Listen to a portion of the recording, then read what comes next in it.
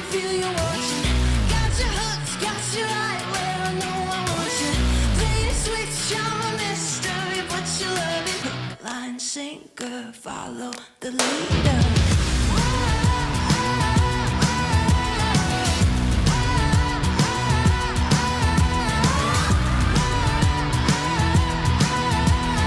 Hook, line, sinker, follow the leader. Bring you right there to the edge, make you sweat like you can never take the heat, but it's never too hot for me. I walk the walk, talk the talk, you know I'll never stop, cause I'm an animal, I'll just laugh it off. I can see it in your eyes, I can feel you watching. Got your hooks, got you right where I know I want you. Play the switch, I'm a mystery, but you love it. Hook, line, sinker, follow the leader.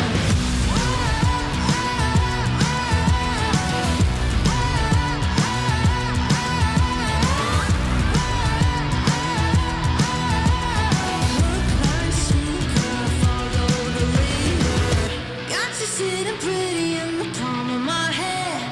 Got you busy, got you missing me, you can't stand it.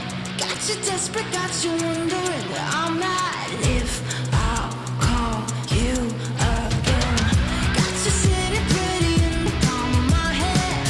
Got you busy, got you missing me, you can't stand it. Got you tasting, got you wondering where I'm at. Hook, line, sinker, got that.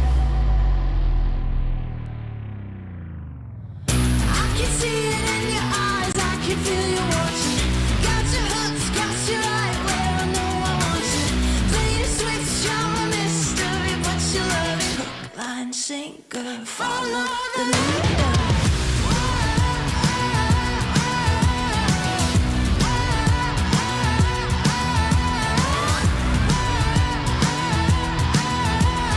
Hook, line, sinker, follow the leader.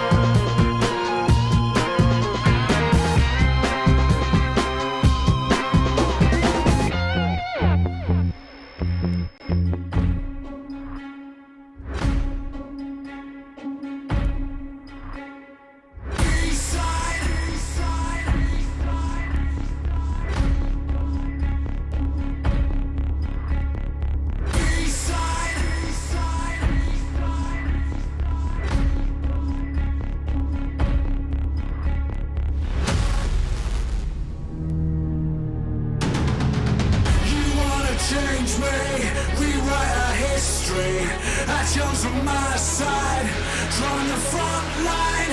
You want to save face, came to the wrong place. You raise a white flag, I give the V sign.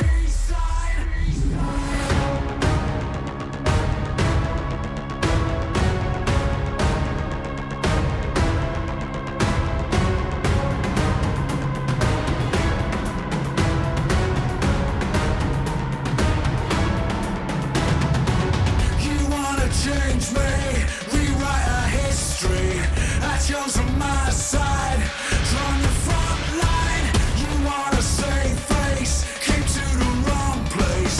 You raise a white flag, I give the V sign.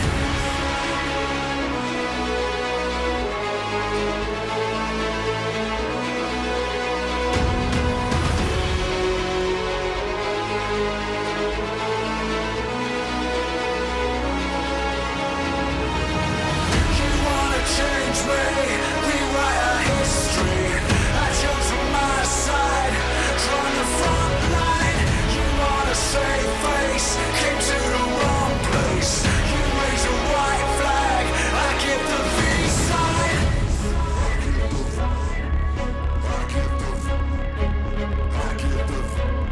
give the V sign.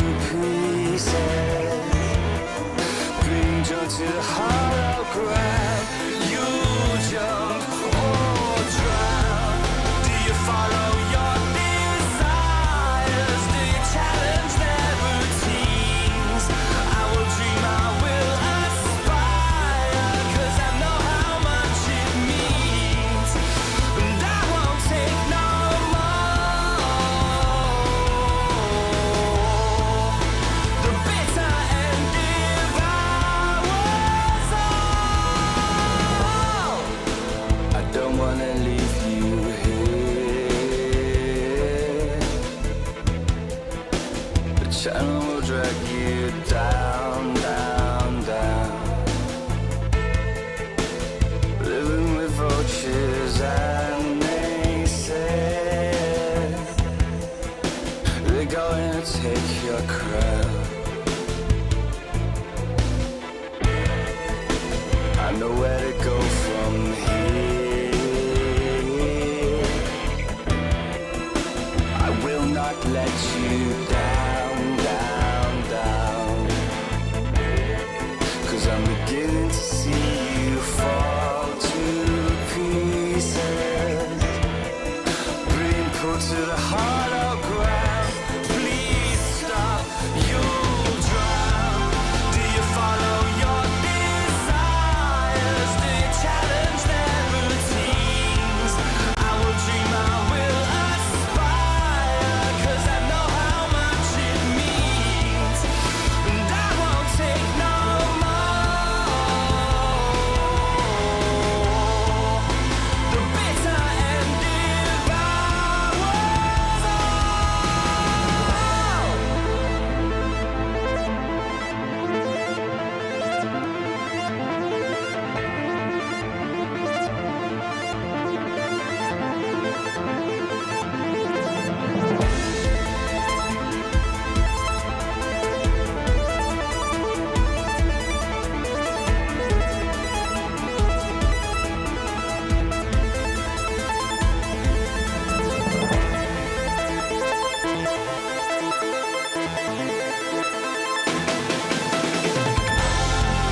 Do you follow your desires? Do you challenge their routines?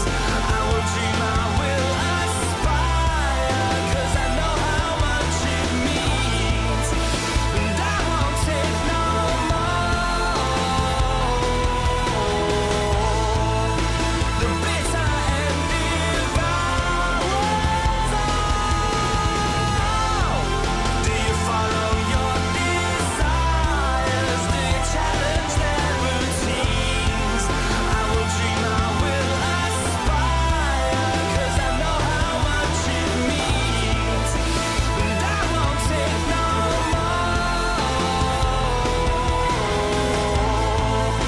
The bitter end devours all.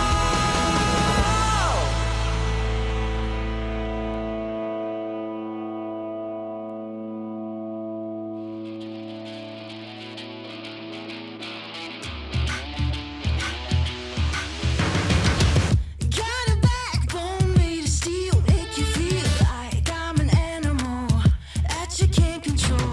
Walk the walk, talk the talk, I'm the whole deal. Yeah, I'm an animal and I command the show. I can see it in your eyes, I can feel you watching. Got you hooked, got you right where I know I want you. Play the switch, I'm a mystery, but you love it. Hook, line, sinker, follow the leader.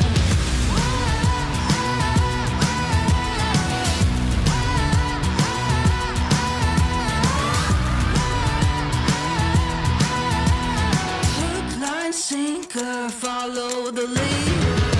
Bring you right there to the edge, make you sweat like you can never take the heat, but it's never too hot for me.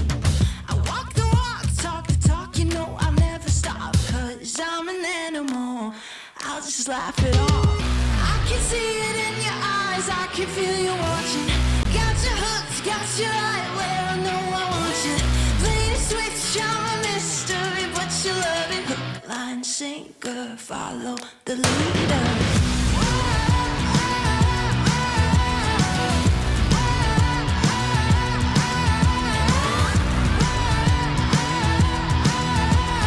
Hook, line, sinker, follow the leader. Got you sitting pretty in the palm of my hand. Got you busy, got you missing me, you can't stand it. Got you desperate, got you wondering where I'm at. If I'll call you again. Got you sitting pretty in the palm of my hand. Got you busy, got you missing me, you can't stand it. Got you chasing, got you wondering where I'm at. Hook, line, sinker.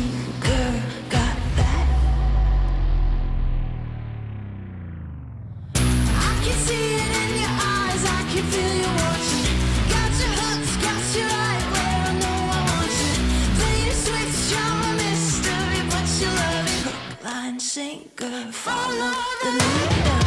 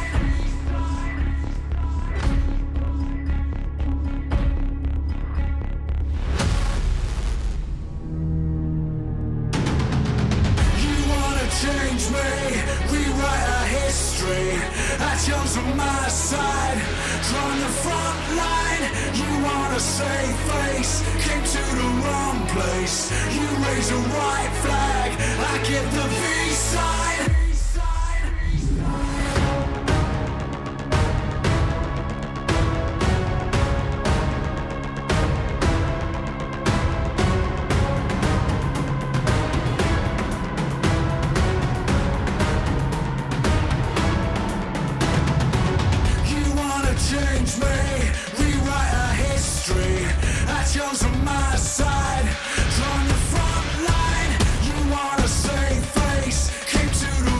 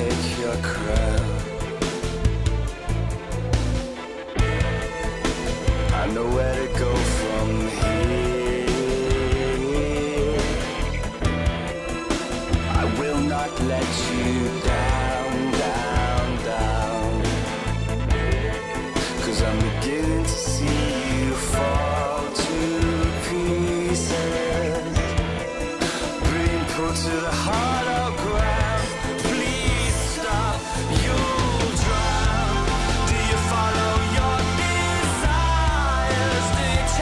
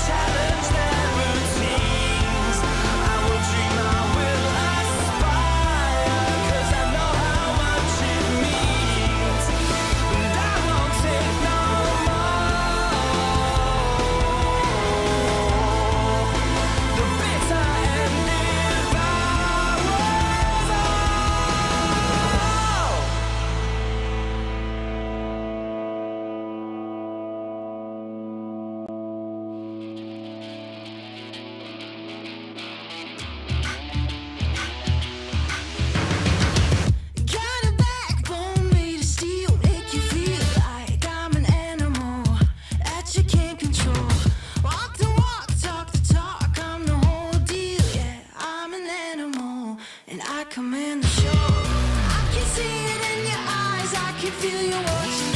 Got you hooked, got you right where I know I want you. Play the switch, I'm a mystery, but you love it. Hook, line, sinker, follow the leader.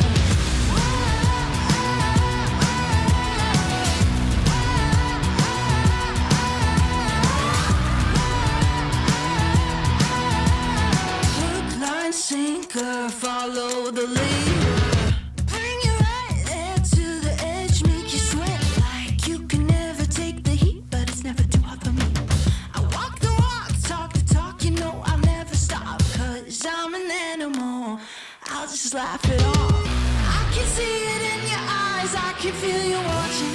Got you hooked, got you right where I know I want you. Play the switch, I'm a mystery, but you love it. Hook, line, sinker, follow the leader.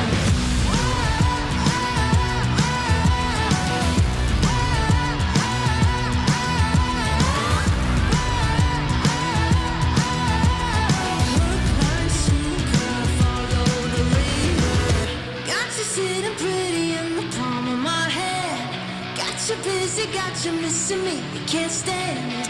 Got you desperate, got you wondering where I'm at. If I'll call you again. Got you sitting pretty in the palm of my hand. Got you busy, got you missing me, you can't stand it. Got you chasing, got you wondering where I'm at. Hook, line, sinker, got that. I can see it in your eyes, I can feel you watching. Got you hooked, got you right where I know I want you. Play the switch, I'm a mystery, but you love it. Hook, line, sinker, follow the leader.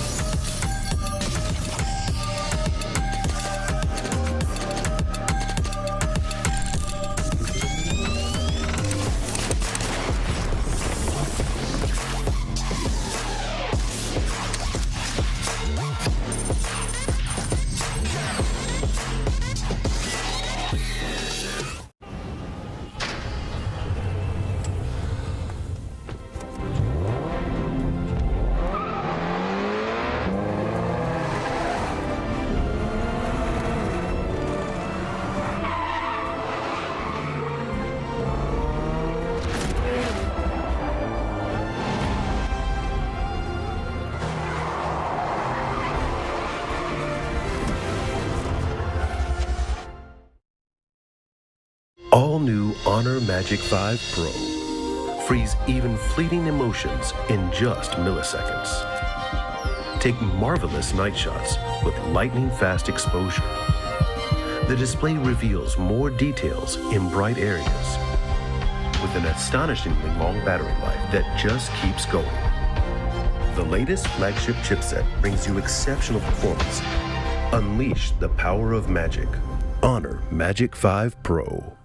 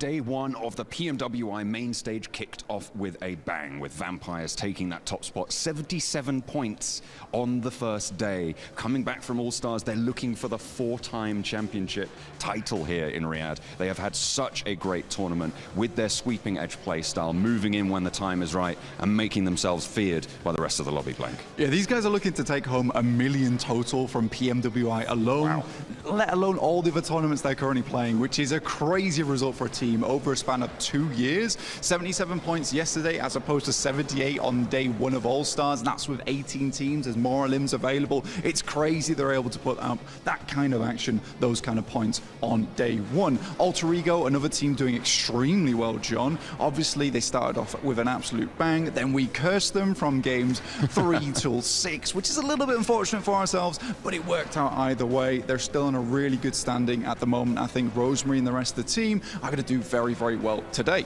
The rotation from Alter Ego looking tidy. A similar story from Box Gaming as well, as they had a great win on Erangel in the previous day's matches, moving through Fire Flux, through the Gladiators, and sweeping around to try and clinch it out. And in fact, they did. Then Miramar to follow that up. Of course, again, only falling in the face of the Vampires, but then again, To be expected. it's kind of expected a little bit. Just a little bit there. Similarly, in that game, we did see Stalwart go off towards the western side on Miramar, and that's actually a great position. I think Stalwart has been making some good decisions over yesterday on day one of the main tournament. Unfortunately, not finding that similar kind of power we saw in game one, because they came out of the gate swinging. Everyone thinks that Stalwart's going to be a really big team to watch here, but currently 31 points. It is not a lot compared to that 77 from Vampires. No, the mark that they have set for themselves is a little bit higher than that, but they've still got 2 days to prove themselves. So make sure you stay watching, because we've got more for them to come.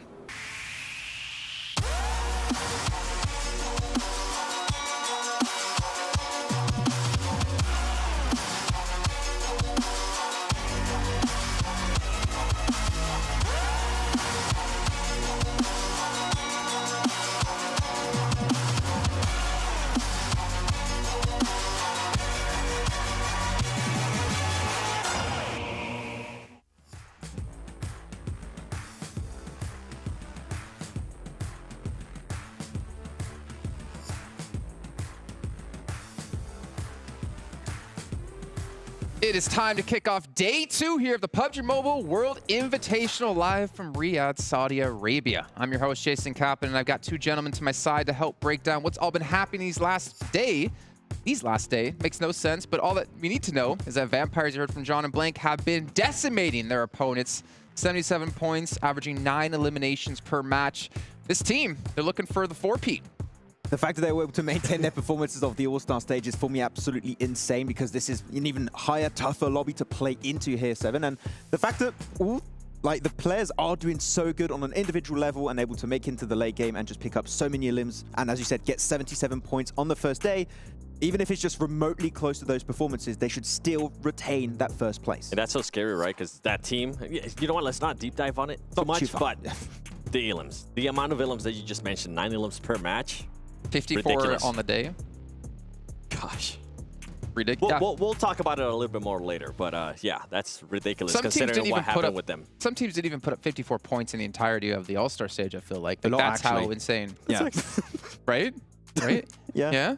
Yeah. Yeah. Well, I think maybe Vampire actually need to look at something a little bit important to them, because they're playing on the Honor Magic 5 Pro powered by Snapdragon 8 Gen 2 and Honor self-developed GPU Turbo X. There we go. You guys can't see it. White shot. Hold it. Come on. You're gonna hold it. They're gonna get to the white shot eventually. Anytime now. Because they are kicking some serious butt here. So big shout out to them here for sponsoring this event. And of course, this is our Savvy pre-show to start get you guys up to date and get you ready for our next 6 matches to come. So gentlemen, we've had good start by some teams, a slow start by others. We can start by taking a look here at our overall, not our overall points. What are we gonna look at here? Are we gonna look at our points per match, or are we gonna look at overalls? What are we gonna look at, Mr. Production Man? We're gonna look at how they get points. Oh, this is the favorite point system for Vampire Esports. They're loving it. It's fantastic. But yeah, I mean, they got himself 2 second places and a chicken dinner, so they're loving the points coming their way so far. Actually helping for the most podium finishes in the main tournament. Those awards also going on, so pretty decent to get those top 3 positions every single match here, 7. Yeah, and I think we're gonna be seeing some records broken today. Today? Oh. Today. Which, You know what? Yeah. well, we'll get to those in a second. You can tell us which ones in particular. You can tell us which teams in particular. If you take a look here at all of our participating teams. Now, I know if you looked at the overall leaderboard, some of them didn't seem like they're participating, but I promise you, they are here. They are playing, but it has been tough for certain teams out there. Now, I'm not going to say who in particular, because I don't need any more angry messages in my Instagram, though you can follow it at jkaplan, but the L is a 1. But what are we going to talk about here? Which teams, beyond the fact of overalls, disappointed you and surprised you? Come on.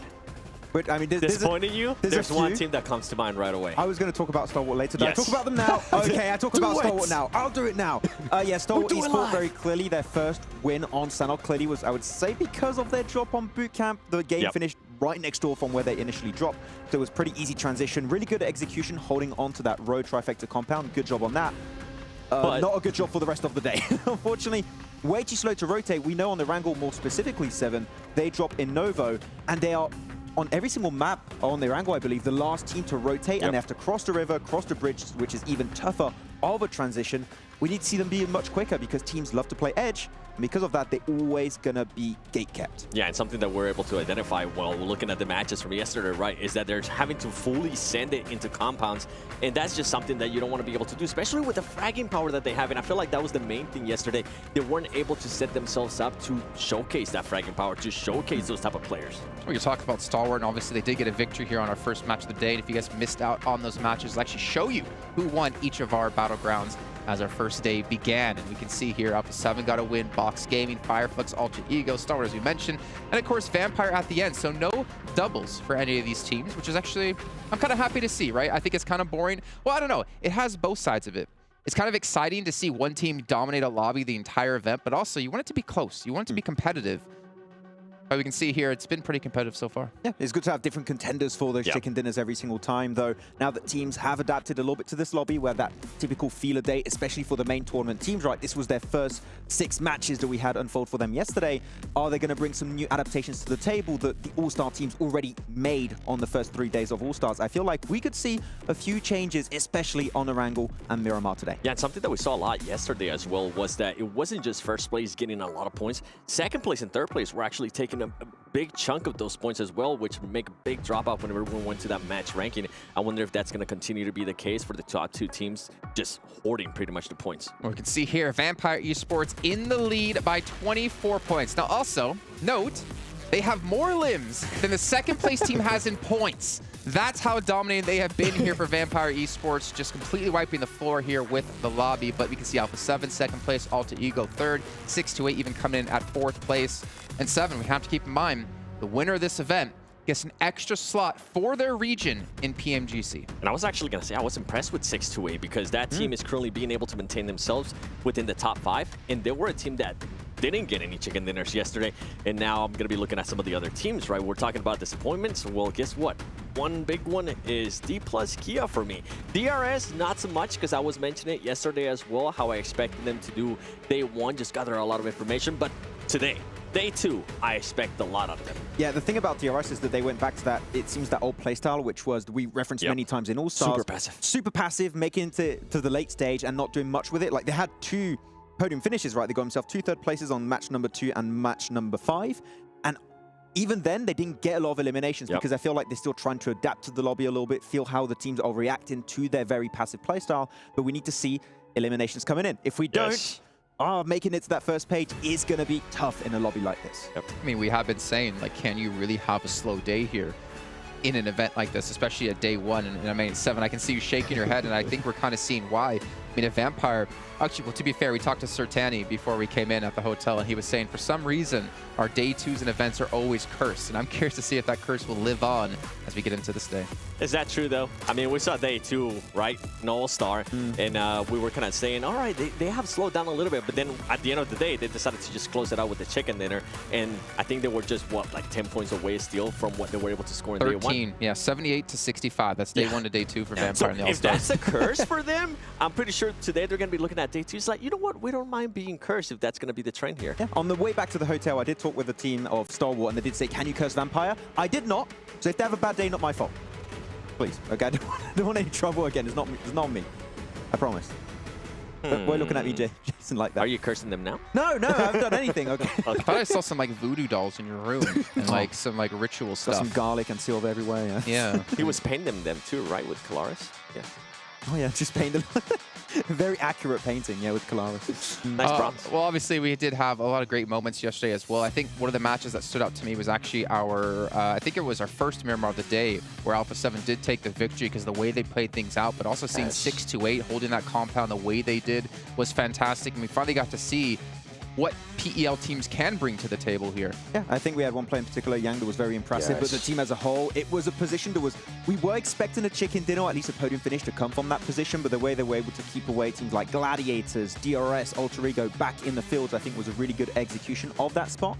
But the moment they started losing players, teams were able to just kind of funnel into that position. Then, as you said, Alpha7 were able to secure the win, but I want to see the Dplus KIA effect here, which is you do well on Miramar on the first day, and then it transitions over into Erangel. I think think they're going to be able to transition that over because they saw what they were able to do yesterday. They saw how they were able to take those fights too against some of the most aggressive teams like Alpha7. I think they'll be able to readjust and actually do that here today on day 2. Actually, talking about Alpha7, I'm happy we saw them play more passive on that first first Miramar, where they were just like, okay, we're not going to go for the push onto the fight just yet. Just let it play out and get involved when we know we truly have the upper hand. Yeah, I have a lot to say on Alpha7, but I'll wait a little bit. They're going to go hard. I'm imagining like we did on NA yesterday. But Max, you mentioned Yang. And if I'm not mistaken, he's a special player today. He's my player to watch. He's his player to watch. My player to watch. Here's Max Man's player to watch. He actually sponsored that segment. And you can see here, I mean, to be fair, I think for good reason, I think Tianba just really left us one team more out of these PL teams because we always hear how strong China is as a region.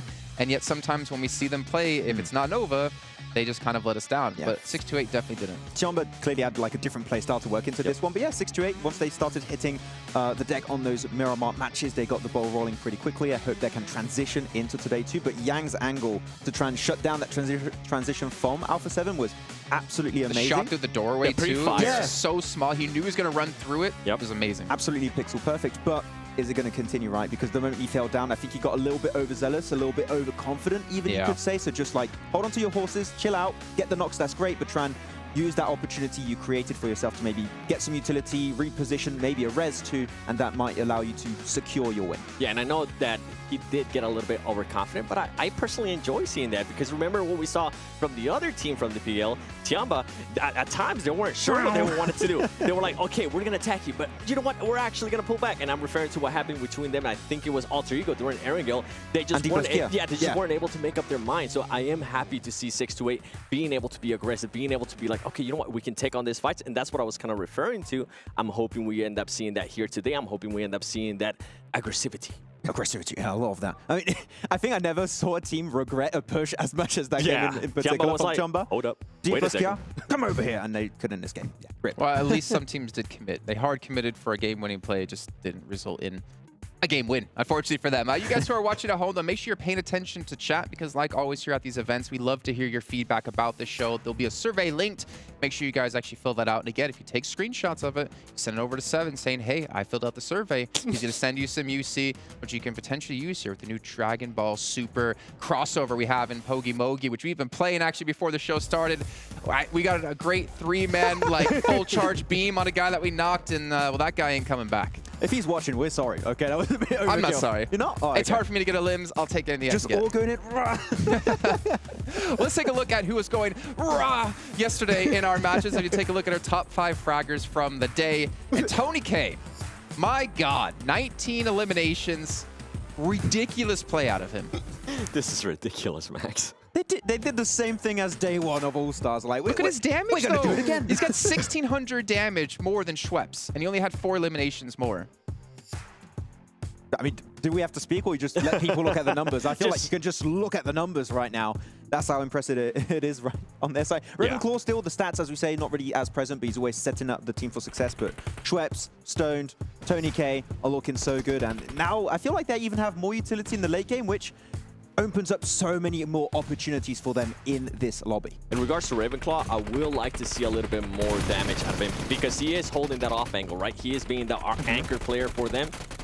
I expect a little bit more damage because that means that he's going to be just pushing people back. He's going to be providing that support. And one player that we did end up seeing there that wasn't a vampire player, it was Takedown from GK because that team yesterday, I mean, I think he ended up with more than 50% of GK's all ilms, which is just ridiculous. At one point, I mean, we just saw what Vampire Esports stats were like.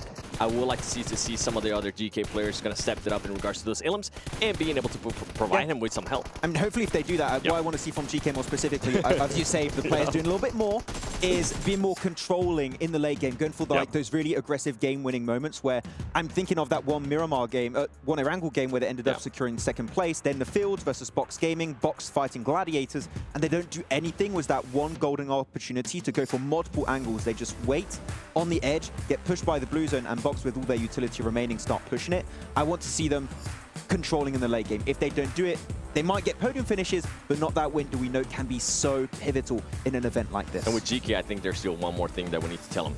Please stop hot dropping. What's up with Dplus KIA?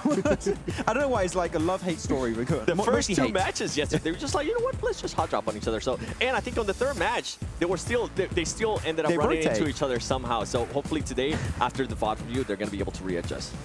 Well, you know what? Another team we have to mention, a team that's in our top 3 currently, Alter Ego.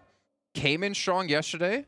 I think they finished off strong as well. I just want to hear a quick little few words about them before we dive into them a little bit deeper. Didn't see as much from Rosemary as I initially expected. Going into that one, I feel like in the beginning he did.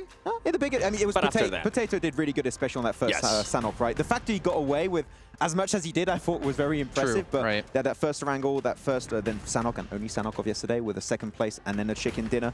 I still want to see them try and be a little bit more cautious how they approach the late game, because I feel like their strat is a lot similar to Tiamba, just a little bit more successful. Full send it if you're not in a good spot and just hope for the best, which in that one game where they got the win on the first Erangel, they just got that dip, which luckily enough wasn't naded by too many squads, but there's many ways that could have gone wrong, so I want to see just a little bit more of a steady approach to that late game. And even in Erangel, the way before the dip, remember when they were in heaven, they were able to just outlook on everybody and try to third party everything. I want to see what's going to happen with this team if they don't end up in that kind of position, right? If they do end up in a position where they have to fight their way in, like you were mentioning, not full sending it, be a little bit more strategic to get into the circle. Yeah, and we have obviously our takes on Alter Ego, but luckily for us, it's not just our takes that you need to listen to. We actually have bangs with the coach of Alter Ego, actually talk about yesterday, and obviously what's to come up today. PUBG Mobile esports fans, welcome to the PMWI. I am backstage with the coach from World Esports, Senna. I just want to talk to you about, day one. You came into this competition looking like one of the favorites for sure. You're currently in 7th place. How do you feel like the performance was yesterday? The performance of yesterday was like not that much we think it, because the first chicken, it was like kind of simple because we have the zone, but the rest gameplay was not that simple because the zone is going very, very far and the airplane going far to our drop location. So we wasting time for looting, rotate, so it was not what we expected, but today we tried to, if the zone will be same, we tried to have a different tactic, and if the zone is near to us, different tactics, so I hope yesterday it was not that much good for us. I think you mentioned timing, you've mentioned rotations. What have you guys worked on from yesterday to today? Have you had those conversations with them? Yeah, well, already we have it, and it's depend of every map, every zone, right? So we should thinking about the zone, like which side we go, which side the zone go in every map, every side, and we planning the rotation, so I hope today will be good. I mean, you've got 2 new additions to the team coming into this year. You've got Icy and you've got Nerzed. What are they bringing to the team in terms of the team's success this year? This year, the point system was changed, so I changed my 50% of the team. So in the first, it was very hard to adapt in the team synergy like that, and now we are good, but like they are first major tournament in this roster, so we're trying our best and we're trying to increase our spot of last year I mean, and trying our best. Well, you guys have been really impressive so far, and we can't wait to see what happens on day 2 and 3 of the competition, so best of luck today. Thank you so much. Yeah.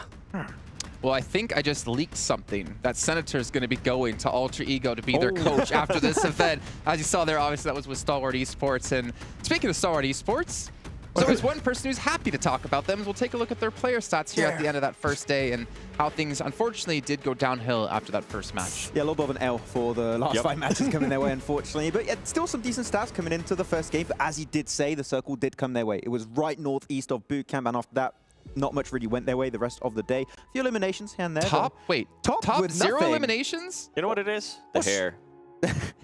We need to bring the red hair back. Yeah, just like when Brazilian players need the little cut on the eyebrow. No. Go gray. Go gray. Ultra Instinct. Let's go. Oh, yeah, true. You could do that. But yeah, he said the circles weren't going his way. One way to deal with that, 7, is get in that car way sooner, faster, and just start driving over. Okay, I didn't think that was on camera. If you see somebody reverse, confirm that ilum.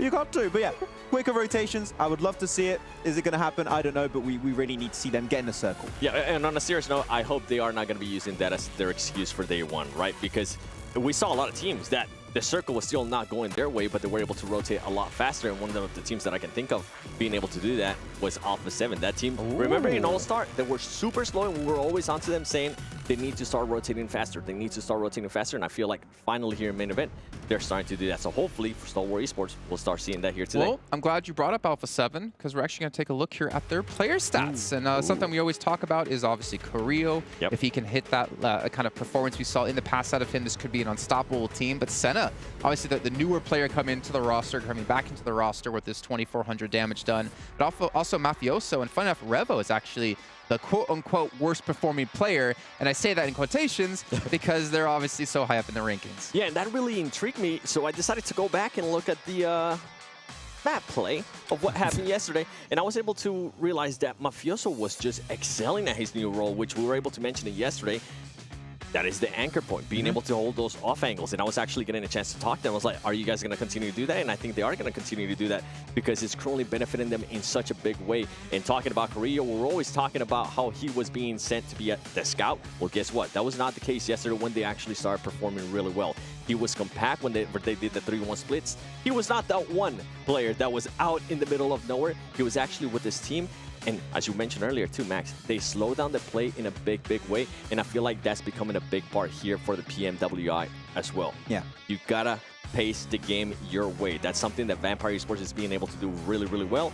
Alpha7 was able to do it really well yesterday on the first Miramar. I would like to see more of it. Maybe not on the first Sanhok because it's always madness, but once we get to Erangel, I would like to see that pacing. Yeah, I mean, you said it right with Korea just not going out early. I had so many flashbacks of like the previous years where he just kept dying early. Yep. Like, he's such a great fragger to have on your team, so it's good to see him actually make it to the late game a little bit more, but the anchor point strat has been working great. Hopefully we can see more of it here. And we saw them rotate, and I think that's one of the reasons too why Rebel might not have the highest damage and might not have the highest illims is because he was being that scout as well, so he might be getting a little bit used to that role too, and he might have been getting caught a little bit sooner, getting eliminated. So I expect to see a bit of a change from him today, maybe not being so far away from his team. Well, to be fair though, I mean, the switch and roll has netted them a second place at the end of the first day. Yeah. And one thing we always criticize Alpha7 on, I don't know where I'm getting these like cat sounds from, is how slow they are to start events. And obviously they did have the All-Star Stage leading into this. They got 3 days to play under their belt, so you can kind of question,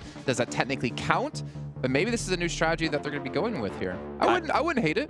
No, I wouldn't hate it at all. And I think after yesterday, I'm hoping Red was a little bit more comfortable with his current role. And I do hope he doesn't go too far away from his team. My objective for today, I don't want any more excuses at the end of today from any team. Oh, yeah. We've had way too many, 100%. okay? If you had a bad day one, make up for it, do good, get good, and do better. Twisted Minds, we're looking at you.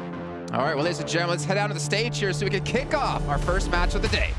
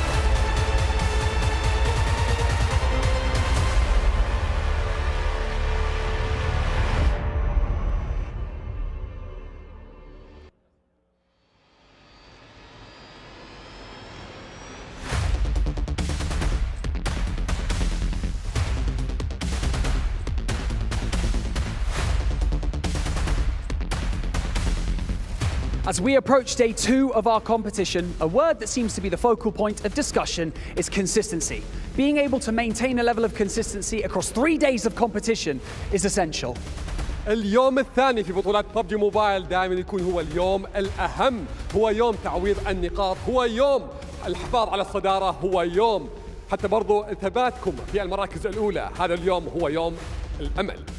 Make your opponents play your game. That is the ultimate strategy. But with $2 million on the line and 15 of the best teams from all over the world joining you on the map, that is easier said than done.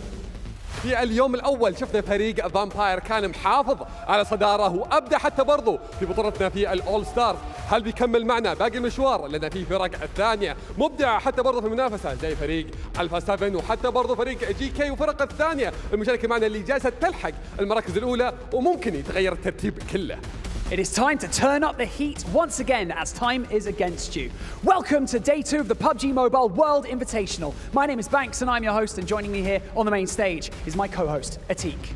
والحين أعزائنا المشاهدين وصلنا إلى اليوم الثاني اللي راح نشوف فيها المتعة العالية. هل بنشوف أحد يعدي في المراكز الأولى؟ هل بنشوف المراكز الأخيرة تقدر ترجع وتقدر حتى برضو تتصدر بمجموعة نقاط؟ هذه فرصتهم، هذه فرصة الأمل في هذه المنافسة. معكم مقدمكم باللغة العربية عتيق ومعنا مقدمنا باللغة الإنجليزية بانكس.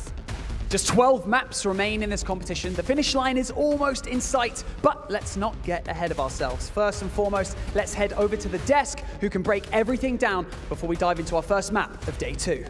بعد ما عدينا 6 مباريات اللي كانت معنا امس، باقي لنا 12 مباراه، كلها راح تكون حاميه، كلها راح تكون جدا ممتعه، واليوم راح نلعب برضو 6 مباريات. خلونا ننتقل لكم مع المعلقين بدون اي انتظار ونبدا لكم في مبارياتنا على طول.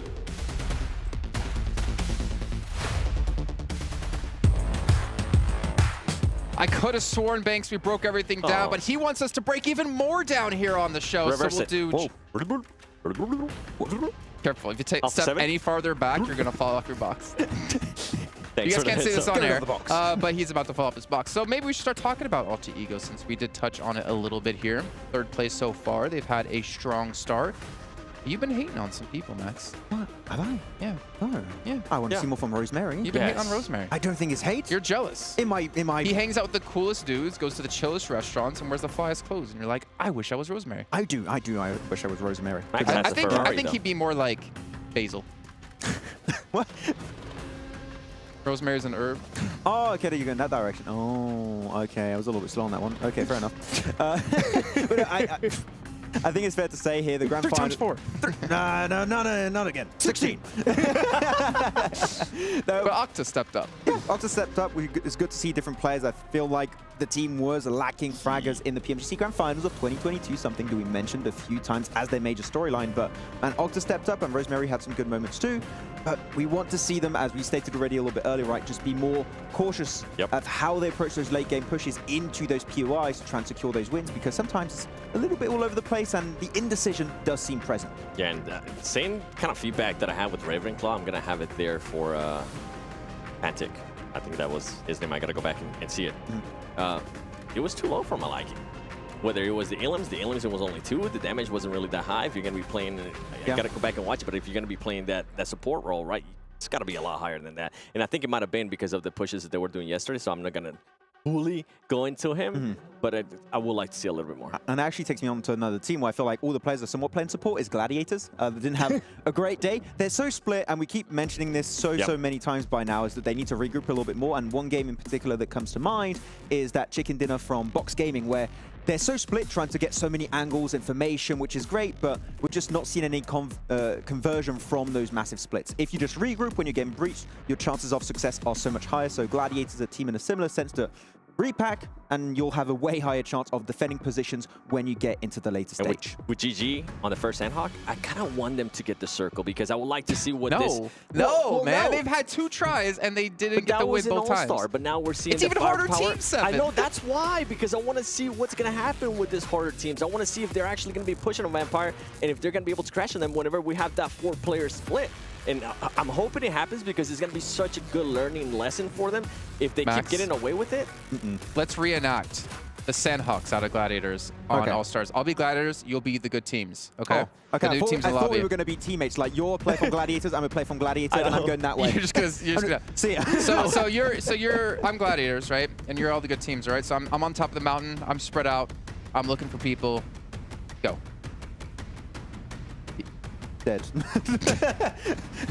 It was supposed to be better than that. I was, yeah, okay. Well, that's fine. You're right. Gladiators are just gonna fall over, and I didn't want to commit to it because it's very hard for and stuff. Yeah, it's fine. That as well. Yeah.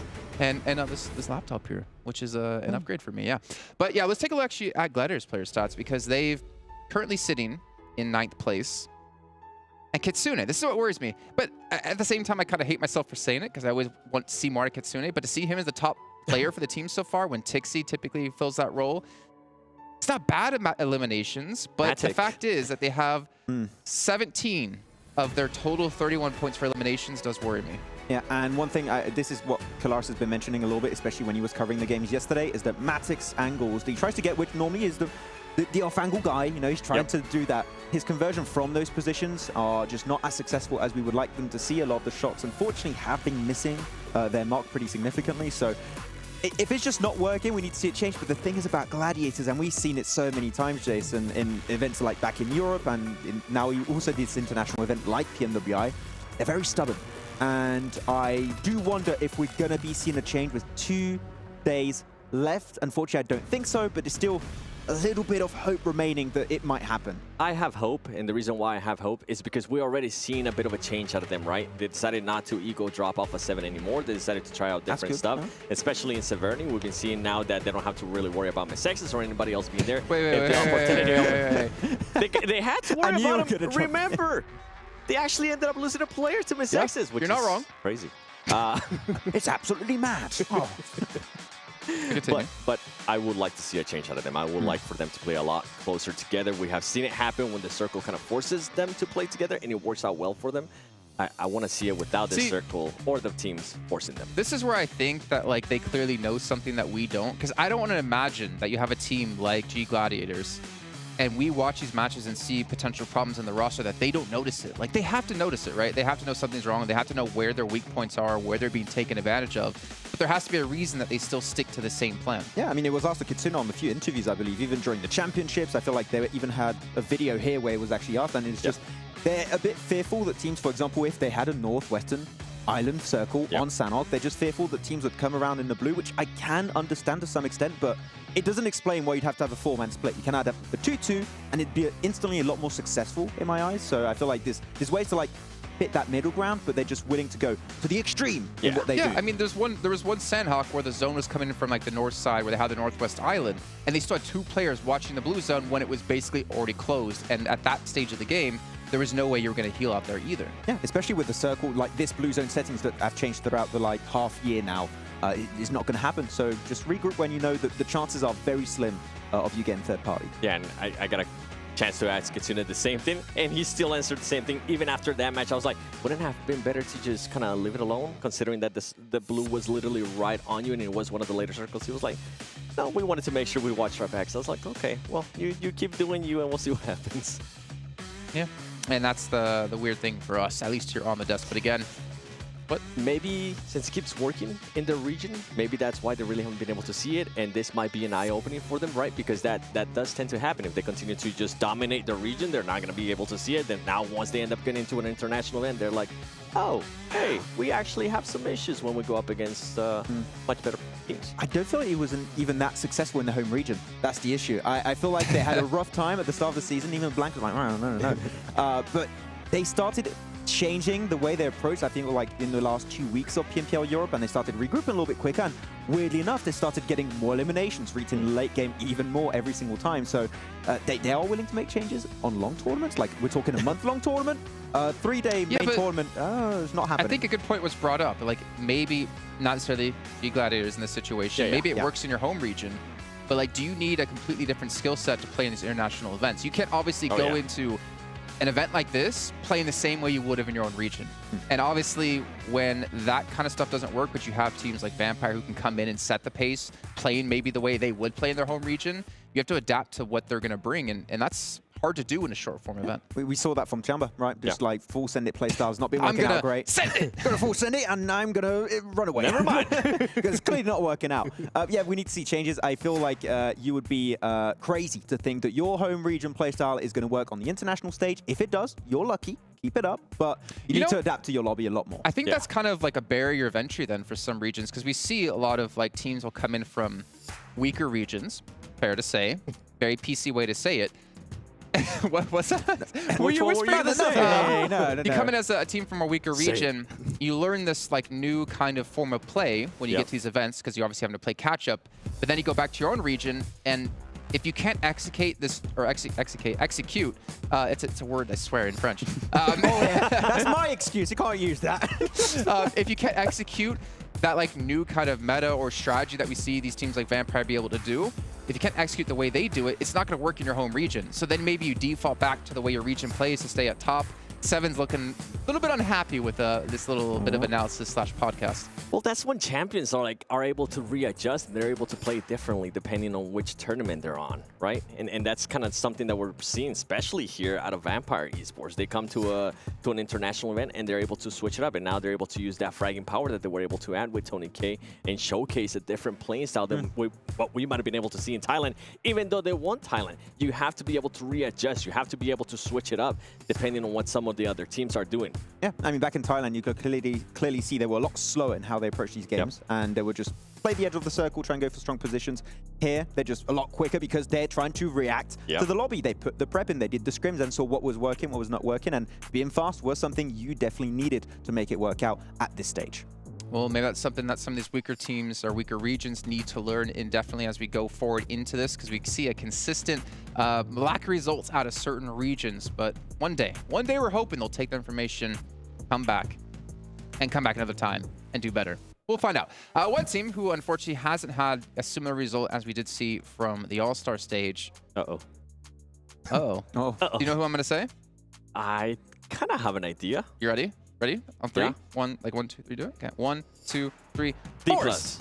Yeah, he knew. Why are you going to do my boy like that? Because it's true. Dplus, man, like we saw them have a massive rise through the All-Star stage, and that's why maybe I have a little bit of faith in them. Like the longer the tournament goes on, I feel like the better they play. But we'll take a look at their player stats here, and hopefully, Max, I have some tissues nearby in case there's a tear.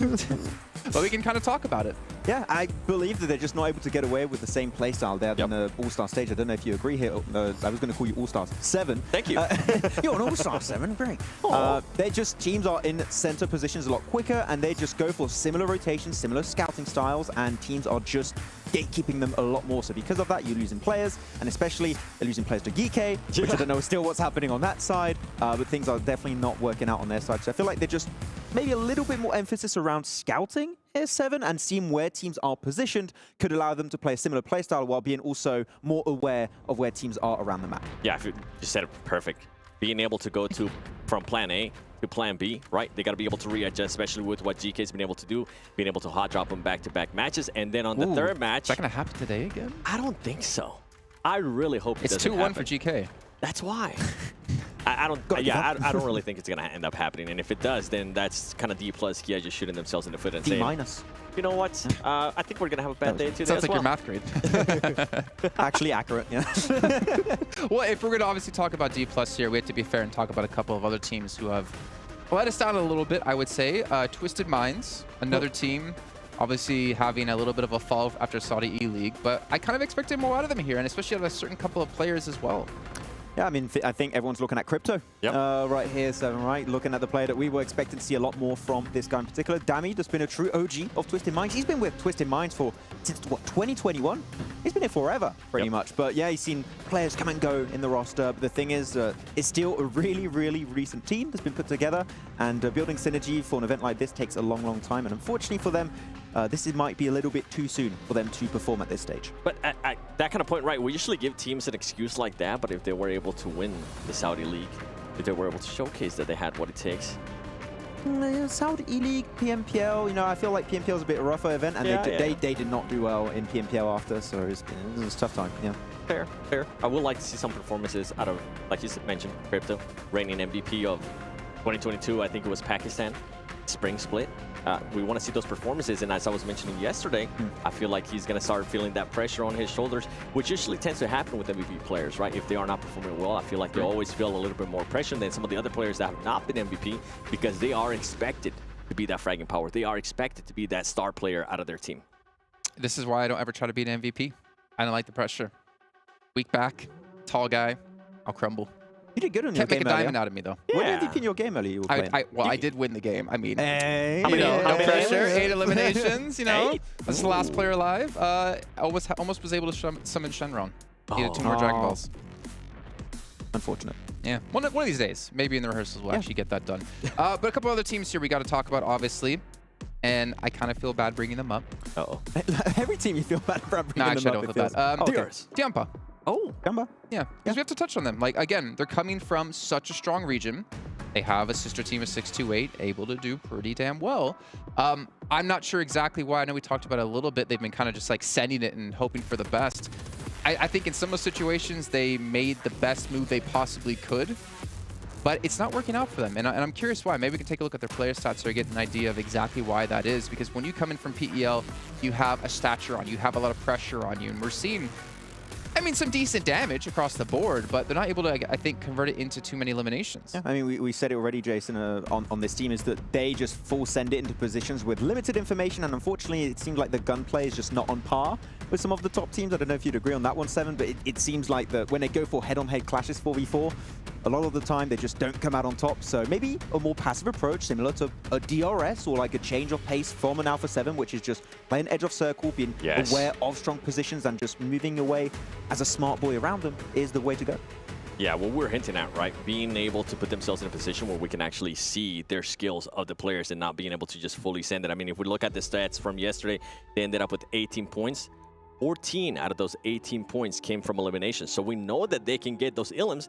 They just need to get themselves to the actual, at least the top 5 situation, because we've seen it over and over again. I mean, it happens during All-Star Stage with DRS. They were able to do that. It happened with Dplus KIA as well. Maybe it'll end up happening here on the day 2 of the main event. Yeah, actually, do have time to go on another team, Jason. I got one I really want to talk about. You have so much time, Max. Feel free. I'm loving this great long death segment. It gives me so much time. We're going to hit literally every team at this rate. Don't worry. We're going to go back to All-Star teams after, guys. It's going to be... We're going to start diving into like PMPL Europe and NA. 2021. Oh, gosh, no. We already did. No, I want to touch upon Falcon, actually. I feel like they're a team that has good ideas and approaches to the game. I feel mainly, I think it was the first Miramar where they sent it to center compound that was, if they stay there, a really strong spot. But I do believe they maybe get a bit too much in their own head and they see where teams are positioned, thinking, oh, the circle, what if it goes there? Let's try and get into a better spot. I feel like just going for a more streamlined approach to these late game circles is what Falcons need, because the moment you start to think too much about it, sometimes you become your own worst enemy. I think I'm so glad you mentioned that, because it reminded me of something we were talking about with Falcons yesterday. It was that they didn't want to hold a strong position in one of those Miramars. They didn't want to be up on the mountains. They decided to just fully back up, and we're like, why? Then they go to 6-8 and die. Yeah. I don't know. It might be a confidence issue at this point. Yeah. Especially with the current team. I mean, look at Teak. TQ. Yeah. There was the damage. Where's the limbs, my man? Yeah. I mean, to be honest, they have done a lot better than I initially expected, because coming from Africa, which is a region typically that tends to suffer a little bit more of that transition into international play. Max is going hard on Africa now. I mean, come on, they're still a fairly new region when it comes to PUBG Mobile Esports as a whole, right? We'll convert them. We'll get to talk bad about a region eventually. Say it, Max. Say how you really feel. I don't like NA. Oh, it's a tough region. It's not doing great. There you go. Now look at the camera. Switch to camera, Addy. No, don't, no solo. Focusing on Max. No. I don't. We're going to get an article written up again, like Maxman says, NA is the worst region. I've had 2 now, okay? Maxman confirms Indian team going to PMTC. I didn't even say that. Confirm. Well, you're talking about Team Falcons, and guess what, Max? I don't know what. Guess what, Max? I don't know what. We have an interview actually with Team Falcons. We'll take a look here, and hopefully when we come back, we'll be a couple minutes closer to starting the first match.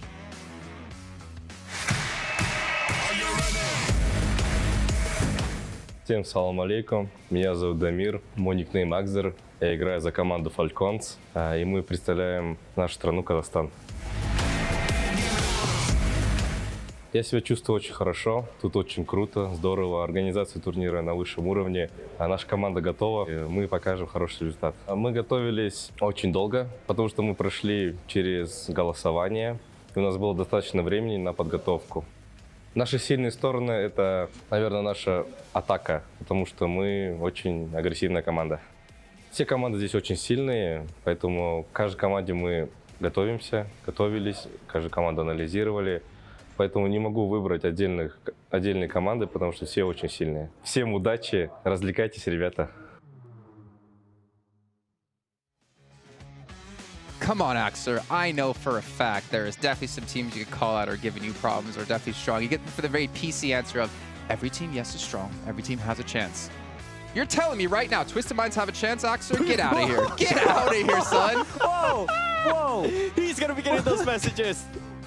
At least... That's how you do it, Max. Okay. Solo shot, and you just go all in. That's how you get cancelled on air. Well, Taurus will be hosting for the rest of the day. That's been it for me, Jason Captain, on the show. We'll see you next time. Oh, damn, okay. How do you...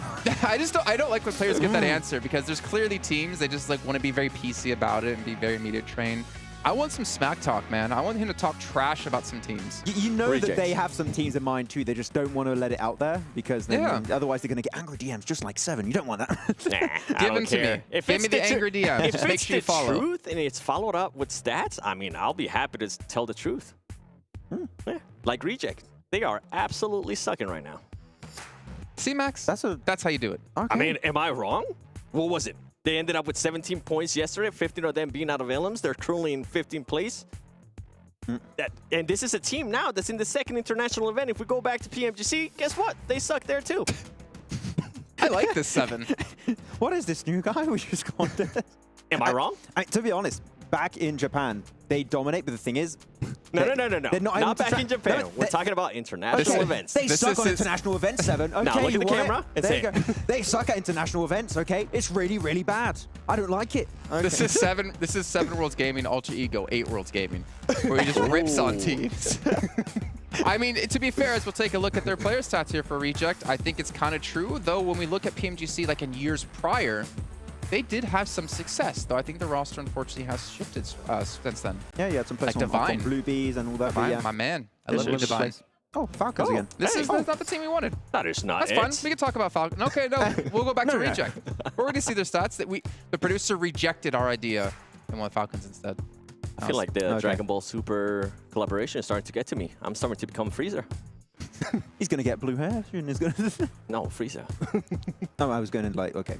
Fine. Yeah. Well, you can see Reiji Osio. I mean, he's been a player for years now. He's played at so many massive events. Sara as well. Lufa too. Like this roster has so much experience behind them. Yeah. The problem is, like, they dominated their region too going into this. They were over 100 points ahead of anyone else who could have qualified into this. And then they go here and just for some reason, at least on day 1, not to be too harsh, yeah, they can't keep up. And that's what it comes down to, right? Big expectations coming into international events. We always talk about them. We always hype them up, how they are dominating their region. And then when we get to this point, it's just a complete downhill. Yeah, and you would really expect so many more things from this team because they've played internationally so many times in the past. Maybe not as like this exact squad, but at least the individual players have played like PMGCs, as you said, Jason, so many events outside of their home region. So you would expect that they can get all that knowledge and experience and normally perform here, but it seems like when they make it back to like your PMGCs, your PMWIs, or like other events outside Japan, they just revert back to like the default playstyle and then slowly try and improve, but it's just way too late every single time. So I don't know. I don't expect anything here. If we can get a surprise, great, but I don't expect it. I'm hoping we get a surprise out of Reject today, like right off the bat too, and Sanhok. Use the madness to your advantage. Yeah, I want to see one good Erangel. If we can see one good Erangel, I'll be like, oh, who knows, maybe, why not, but nah. Yeah, I expect them to be at least, and I'm being hopeful here, top 8 after tomorrow. That's your threshold, yeah, like for them, yeah, top 8. Okay. Because I feel like they have that power, right? I feel like they are going to be able to get themselves there. I mean, they're not now. I don't know why I just started looking at the numbers. I'm like, it's not looking good right now. Yeah, the average are not looking too good for them. I mean, they got one strong elimination game with 8 elims, 6th place, and that was their best game so far. Otherwise, they keep going out in like 10th, 12th, so they're just struggling to get into the late game. And I feel like because so many teams like to play Edge, they're having a hard time adapting, and they're just getting absolutely shut down every time they just reach like phase 4 or 5. What about, I mean, we're running out of teams here to talk about here. Infinity IQ, I think that's one of our like 2 teams left we have to discuss. Bensu is the only one doing work here. I want to be very clear. Where's the rest of the team? We need to see other players set up Bensu pretty significantly, because if not, well, Bensu might get himself some good stats, some MVPs, but he's not doing anything. They're just not there. Yeah. It's true. Gone. I hate how accurate that is. It actually is. So yeah, you have that star player. Sometimes that's all you need to like kickstart the comeback of a team, but he's been doing that since day 1. So where's the rest? I don't know. Yeah, and if we're going for teams that hopefully, right, they'll start doing pretty good here on day 2. They were able to close out the day yesterday pretty good in the last Miramar. They were able to get at least 3rd place. It wasn't with the most elims, only 3 elims, but it's maybe like the light at the end of the tunnel. I'm hoping. They're not going to reach it. No? They're on a treadmill. Like, oh, I'm not going anyway. I don't know. I almost expected Max to just be like, nah. I mean, let's be honest. I bar a couple of teams, I feel like other teams do have a chance to make a big bounce back here on the day. But if we go into the first 2 games and we don't see them do that, I almost want to call it for them to not have that chance. And this is super important. Like the fact that you get $400,000 for first place. You also have the records to break. We can earn even more money. Yep. And then more importantly, you go back to your own region as a hero because you get an extra slot for PMGC, which is huge. I would like to actually see those records because I want to see, as I was mentioning earlier, there might be some records broken today. I want to see how far away some of the players might be. 37 elims? I think it's a bit early for elims. I think day 3 is going to happen. Because even Tony K had, what was it, 19? Even if he doubles that, he's going to be not getting... I mean, he could overtake it, right, if he does the same, but it's going to be hard to like duplicate that success from yesterday because it was just such an insane day. But it could happen, but the chances are very slim. Yeah, and I feel like most rescues, I can see that one happening, right? I have to go back and look at Twisted Mind's healing, but I feel like they might be able to go for it. Do we have a top 5 healers? Yeah, do we have a top? Even the Turkish groups laughing about that. Most elims, I feel like, you know what, with what we were able to see. Is it 19 out of 20K? Yeah. I mean, he could no. I'm talking about the 24 for the team. Most elims. Oh, I feel like that's hard. I still think that's hard. We had 22 from Aegon IA on All-Stars. Yeah, it is, but with the way Vampires is playing right now, with all the, at least 3 players just being in the top 5, I feel like they definitely have a chance. I think actually quite a few of these are quite difficult. Like looking at the fact that we had 8 top 3 finishes over the course of the event. I mean, right now Vampire have 3. They're actually tied with Gaming Gladiators. Yep. And also a couple of teams have 2 in there. So it's getting, I would actually have to average like 3 a day, considering you only have 3 days of action. Yeah, which is doable, clearly, I would say, for, I mean, Vampire, right, has been able to have such a successful moment here in the main tournament and All-Stars with their macro rotations getting to those POIs. So I think it could happen. But yeah, again, 3 winner-winner chicken dinners on a day in a lobby like this, 7. I think that might be a record that's going to be tough to break. That one, I don't think is going to happen. We're talking about records. Why don't we actually just take a look here at last year and how these records were broken. A little video for you. We'll be back here in about 3 minutes.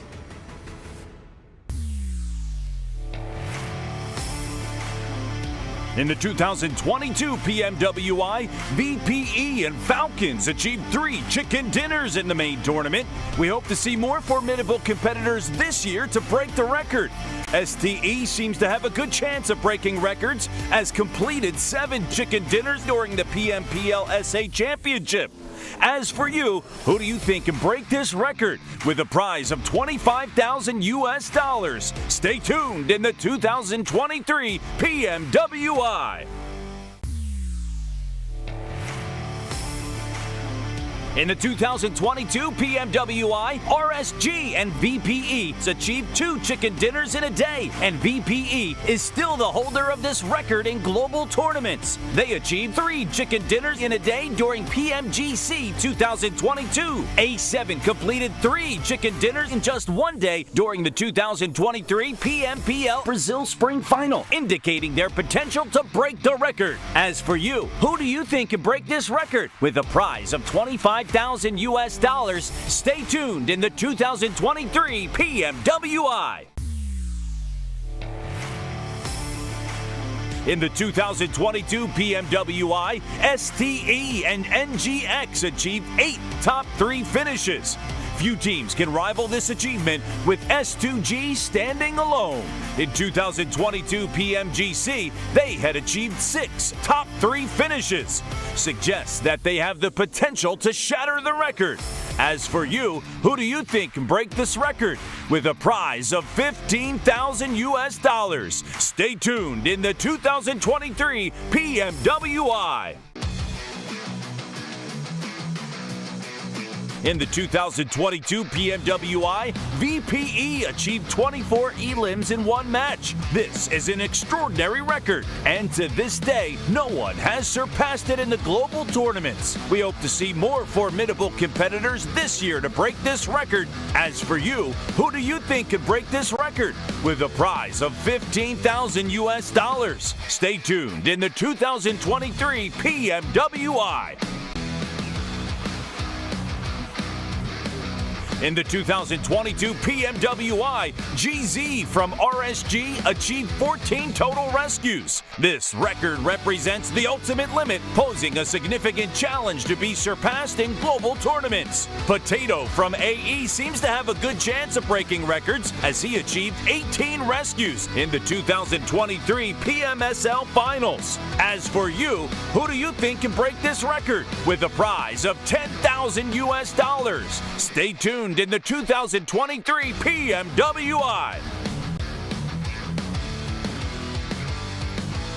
In the 2022 PMWI, Action from STE achieved 38 total eliminations.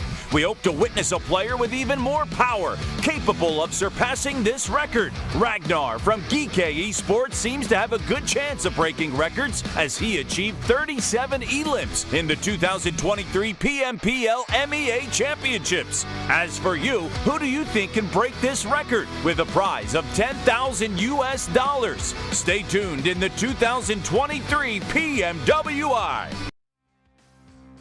A lot of records to be broken, a lot of money to be won, but it's still going to be difficult because obviously your main focus as a player and as a team, it's not on winning that. It's on winning the whole event here. $400,000 for first place, not to mention get the extra slot for PMGC for your region. Welcome back, Max and Seven. How you guys doing?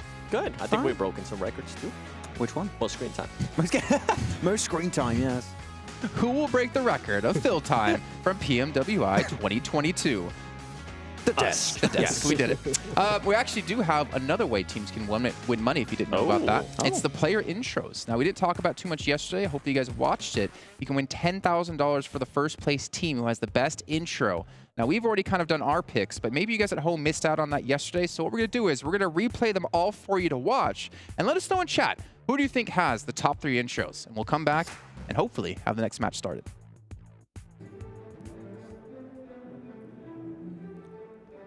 Kicking things off, the winners of the Middle East and Africa Championship, GK Esports.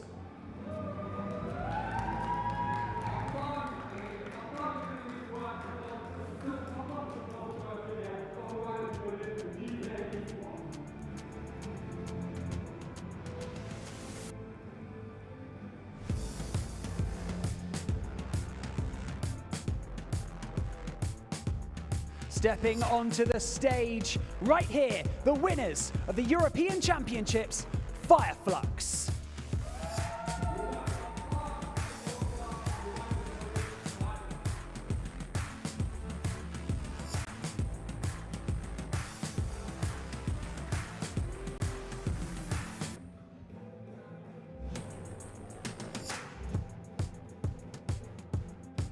Next up, placing second in the 2022 PUBG Mobile Global Championship and qualifying via the All-Star Stage, DRS Gaming.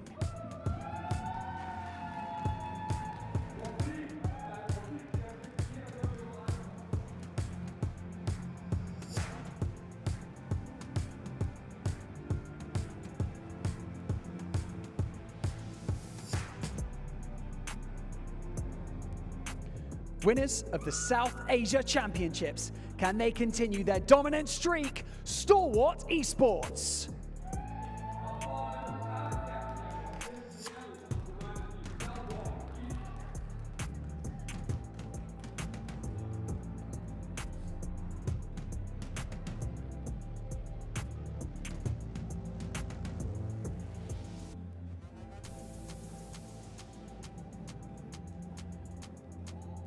winners of the Southeast Asia Super League, Alter Ego Airs.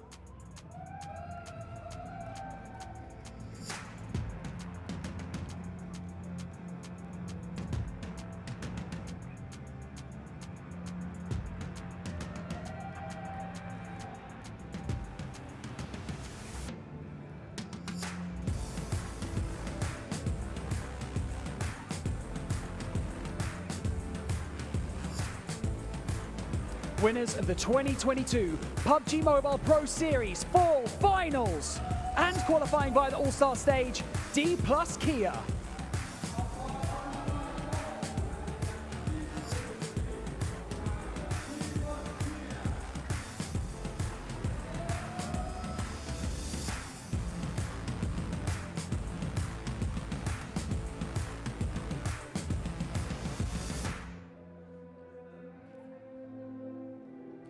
And now, entering the stage after placing second in the Southeast Asia Super League, Box Gaming.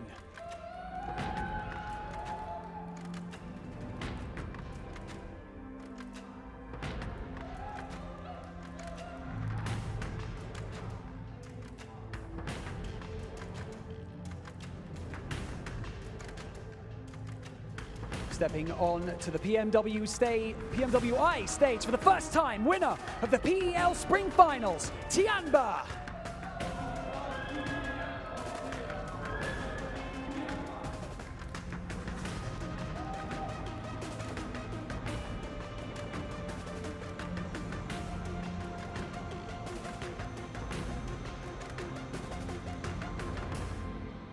Stepping onto the stage, placing second in the PEL Spring Finals, 6-8.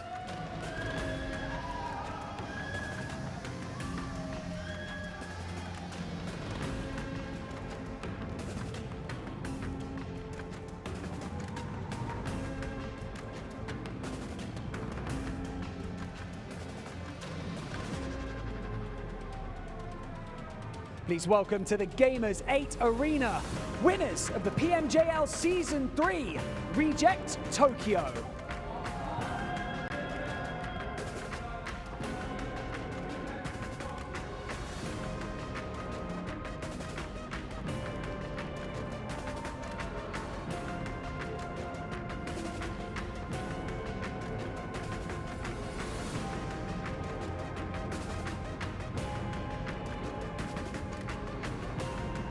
And now, on home turf, representing Saudi Arabia and winners of the Saudi E-League, Twisted Minds.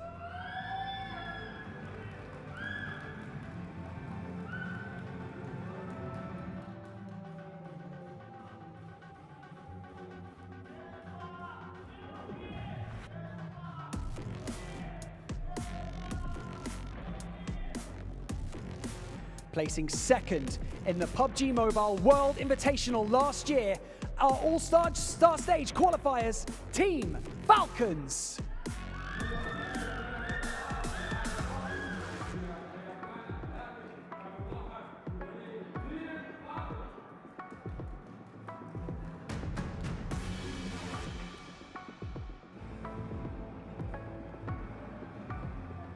And now, stepping onto the stage, qualifying for our main tournament via the All-Star Stage, welcome, G Gladiators.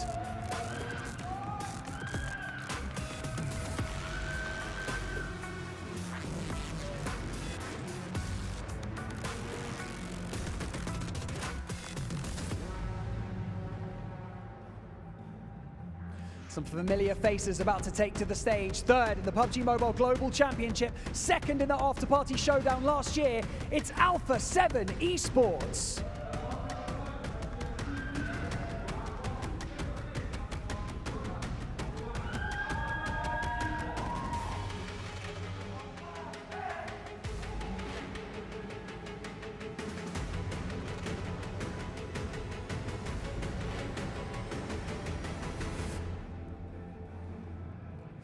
An impressive performance throughout the All-Star Stage means that they are here to do the same. Make some noise for Infinity IQ.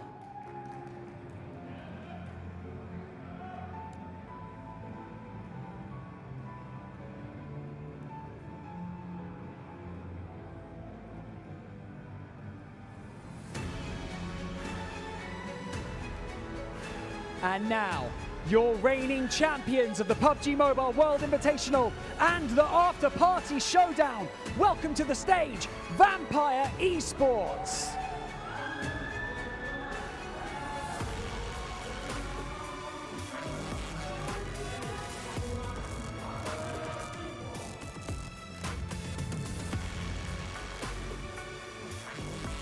First match just about to get underway now. Hopefully all of the issues fixed. Sanhok, the first on the cards. My name is John Allen. Blank is with me as always. We are so ready for this game. Probably the most ready I've ever been. I'm unready. I don't think I'm ready to go yet. I don't think I've had enough time to prepare myself. Do you not? To be quite honest with you. Okay, another hour. Let's go. I think I need more time. Max is shaking his fingers at me, shaking his head as well. Jason wants it to go back towards death. He's ready for more. He's got some more material planned. I'll tell you right now, but nothing, as per usual. You get free information from old Blank over here. You're not that old. I'm getting on. What's the information? The information is that I don't have a load of new material. So they very comprehensively covered every team playing in this tournament. Yeah, and to be fair, it was all very relevant you know to what? this game going Hats forward. off to them. Yeah. The desk has done an absolute shift this morning, but they still have more of a shift to go. Yeah, unfortunately for them. They have 6 matches of hard-hitting analysis that they'll have to bring to us later on. But yeah, we are still just waiting to get into the game. We do have a packed crowd with us here today on day 2 of the main event, John. Very cool.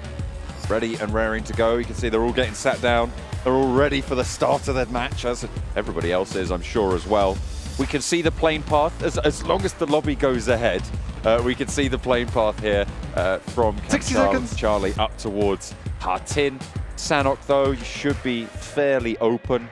Only playing one of these a day as well, Blank. So it's important to have that Sanhok strategy, but not as important maybe as the other maps. No, probably not. It's still very it's important. I don't know what I'm getting at with that. You can certainly pick yourself up a lot of points here on Sanhok, right? It's weird because we usually like sandwich this bad boy in between our Erangels and our Miramars. It comes around about in the middle of the day. I say it's a little bit of a refresher where you can pick yourself up some big points, but I think starting the day off strong a lot of times is fairly important for a lot of these teams in terms of momentum. I think Alpha7 benefits from this type of thing a lot. You know, back in the day, interviewing Scout, he was saying that, you know, if you get that good start to the game, they were just going to do very, very well from there onwards. So I think Sanhok, although it can be very unreliable at times to get yourself a fantastic win on board, some teams are just born suited to this kind of play style. Vampires really have that ability to go for some of these amazing pushes towards the end. I sound disappointed because I am. We do have a rehost coming straight through, so we will be back to lobby just for a little bit longer. It was only a Gamers8 prank. It was only just a dream. That match, oh, it got you good. Got you really good, didn't we, did. Blank? They waited until 5 seconds. They did. Yeah. That was the best part for me, honestly, is we got 5 seconds beforehand. And I honestly thought we were going straight in towards the jungle. I was lied to. I was just lied straight to my face. All right, which team should we start with? I think if we go down, if we go up from the bottom of the standings, okay, then maybe we have some different insights. Twisted minds. You know, I think the problem that the desk had, right? Yeah, okay. You know, they didn't really prepare for this very well. Is that they should have known that it would be an hour-long desk. They should have known that. Yeah, in the why first wouldn't place, you expect that? And gone through it systematically, realistically, hydromatically. Ooh, maybe. Why is well, Bruce they were hydromatic with it. Excuse because me, they were Blake. going with the flow. Hi there, Jason. Oh, no, I was supposed to prepare for 1 hour of fill there. We were just saying how fantastic of a job you were actually doing. It's marvelous, on really. the desk. Yeah, spectacular, honestly. Really, really good. And we were admiring the ability at which you went through the teams. You didn't miss a beat, and you just did them in random order. And I said cool. you looked really cool. He's gone. we pushed him out the door. He's gone. He's not allowed. He's not here anymore. Okay, we can continue. So basically, the desk Can't was believe just they did that. terrible in their approach. Oh dear. No, for real. They have done a fantastic job to basically lay down all the work. And Barney asked them to break it down, and they certainly did. They nearly had a breakdown as well. I feel bad because I did reveal my secret right at the start that I had no more new material. Yes. So I am doing this thing, I don't know if you've heard of it, it's called improv. We'll do it live. We'll do it live. I'll write it. We'll do it live. Yeah. Oh dear. Oh man. What do you think of Tiamba? Probably about the same as most other people right about now, Blank. It's not been the best of starts to their tournament, coming in obviously for the PEL region. Let's just say what the desk said before. What's Max making? Max is folding. Oh, he's folding a paper aeroplane out of his cue cards. Yeah, it's a cue plane. Is that what's going to take us into Sanhok? Can you put the players on that? Oh my god. I think he can. Max has made an actual plane. That went good. quite far. That flew very well. Yeah, that went very far. That was good. I'm actually really sad that you guys at home didn't get to see that. Oh dear. He made a cue plane. Oh, they're just going to have to miss out, Blank. Jason is looking very happy. I would be as well. That's true. He's not filling anymore. Should we have a race from one side of the room to the other from the desk, and we'll cast that? You want to race? Oh, that's actually good. Okay. Right. They're getting ready for it. I was only joking. Oh, are you all wearing laces?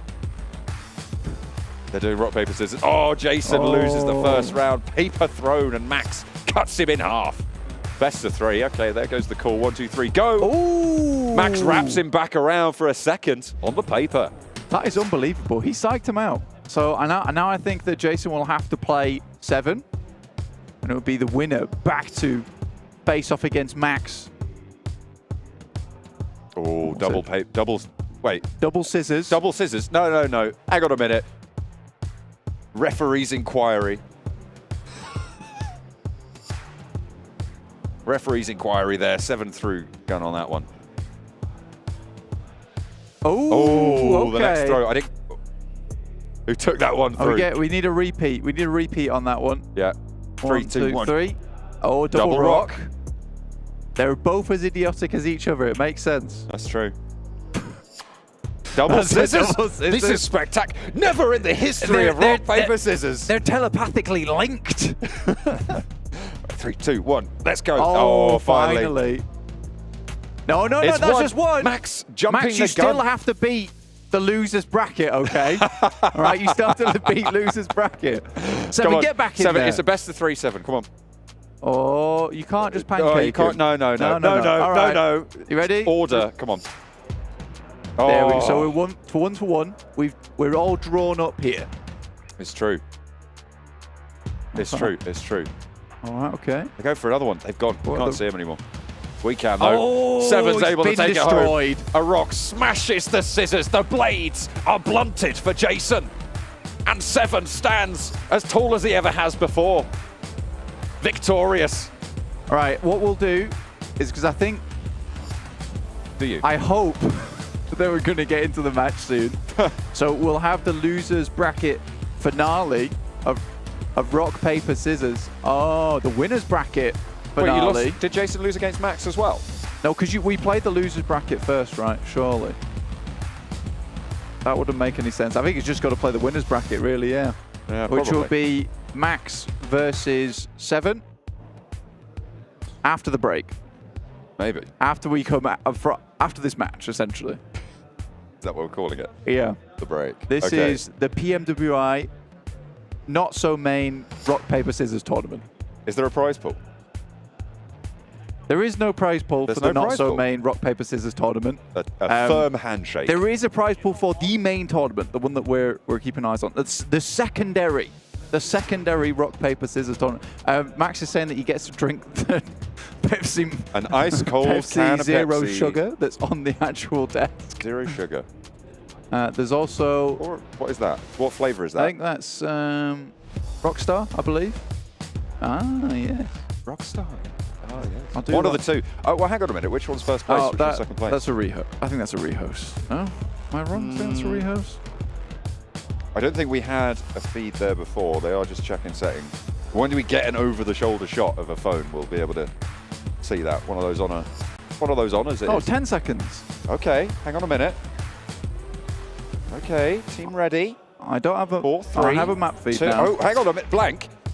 It could be all about to kick off. It was 5 seconds last time. Careful. Careful. The backdrop's there on the screen.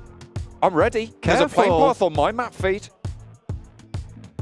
I can see it. I'm being told, blank. It might be. It could be match number 1 of today's games. We are going into it. Oh, that's so relieving to see the Sanhok Isles underneath us as we sail on in for the first of today's matches. There's clapping in the studio. People are elated that we're finally seeing these players getting that parachute straight towards the ground floor of the jungle. Get amidst it with the other players to ultimately do battle. They have looked forward to this, though, I promise you. I promise you. Gladiators up towards that northwest side, alongside with 628 in Hatin. Reject Tokyo actually dropping Reiji Osio again down towards Trifecta compound. This happened yesterday. One of the players from Gladiators was able to spot him out, take him down earlier on. I think that was, in fact, Tixie.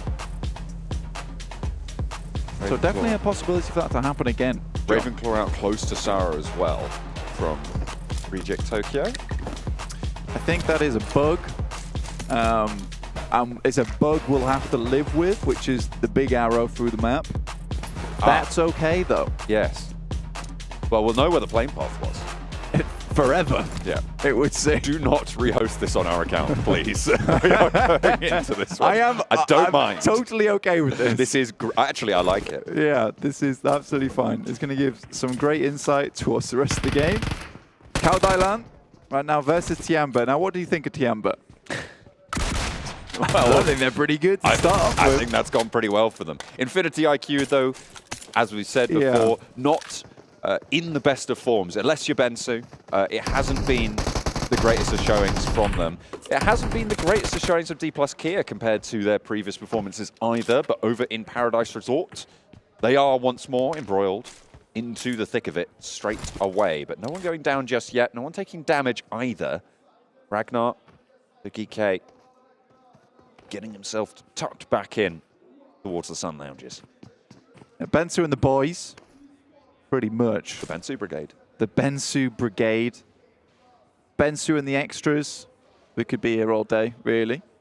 There is the 2023 PMWI crate, though. That is not here all day. It is here. For a bit longer. Well, it is here for a bit longer. It is actually here all day. That's true. It is here all day. But it is only here all month. It's available from July 15th through till August 15th. Pick yourself up some PUBG Mobile swag to commemorate the PMWI Main Tournament, not the secondary rock, paper, scissors tournament, of course. That will only live on in our hearts. Exactly. Exactly, John. Stalwart up on high currently, over towards boot camp. They do have Icy scouting down towards Reject at the moment. Now, Stalwart got a great game yesterday. They did. On Sanhok. They didn't move, though, right? I think that's the main thing to look at. Whether they had absolutely nowhere to go. And even then, Fireflux did give them a nice run for their money towards the end, as did Alter Ego. With Octa, Box were able to put up some decent performances yesterday, John. Currently sat in 5th place, 41 points. Not bad at all.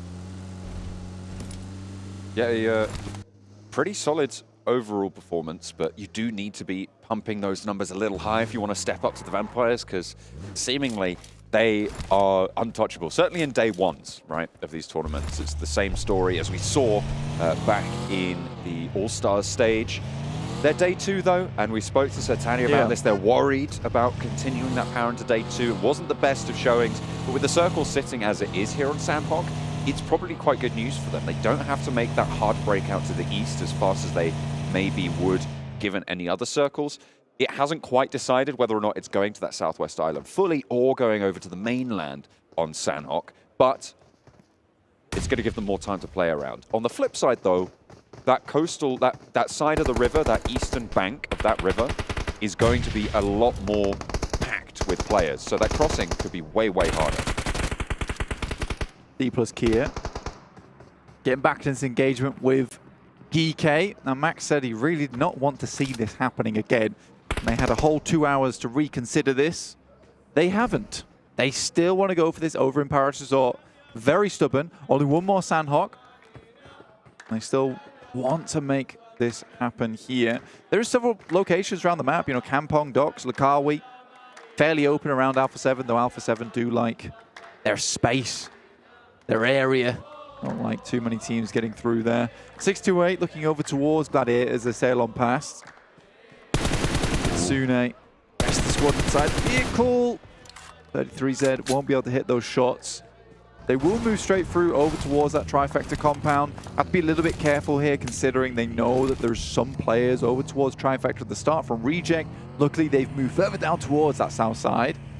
On the edge of the bridge now, just hovering. There have been some scenarios where Gladiators have held on that northwestern island and just sort of stayed over towards that hilltop and Camp Alpha late into circles where they know that they will eventually need to leave.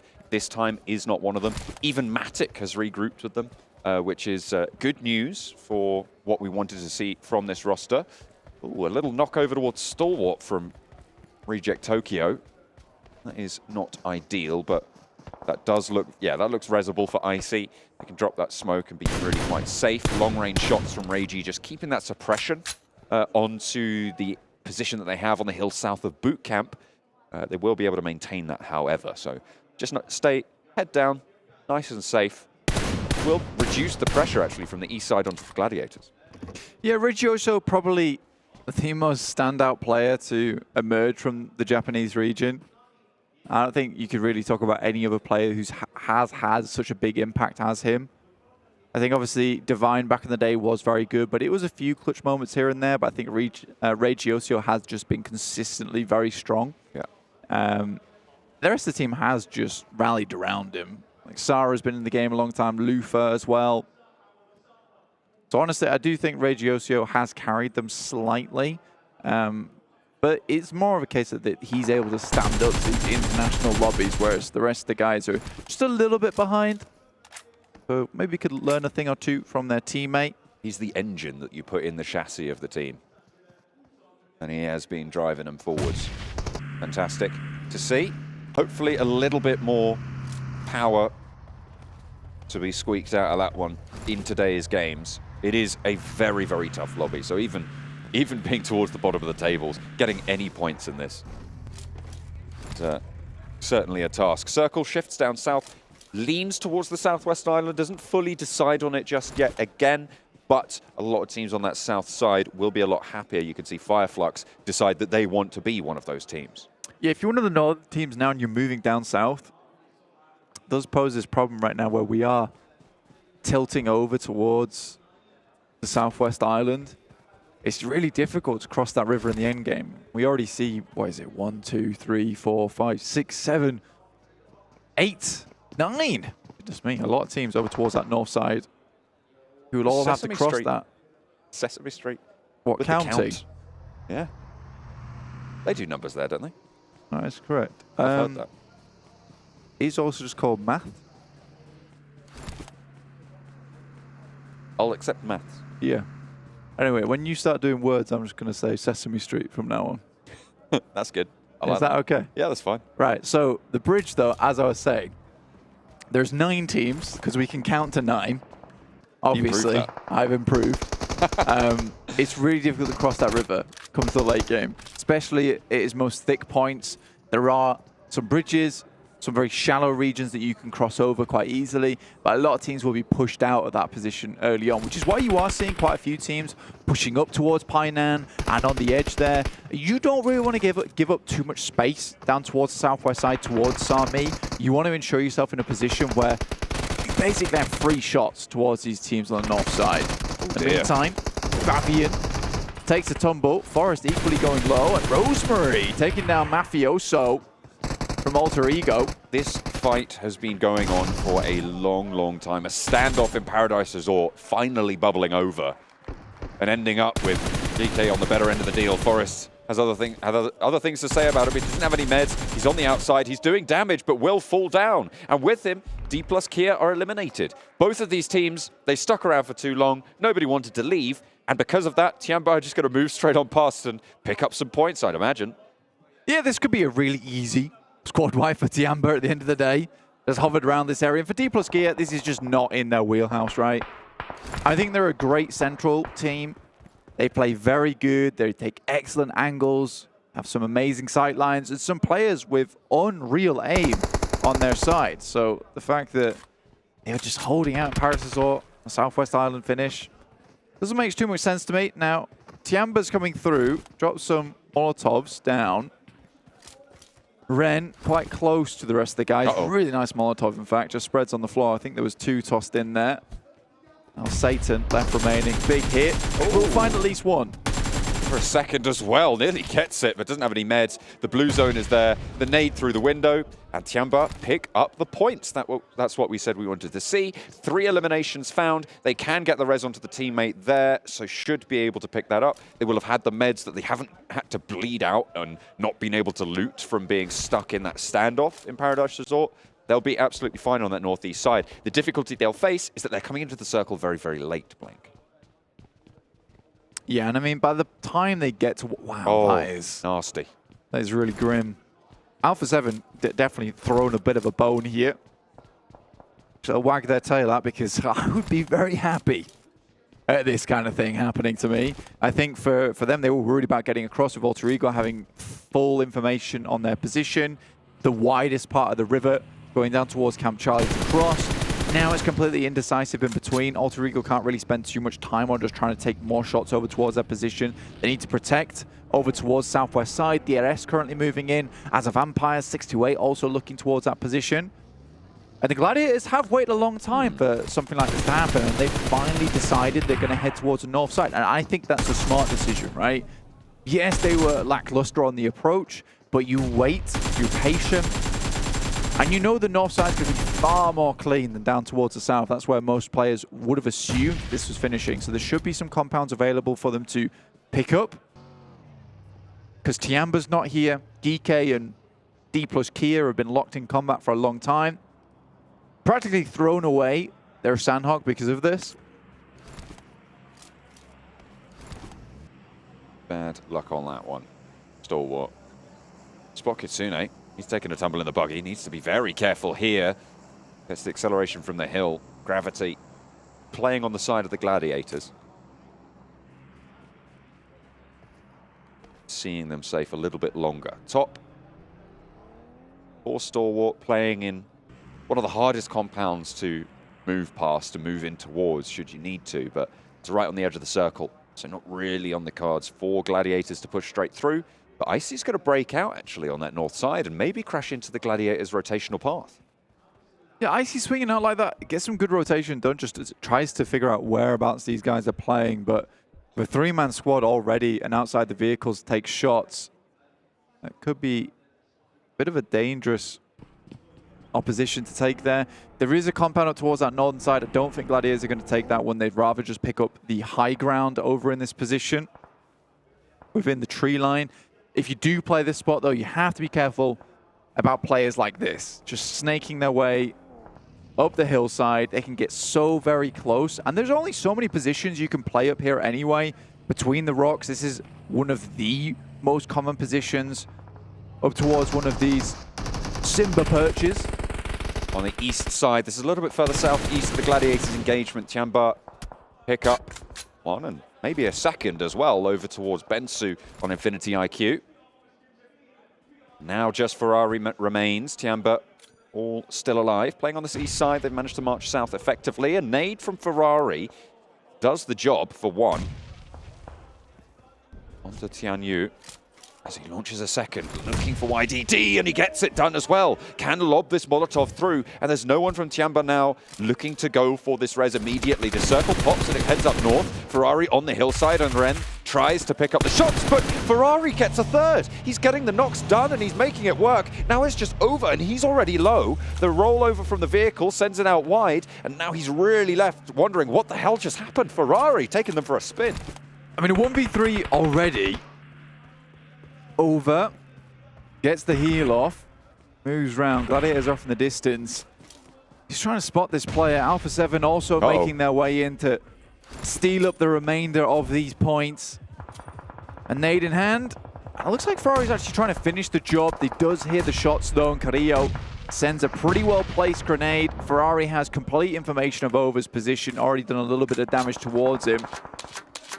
I think Ferrari would like to finish off this fight. Certainly would. I mean, we thought it was only Bensu on this roster, but no. Seemingly they got some power in back pockets they haven't been able to dig through just yet. And there it is. Tiamba are going to be eliminated.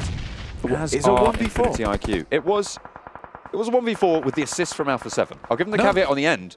No assist. No assist. He actually took down Ferrari all on his lonesome before he got taken out by Alpha7. So it's just a classic 1v4. Oh. And 628 comes through to deal with Reject Tokyo. Sara moves out from the side, and 33Z with low HP. He's got the Berserker mode, running strong. Moving through. 628.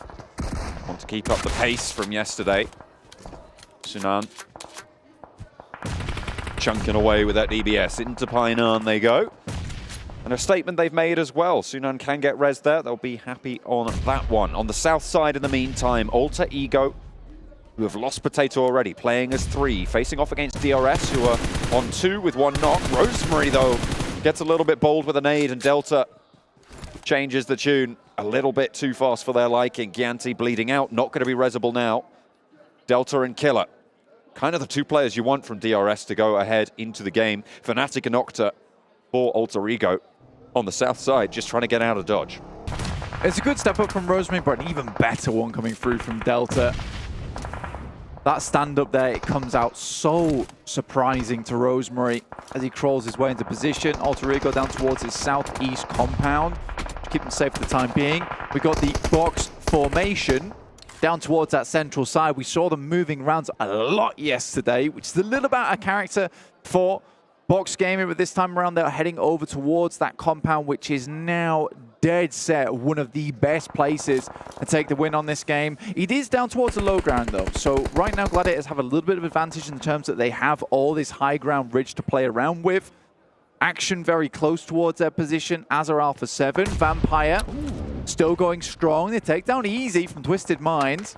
Never count the Vampires out. Schweppes launches the DBS too easy and picks up the point. 2 eliminations found. They've been crunching in from this west side, playing together nicely. That route out of Painan, though, we know how dangerous that's always going to be.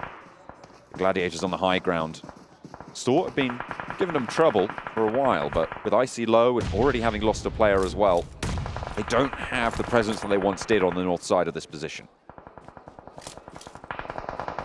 They have shifted over. Now, I was talking to Kale earlier today about Gladiators, and I think he brought up a really good point. She's saying that, honestly, some of the rotations that Matic takes, some of the off angles he does, just isn't really worth it anymore because he's not finding those shots anyway.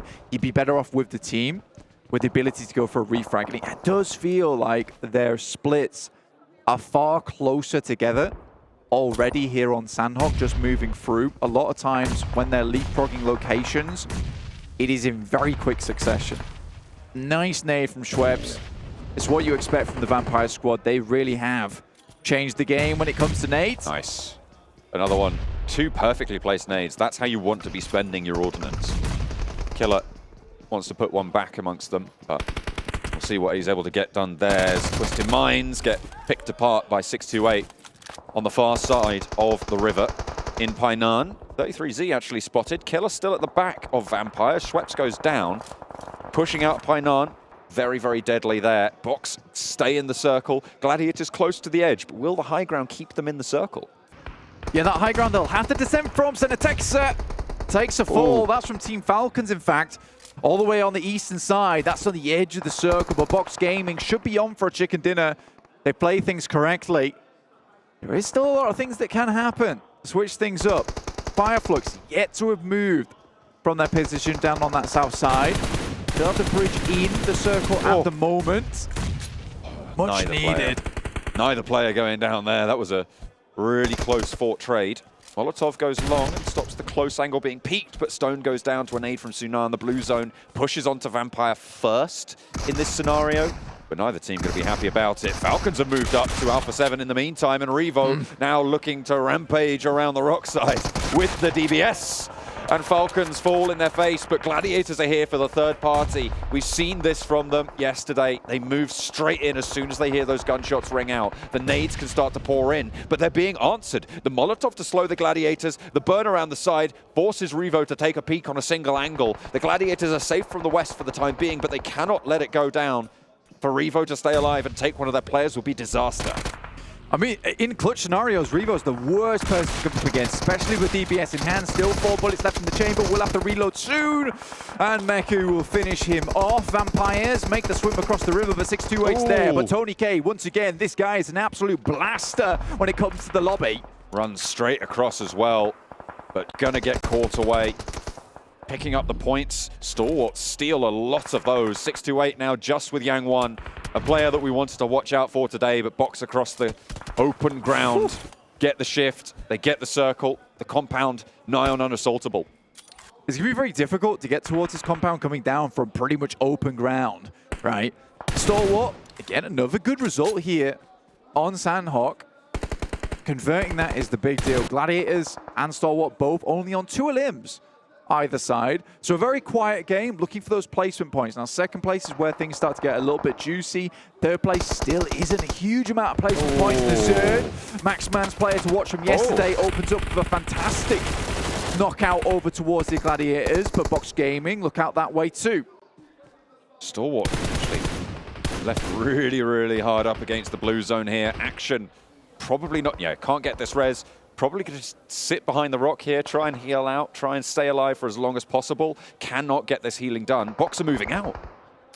Yeah, Boxer know they have to move out from this building. It gets a little easy with that high ground to just spot these players moving from this building. You wonder how long they've been here. They don't have the smokes and they're blown to pieces. A nade sent back towards Matic gives a little bit of retribution, but it's 3 versus 2 now for Box on the inside. Gladiators have the run of the outside, and the uphill ramp means that the roof gets in the way of Peaks. You get a little bit of respite from that for Gladiators. They'll need to break out wide. Matic rezzed. Gladiators a 4v2, looking to open up the day with a good start. Talking to Kitsune this morning, saying these guys, they start to get fast towards the end of tournaments. Day 1, it doesn't matter, lad. You guys start to pop off towards the end. But I mean, Gladiators stepping up right at the start of day 2. That bodes very, very well. Slowly making their way down. Duck from Box, who had a really big impact yesterday, looks to hold off this off angle. Tixie out in the open. Great sight line. So Duck's position, but he nearly gets naded out. Has to reposition fully. Cannot afford to fall in this spot. All 4 players active for Gladiators is huge, though.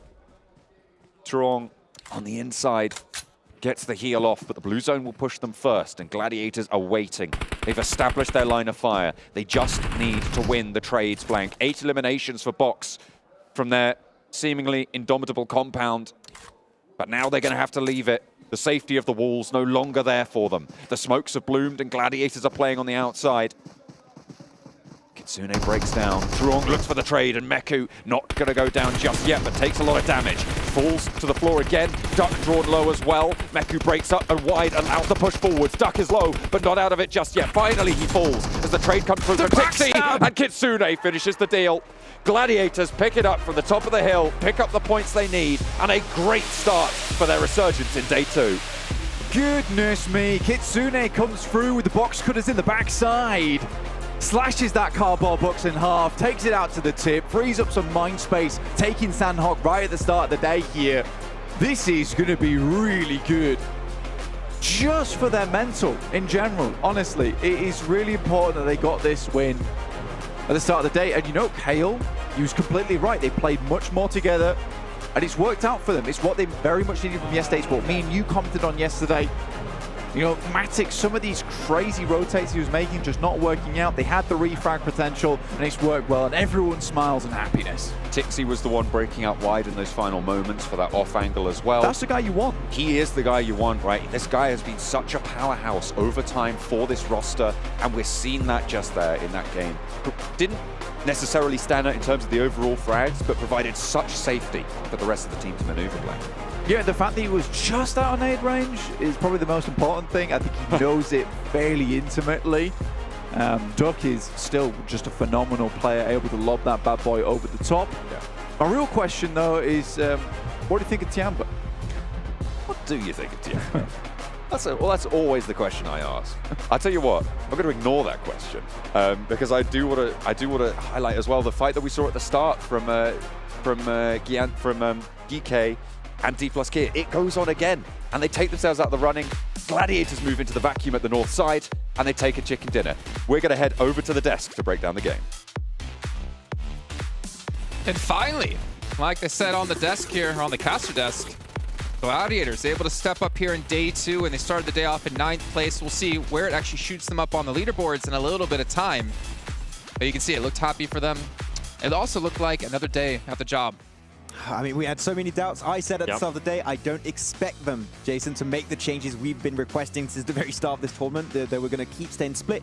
But they've been regrouping since like phase 1, going for like 2-2 splits, regrouping, 2-2 splits when they transition, and also being a little bit faster. That allows them to get control of that high ground super early and then just have complete overview on all the teams in the late game. Yeah, when we were talking about them earlier, you were saying you didn't believe. I ended up believing in them because of what they were able to do yesterday, right? Whenever they didn't end up hot dropping Alpha7. I did enjoy, you mentioned it too, we were talking about it, the 2-2 splits. Nobody was super far away from their teams, and they were very patient too. They didn't take any unnecessary fights.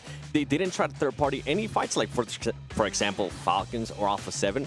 I felt like they were very, very patient in that, and it ended up working out for them because Box Gaming had no idea they were there. It feels like they put Matic on a leash this game. Like, no, you stay in like a 50-meter radius of our team, otherwise you're getting in trouble. But hopefully that can transfer in the next battlegrounds. Let's take a look at our match rankings to get an idea of how many points they scored compared to everyone else. As you see, it's going to be 16.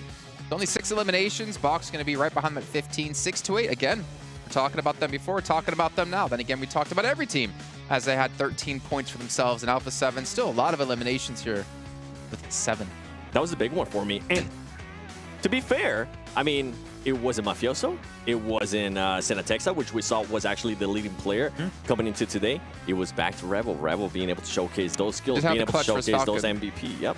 Yeah, and actually third party from Gladiators right after. So timing once again really good. Falcons took way too long to try to take on Alpha7, and I felt like it was because at one point Alpha7 was able to knock one of their players, so it made Falcon think about it. And then by the time they decided to push on, I think Rebel was ready, the team was ready, and Alpha7 was able to come out on top on that one. Back to the point that we made about Falcons on the pre-show, right? That doubt sometimes, a little bit of in their own head kind of situation where they're like, oh, we lost a player, do we fully commit or do we just wait? And unfortunately, waiting when the blue zone is right behind you, sometimes not the best call, so they just kind of cause their own demise. And Alpha7, as you said, Revo with the DBS, able to pick up a few extra illims. Well, there were a pair of teams that we've been... Wait, what's that? I think I've never heard that sound out of you before. I have an idea of which teams you might talk about. Vampire and 628 over on that. No, not those teams. Actually, it was, of course, Dplus and GK going head-to-head again for the longest time. GK up now 3-1. Do we want to talk about this? It's a 3-1, but it's a 3-1 that I didn't want to see. Is it even a 3-1? Because GK died right after to the hands of Tiamba. I mean, it's a 3-1 if I mean, in that sense, but like, they don't Dplus. really win anything on top of that. They won the battle, but not the war. Okay? Exactly. I mean, Tiamba, a team that we've been critical about so many times throughout yesterday, even they came into Paradise Resort like, what the hell is happening here? We're just going to clean up the place and get extra eliminations. But you got so many extra locations you can go. I don't want to see it happen, but are they going to stop? Claris was very adamant about a split drop, actually just like north of that as well. So actually it was west of it, so you can actually pick up decent loot and then play the game from there. We've seen what GK can do if they get into the later stages of the game. We haven't seen it with Dplus, unfortunately, unless it was the All-Star stage in particular. The reason why I'm smiling over here is because I feel like even if GK or Dplus KIA decided to do that, they would somehow find their way to Paradise Resort and just have a Mexican standoff. They'll be like, okay, are we going to leave? No, even though GK could have backed off a long time before even Forrest went and got an angle on them. They decided not to, and they decided to continue on that fight. And even with Tiamba, yeah, good job. You were able to third-party that fight. You were able to get those illims in on GK, but I was not happy with how late they were rotating. They were rotating super late, and they ended up hurting them whenever they actually tried to push to the circle.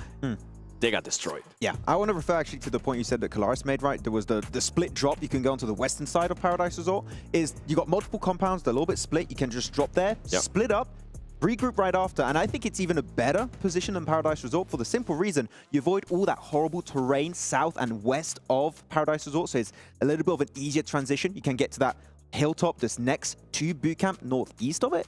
I would say it's even better, but our team's going to be making that change. I mean, if they stuck to it 2 times in a row, maybe tomorrow too. If they do, I mean, they know that Tiamba is going to be super slow and rotating, and they know that Alpha7, whenever they do end up rotating out, they're going to end up going out west-north. West-north, also known as northwest. Let's also go bring it back to G Gladiators here really quickly. West and north, yeah. Yeah, get an idea of actually how their stats broke down here between the team, because Kitsune was their biggest damage dealer yesterday, and he's going to be it yet again.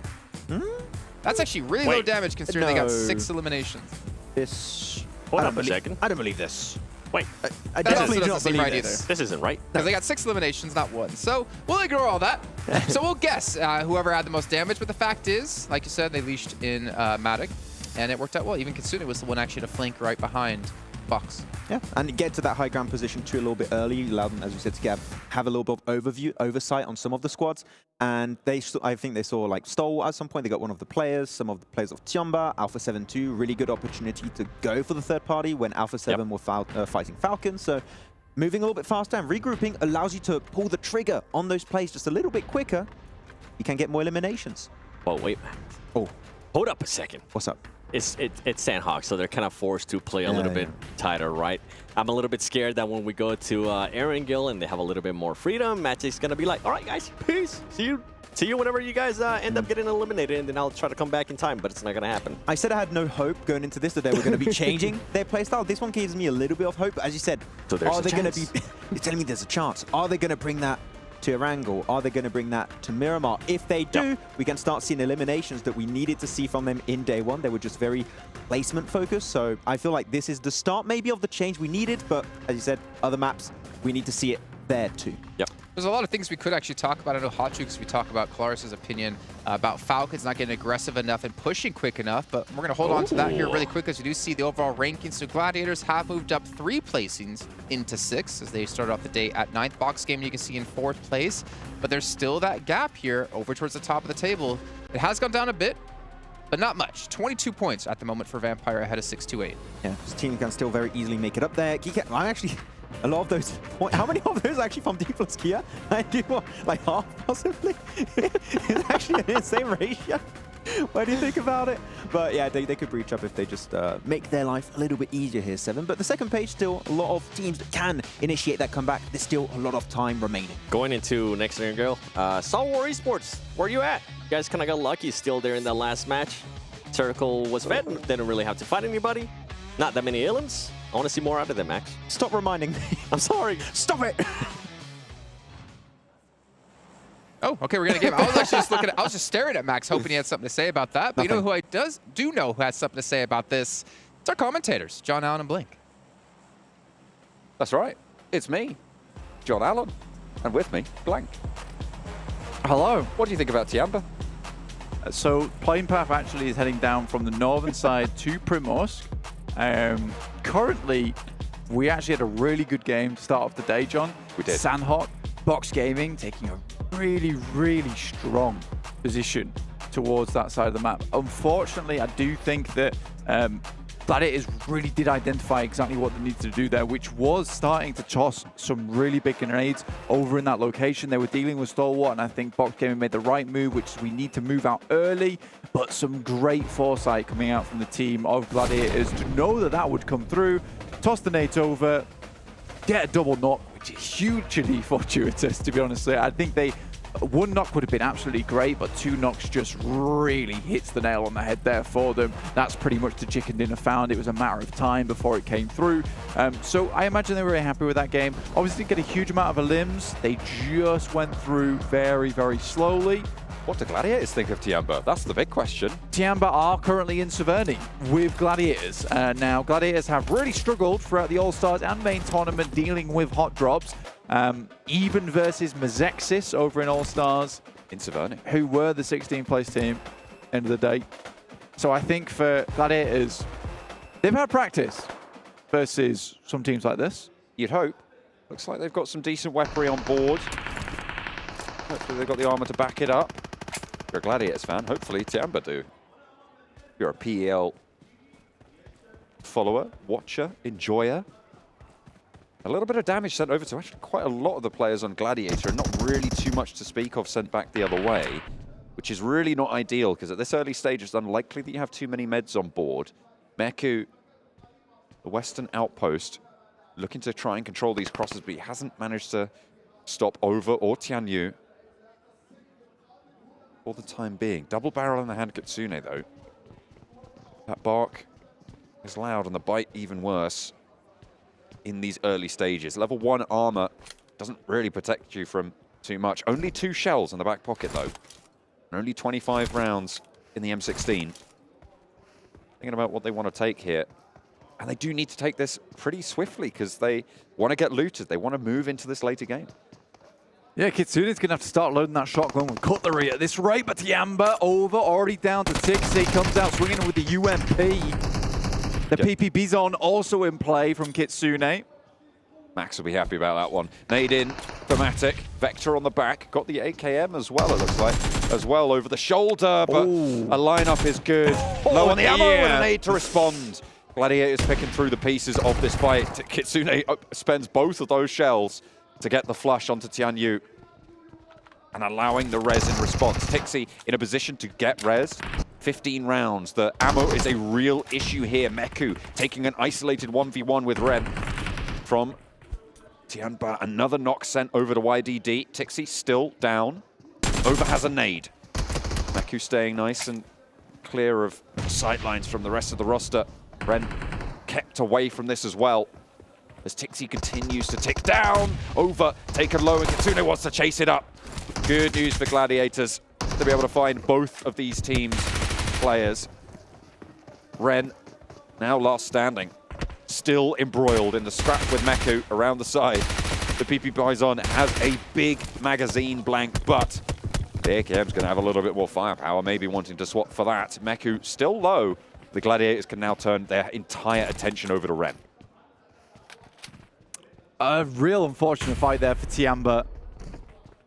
Gladiators really just knew exactly what they wanted to do in this situation. They've taken it slow, much slower than we usually see them take these fights. They're quite chaotic in these situations. I did love the grenade, though, and that truly was a knockout. Basically went down more to the black eye from the nade in the face than the actual explosion. Matic found himself a bunch of ammo with this Vector. 183 remaining. Wow, yeah. Yeah, more than likely will assault this position from all angles. They might take a knock or two, but should be able to get this done if Ren doesn't have an absolute big say into this. Okay. They all manage to get up the stairs. Kitsune goes down. They take another knock, but they get 4 points. They get a northern position on a circle that has shifted out their way. The question is, how long is it going to take them to get looted and prepared for their next maneuver? Because Alpha7 are now starting to come in from that western side. Box from Yasnaya might start to shift around, as will Alter Ego, and Falcons even further east. What? Where'd that buggy come from? Well, Solar seems to have found the bouncy part of the land. Not sure how that works, but grass and soil made of jello in this location. 5 Flux averaging 3.33 eliminations on Erangel. One more after this one as well, and another. Treating you to 3 Erangels total. The 5 Flux still have to make some better decisions in that end game. Right now, they're just freezing up, man. They're getting the old freezes towards the end game. Not fire flux, freeze flux. Right exactly. Now. They need to fire thaw themselves out at the end game, because they are not fire flawed. They could be fire perfection if they so wanted to be. Just gonna let that sit. It needed to rest. That is for sure. Oh dear. Well, let's hope they make better decisions than that in their end game, because that's what we're going to be looking out for. What do you mean? That was fantastic. Coming into minute 15, they have shunted up towards that north side of the river. So most teams actually looking to make that decision now. Actually, you've got GK making a same choice to move up past Rosok, Dplus KIA as well. Maybe look for an outpost there, a 2 on the on the northeast side of Rosok. Yeah, a lot of teams actually heading up towards the north side of the map at the moment. Dplus KIA no longer harassed by GK, by Twisted Minds on their eastern side.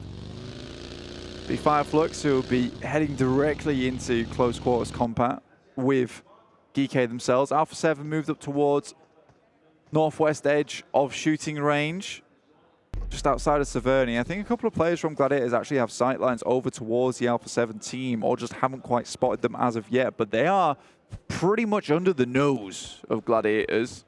Hopefully they can sniff them out soon, because that is certainly a threat that will spell disaster if left unchecked. Box Gaming up towards that northeast side of the lake. Nice flat land around that area. Good sightlines down towards the southeast. So realistically, their big threat will be Alter Ego. They pass through Yasnaya. Quite split at the moment, though, I'd say. Tato scouting south. Very, very split, as you say, from the rest of the roster. Going through the Yasnaya fields. I mean, maybe they're looking to check out fuel station. That is crazy. This is a really unkind circle for a lot of reasons, right? You've got a lot of teams who have decided that they want to go north, but it's still very much possible that this finishes in a Yasnaya Fields ending, right? So those bridges become prime real estate. Box Gaming's outpost position, really, really solid for them. I think we were that's crazying at different things, sadly.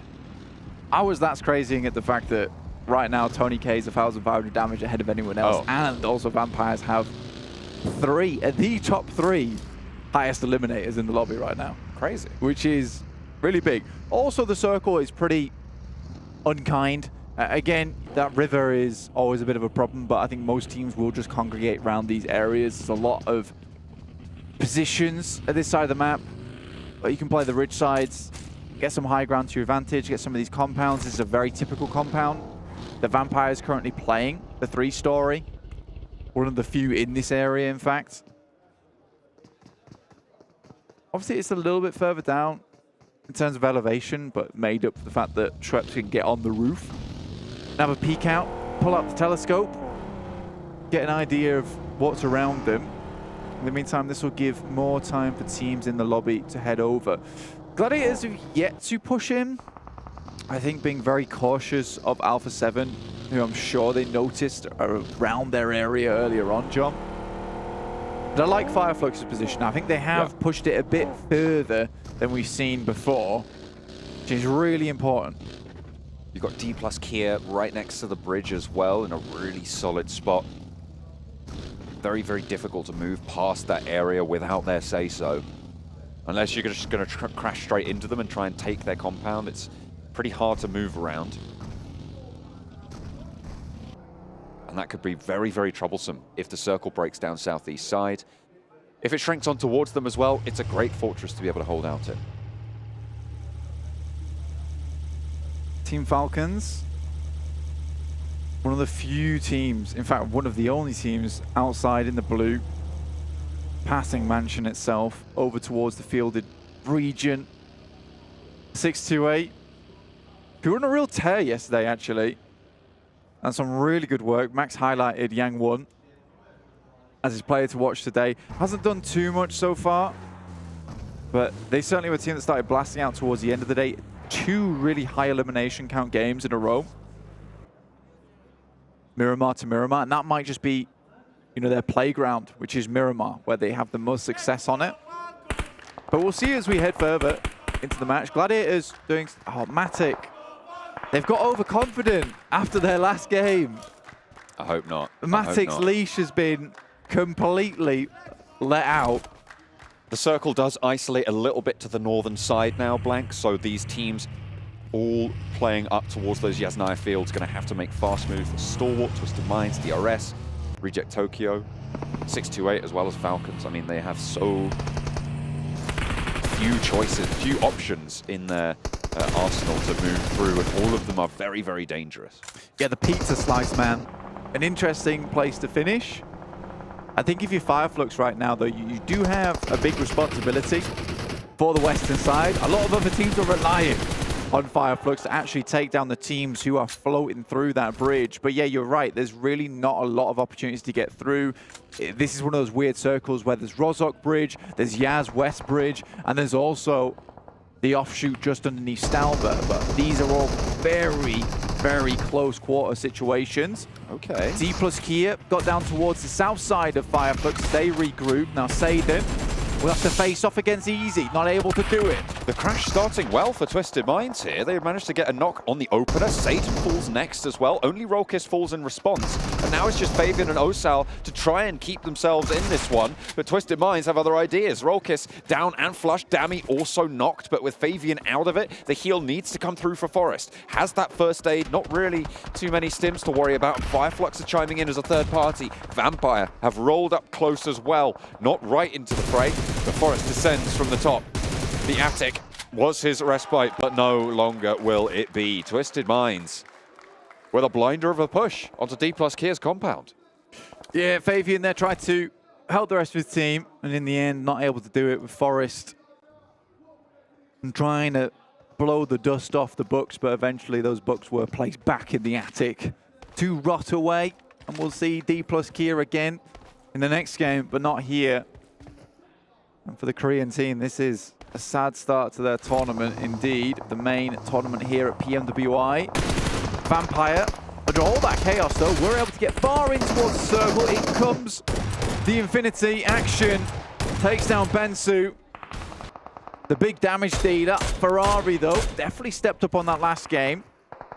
Immediately sitting for the res on Stalwart North side. Important to stay as 4 when you're pushing towards the Gladiators position.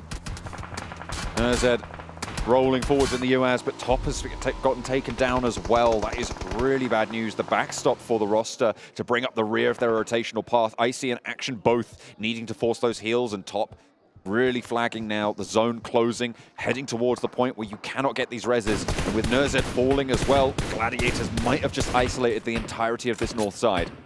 Yeah, Nurzed goes down. An unfortunate start for Stalwart as they get caught up in the action on that side. Gladiator split was pretty crazy. Maybe they sent Matic up towards Stalber's side to ensure there wasn't a really wide ramp, and I can kind of agree with that one. And I think it's one of the situations where you see Matic go wide and you think, oh my god, he's never coming back. He's never coming home. But in this instance, does return. And they did see that there was no one wrapping hard around Stalber, so can continue to play this northern side. Seems to be working out for them. GK though, finding 628, Sunan. The M249, heavy weapon. In comes Delta from DRS though, getting a little bit of scouting done, and Killer to move in. Maybe they want to try and third party here. Gladiators still aware that there's 2 players out in the zone. To get a replay of Action taking down Bensu and immediately stopping for the res onto Icy there.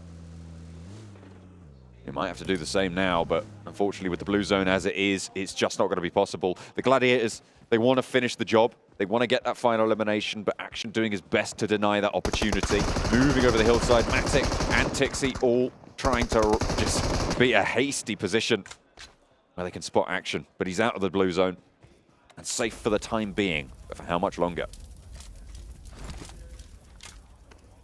Gladiators. They're looking to push further down. Alpha7 have found themselves a pretty neat little spot. First time in a while we do see Fireflux towards these later circles, towards the center as well. I mean, we kept praising them for how well they have controlled late game circles, but they have huddled far too much as of recent. And on our map as well, you can just see that they are practically on top of each other currently. Alter Ego is making their wrap over the lakeside. They passed box game, they were able to make it through, and they were on a really difficult rotate from underneath Yasnaya. The fact that they've made it, it's pretty decent. DRS, once again, they make a good rotate, but it's this push into the circle itself. Oh, which feels a bit difficult. Action gets taken down from Stalwart. A great shot from Rosemary to finish things off. And Sarah actually opens up towards DRS. And this is what I'm talking about. They just cannot find their way into the circle. Even versus a team like Reject Tokyo, just not as free as it was over in All-Stars. They put themselves on the starter block for a good sprint, but They missed the starting pistol, and they just don't have that power to push forwards. They're left a little bit behind. Falcons get overwhelmed a little bit there by Box. Ooh, Zara is into the fray, but Killer, retribution on the bumper as he sails straight on through. Picks up the frag as well. Now just Lufa from Reject Tokyo. Yeah, this is the thing, man, as well, is that if DRS had 4 killers, this would be a very different story, but he is really the one keeping this team glued together. 628 with the 3-man buff so far that they performed marvelously well with yesterday. Maybe this is it. Maybe they have to take a little bit of damage before they can be pumping out some of their own. Nade goes over towards DRS at the moment. Yang 1 also out the side, and 33Z should be placing this nade just right. Spray from 33Z. Quite landing just yet. A Western hard shift on this circle means Box have more ground to cover, but they've spotted Rosemary and taken knock over towards Alter Ego on their north flank. They can start to move along this coast should they want to, or just send straight into this engagement with Alter Ego. Potato trying to change their minds on that. Yeah, it's a difficult run now for a lot of these teams as we head over towards very flat ground. It's one of the more interesting finishes over towards this side because the amount of trees that are involved. I think games are quite interesting. Tixi, though, able to take down Lufa and get the res. Really important for them. A lot of times their games go downhill as soon as they take that first initial knock. They get instantly flushed a few times. Even Kitsune finding 33Z as well on that northern side. And Tixi's bagged them a spot. Nothing amazing. It's not a full apartment, it's a shack, but it'll be better than nothing. And not too many teams are going to look for that full north wrap. I mean, Alter Ego, probably the only team that could do it. Alpha7, not going to leave their position for it. And Box have been kind of boxed in their position, forced to go for a full fight, probably with Fireflux playing as 3. So potential relative safety for Gladiators on that northwest side as DRS are finally dispatched on the west. Octa from Alter Ego. Slipped down the rankings so far, down to 51 points. I think they'd like to change that, considering they had a great start yesterday, and Rosemary opens things up with a nice bouncer of the 1G. But Gosu, goodness! Oh. Some great shots as he scans the open ground. Third party from Fireflux as they spot Kwangji to take it down. Duck and Gosu now riding in the buggy with full broadside onto a lot of players here. This is a mad dash for Box to try and get out of dodge. Trong wants to get in a vehicle soon, I'd imagine, try and back up his teammate. How has his team managed to move forwards and not get shot out there? That was an impressive dash. Maybe a little bit harder the second time around. Alter Ego move in parallel. Falcons a little bit behind and have been beaten to the punch there. Alter Ego being taken apart here just a little bit. A lot of damage pouring out their way, but they have got to the shack and they have got to that cover. Yeah, Alter Ego certainly suffering some scrapes here and there. Pull out the old band-aids, get those covered up. Doctor gets back inside, get back up to pretty happy health pools. Fireflux really have not got involved too much on any of these engagements that we complain about all the time, because we are complainers here on the casting desk. Oh, yeah. I would like to see them take some more shots here, because right now, his injuries taking damage, not dealing much of anything. Tixi also takes a shot of his own. That's from Alpha7, who have found some really good shots over that way, even picking up Meku. Senatexa will finish Tixi in the process. Fireflux have now started to hit some shots of their own over towards Team Falcons. And to keep them at bay as much as possible. Next circle to shift. Alter Ego with 2 players on the floor, Fnatic and Potato, trying to keep them in the game. Twisted Minds are eliminated in the meantime. Rosemary close to Fnatic, but Trong is there as well. Only 14, so no DBS in the back pocket. Alpha7, they move out of their safety over this hillside. Should be able to clean up this third party relatively easily. Duck spotted as Senatexa unleashes the entire mag their way. Doesn't get the knock for it, though. A nade over the top to the position, looking for that final blow to be dealt. Duck does get knocked. I think that's coming through from Vampire, who are playing from the southwestern side. They're still alive, by the way. We haven't really talked about them much, Blank, but tournament toppers, Vampire, just keep going. Yeah, they've been hitting some real brutal shots this game. Side swipes, been cutting teams in half. Flux still has their vendetta though versus Team Falcon. Seems to be the only team they're currently focusing on. And Alpha7 takes down Box Gaming, and it's a sad and sorry state for Box to find themselves in, because 1 minute they're looking at an injured, very much injured Alter Ego, and from the smoke does not emerge Alter Ego. It's Alpha7 at full HP. Kitsune tries to take some shots, but Alpha7 are just moving in.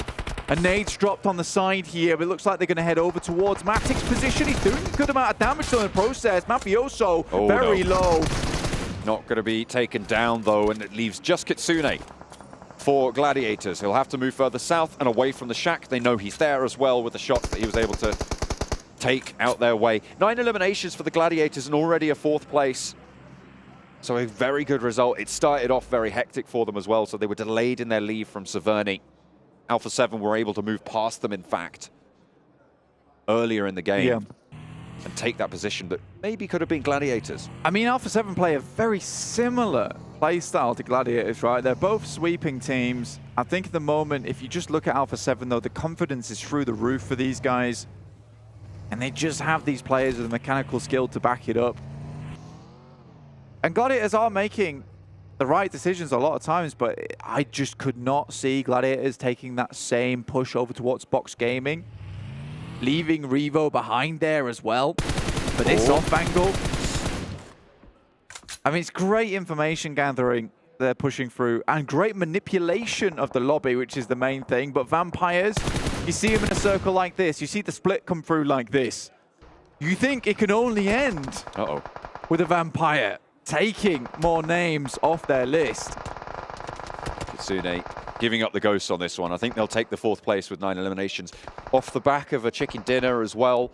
Gladiators have had a very, very good start to today, exactly, right? They have put themselves very much back in the conversation for the top of the tables, but with Vampires playing as they have, I mean, there's just seems so hard to catch up to them on those overall tables. Yeah, the Vampires are just crushingly difficult to play against a lot of times.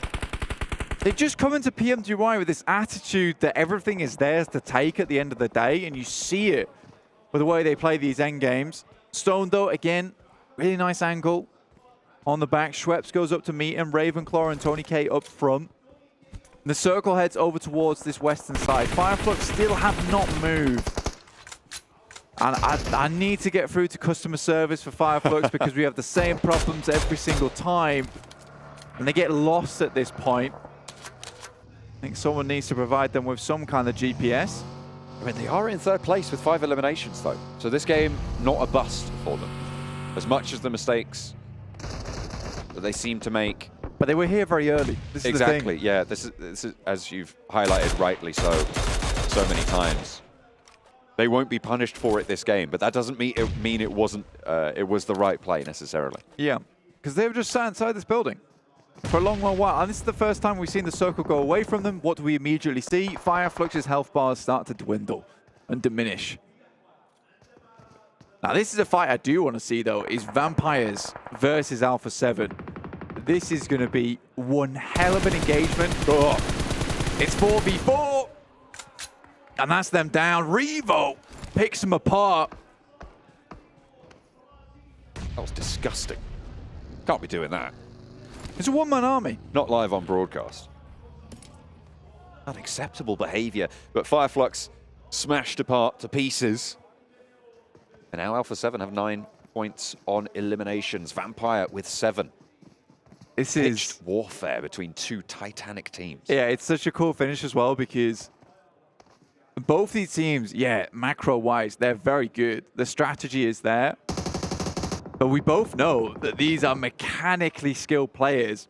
And putting them head-to-head in this kind of terrain, where it's just whoever can make the best play, whoever has the best gun skill, just takes it.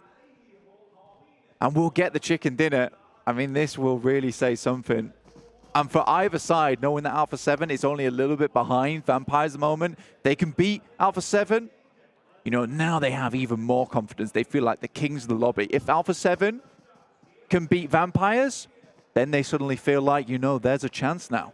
to dethrone Vampires from their current position. I really do feel like this is 1 in 1,000 games you get to see this type of thing. Circle doesn't really favor anyone as well. It's not like it's just given it. There is a lot to prepare here. Quite a few smokes left. Alpha7 Vampire looking to make their move as well. You can see that train starting to extend from Ravenclaw's position, allowing them to move forwards a little bit. Mafioso has that little ridge that you can see Stoned is having the vision blocked by. And it is these inches now being taken by Alpha7 first that could give them the advantage in this fight with Vampire. Yeah, that tree is real important. Mafioso takes a big hit. And that might give time for Ravenclaw to stand up and actually get the long lob on the grenade over towards the tree. More than likely where Revo is headed towards. They want Revo up close and personal.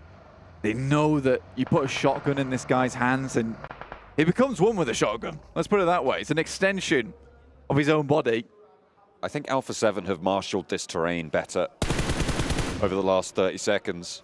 With Mafioso breaking out as wide as he has, they now have their strong, solid position in this circle. I like the spot better than I like Vampires. I think they were close enough to the type of terrain that allowed you to move up with relative cover, but wow, Tony K! What a shot, that's so important, that's the off angle. Really incredible play, and he's actually going to move around in the buggy, reposition instantaneously. That is so mega. He moves to the other side, understanding the off angle's gone. Now him and the rest of the team can focus on the main squad. It's the great Stormzy once said, way too big for your boots there, Mafioso. Gets sat back, humbled on the off angle. And what an opener to find for Tony K on Vampire. They started the game for Alpha7 13 points behind. It's not going to change too much on that differential here, but an aid over the top and Revo's next to fall. Ravenclaw wins his trade with Carrillo, and the Vampire squads bite back from the marshalling of the terrain. Humiliation! The last to go down, 11 eliminations, and that was a masterclass of open terrain warfare. Alpha7 move through, they establish their lines, they get their positions, but at the end of the day, Blank, you called it. Gun skill. Tony K lands that shot and they move perfectly. What an incredible addition to this team Tony K's been so far. They already have some standout players, but Tony K, it's not often that you see an addition come through and instantly prove his worth time and time again. It's so, so good. I mean, I think Stone feels more relieved than anyone because it no longer feels like the pressure to carry is there as much for him. He can play much more his own type of game, still find these backstop plays as much more, but Tony K has lifted a lot of that weight that he was holding for the team in terms of that fragging power. But yeah, they deserve this. I mean, they're on for an absolute blinder here in the main tournament PMWI, and it's just smiles all around. They're so confident. And why not? Putting on a show like that, great stuff. You love those open endings. I mean, you were salivating at it just at the start of it already, Blank, and we were not disappointed. That was one hell of a finish. Vampire, top of the tables, top of that game. One more on the cards, another chicken dinner for Vampire.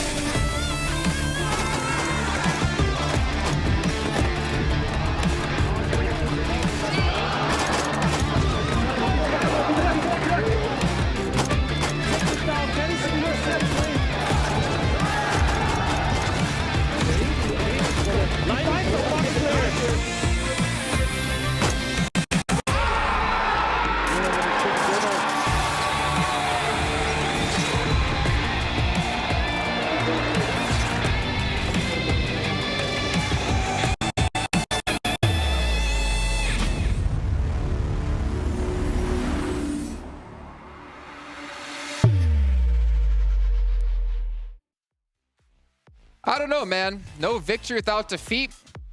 I don't think Tony K lives by those words because all he does is win, win, win, man. Vampire, another victory under their belts. That's 2 in total in this event. And Vampire are just continuing to build up a lead here as they hold on to that first place position. As Blank mentioned at the end of that cast there, it is very rare you see as impactful a player pickup in this kind of level of play, and the fact that Tony K has elevated this team so much with his presence is mental, but they're just once again cruising through. It doesn't seem any pressure. This was a really hard game to play for them because you have no hiding spots, but the execution on their position was absolutely a clinic throughout the match. Tony K, that's all he's looking at right now. I was talking about... No. That money. Oh. Come on. Remember the Indonesians? Talent? That's true. That's true. Yeah. Anyways, yeah, he's currently looking to break those records, and I think, man, he's getting really, really close to break the record for the most Illims. Even though we have a whole day left and still, like, what, 3 matches? I was doubting at the start of the day. I'm starting to doubt way less. There's a very big chance that with results like this, every single match, he could reach it today, which I did not think was feasible by any stretch of the imagination. If I could go back in time to when you said Tony Clay, I would smack you in the face now. How dare you mess up this man's name, this legend. We doubted him. Remember? Well, I mean, you doubted him, right? You know what? Let's back it up a little bit. We didn't doubt him. We were just wondering what was going on through his mind when he was the support role. And he was like, you know what? I kind of don't want to be a support role. I want to be a fragging role. And it worked out. He's clearly not a support. Definitely not. I'm not going to question his decisions. And he actually might pick up one of these sweet devices he's using. The Honor Magic 5 Pro powered by Snapdragon 8 Gen 2 and Honor self-developed GPU Turbo X. Because, I don't know, get this man that phone because he is playing so damn well with it. All of Vampire have been. And you guys can obviously pick one up for yourselves as well. But no. You're not allowed to touch it, Seven. Please. Stay away. I want to be like Tony K. Ooh. Ah! I don't think it's going to make you as good as Tony K. Unfortunately, you're just washed. Max, actually. Well, you know what? We got contests happening as well here at the PMWI event. PUBG Mobile and PDP are launching a very exciting esports outfit design content with our PUBG Mobile Esport Pro teams. I would love to see that. Get me a Vampire Esports jersey in game. I would wear the hell out of that. But also, we have some design awards. We plan to run a PDP co-creation project during future global events such as PMWI and PMGC with the Creator Awards to evaluate your gaming experience. And also, one more to go here. Don't miss out on all the fun and visit the official PUBG Mobile website for more information about what the Wonder Journey is. But wait, there's more. I would like a Tony K shirt in the game. Okay, you've completely given up on Alpha7. You just a I have not. I'm Tony just K fanboy. Alpha who? Yeah. Alpha what? Not yet. I mean, I'm definitely fanboy. Tony K or Alpha7? Paraboy who? Whoa! Oh, I knew that would get you guys. I mean, Tony K was voted by the players as the most handsome player. Wait. Sure. Oh. He was. Yeah. That PMWI was. All right. Well, we got about 3 minutes till we hop into our next match, supposedly. So let's actually take a look at the match rankings to get an idea of how many points they got for themselves. 21. 11 eliminations. To be fair, though, I think that the downside of this is that Vampire just kind of overshadowing the performance out of Alpha7 that they've had in this match and today. Also, Gladiators up to 13 points in this last one, with Flux getting 10. Yeah, I mean, a lot of teams still doing relatively good, but as you said, completely overshadowed by the performance of Vampire Esport. A little bit rough, though, on the second page. Still not seeing Dplus KIA initiate that resurgence, which I'm starting to think is it a little bit too late, because that transition from the All-Star stage to the main tournament 7 has been rough, and they just don't make it even to the late game. It's really weird. They lose players super early, and even when they do make it late, there's like 2 players alive sometimes, and they're just not able to use all that utility they tend to stack on. Yeah, and I mean, we saw that play arrive from Crypto, from Twisted Minds. He was able to take on those players from Dplus KIA, and he destroyed them, which was good to see. I was talking about he might be feeling some pressure on his shoulders. Maybe this is the kickstart they want. I doubt it, but hopefully. I mean, let's be honest. Do you think any team in the second page right now can catch up to Vampire with the way Vampire playing? I don't think almost any team could catch up to them, but let's actually take a look here at the stats from this last match and see how much damage Tony K was able to do. But also, it's not just about Tony K, though he is performing so well. We want to see how the rest of his team is doing, because it's always a team effort here at PUBG Mobile. It's not solos. I agree. True. Look at the stats. I kind of want to actually see Ravensclaw's damage. because he was able to hold such an off angle. I want to see if he was just chilling there for a very long time. See, Max, this is kind of what I was hinting at right here. And I'm glad, by the way, Tony K, great performance. But I want to see a little bit more out of Ravenclaw. Oh my gosh, 7-1-1-2. I'm going to go on what you just said there about Ravenclaw. I don't feel like we need to really see that much bragging power from him. I'm okay with how things are currently working because he's clearly setting up the team. Yeah, whatever they're time. doing is clearly working. Let's not ask him to change anything, Seven, if you want to see Vampire win. He just gets information. He gets information and directs the team in such a strong direction every time that you just enable your team to do well, right? Ravenclaw is just the guy. I think if he wasn't there and you had a player that wasn't as efficient as scouting, setting up off angles, I don't feel like we would see Vampire get as many late game positions as we currently see in PMWI. Something that's been working out great for Vampire is they position themselves in such a way with what you're saying is that they don't have to really take fights. They let everybody else fight. Yeah, and when they do fight, they win. Yep. Let's actually take a look and update of what our top 5 fraggers are for this event. And Tony K's at 30. The record set last year was 37 by action. Tony K could break this record today and win himself $10,000 extra. If there's any doubters in the chat, no more. Max, you were a doubter. I Max, was. Are you not a doubter? I'm not a doubter anymore. Yes. Now I want it to happen today. Yes. I would love to see that because that's just not breaking the record. You're just annihilating the record at that point. 50? Well, keep in mind, right? He doesn't want to set the record too high because that means next year he has to break it again. 38 stops fragging. Exactly, right? Let's actually maybe check with the overalls if we can really quickly, too, to get an idea of where, most importantly, Vampire are. I mean, obviously, Alpha7 was in second place. They're still keeping up with them in points. But I think Vampire's starting to build up a lead here against some of these teams. Well, Alpha7 actually ended up getting passed by 6-8 after the previous match. Yeah, so I think Alpha7 is going to be able to now regain, again, the second place. I honestly don't see anybody being able to catch Vampire Esports, even though I would really want Alpha7 to be able to catch them, right? Because I do that region a lot. The way Vampire Esports is playing right now is ridiculous. I'm not a massive fan of like tournaments where you already know which team might just run away with it all. There's still a chance it's not going to happen. Do we expect them to fall off 7? No. I mean, the thing is that they keep doing the same thing in regards to, I was trying to get to it earlier, they position themselves in such a great spot that they pretty much wait for all the other teams to fight it out. And then at that point, they're like, okay, I think it's time we want to involve ourselves. The pacing, once again, it comes down to the pacing of the game. And now going over to Alpha7, I do have to give them props because they were able to implement something really well yesterday. And that was the 3-1 split, being able to have Mafioso there as the anchor. They've been able to do that again here today, and it's not Miramar. It's good that we're getting a chance to see this here in Erangel with Mafioso being able to be the anchor. I think at one point, right, Max, you saw them trying to make a push onto a team? Yeah, and actually they sent Revo onto the side. I feel like they were just going to leave Revo to die out in the blue and just try and secure information and an off angle thanks to him and then just try and play it out as a 3-man team. But it worked so well, they were able to actually get Revo back with a whole squad and then spread out, get multiple angles in the fields. But then the moment Mafioso was picked away, which it's kind of unlucky because he just got instantly headshot. I think it was a mini 14 by one of the players of Vampire. It was an instant knock. But if Mafioso doesn't get knocked and they hold on to that off angle that was really, really well set up by the entirety of Alpha7, I think they win that game. Vampire, I felt like they were baiting Mafioso for the longest time with the two players. With the two players, yeah, and then Tony K was just like, hey, I'm here.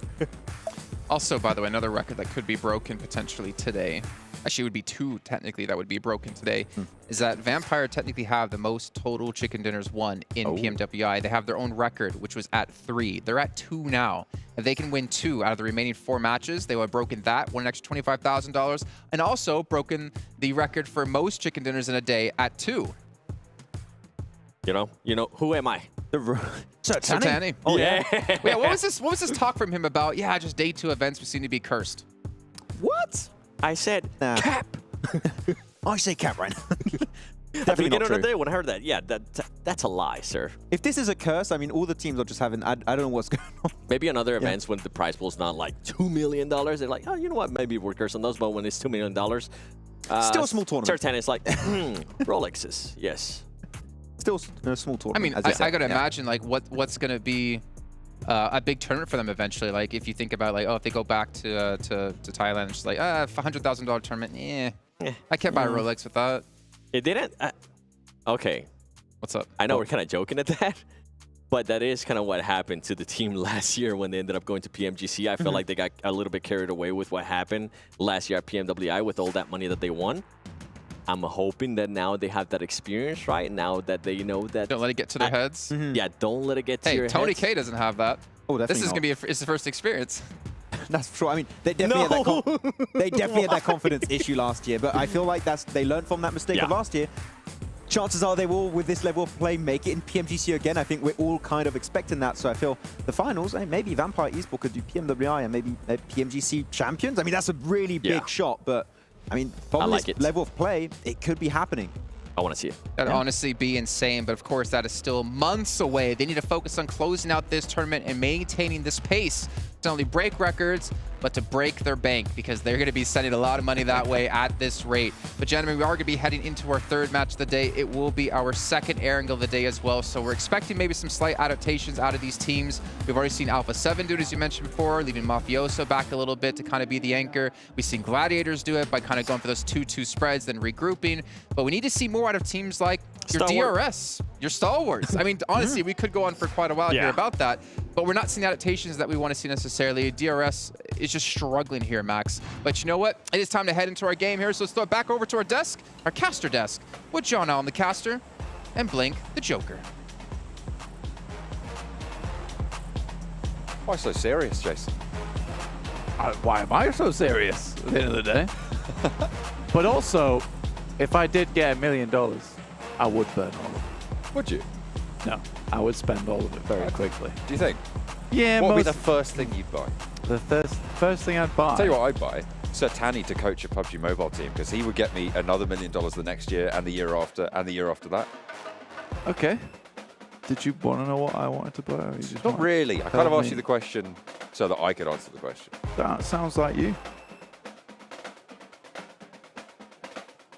What do you think of Tiamba? I think that they're doing the best. I think you should stop ragging on them. That's fair. What do you think of Tony K, though? I think he's doing the best. 100%. The guy's out of this world right now. Just looking at his stats, though, alone, it is unbelievable. I mean, 22 knocks. His grenade limbs are lacking slightly. You know, he's one behind first. That's not okay. Yeah, that needs to change. That needs straight to away. step up there. I mean, the damage numbers, I don't think the desk talked about it too much, but the damage numbers alone 6K. were insane. Like almost double second place. Yeah, he's ridiculously good. A pickup for the ages on Vampire.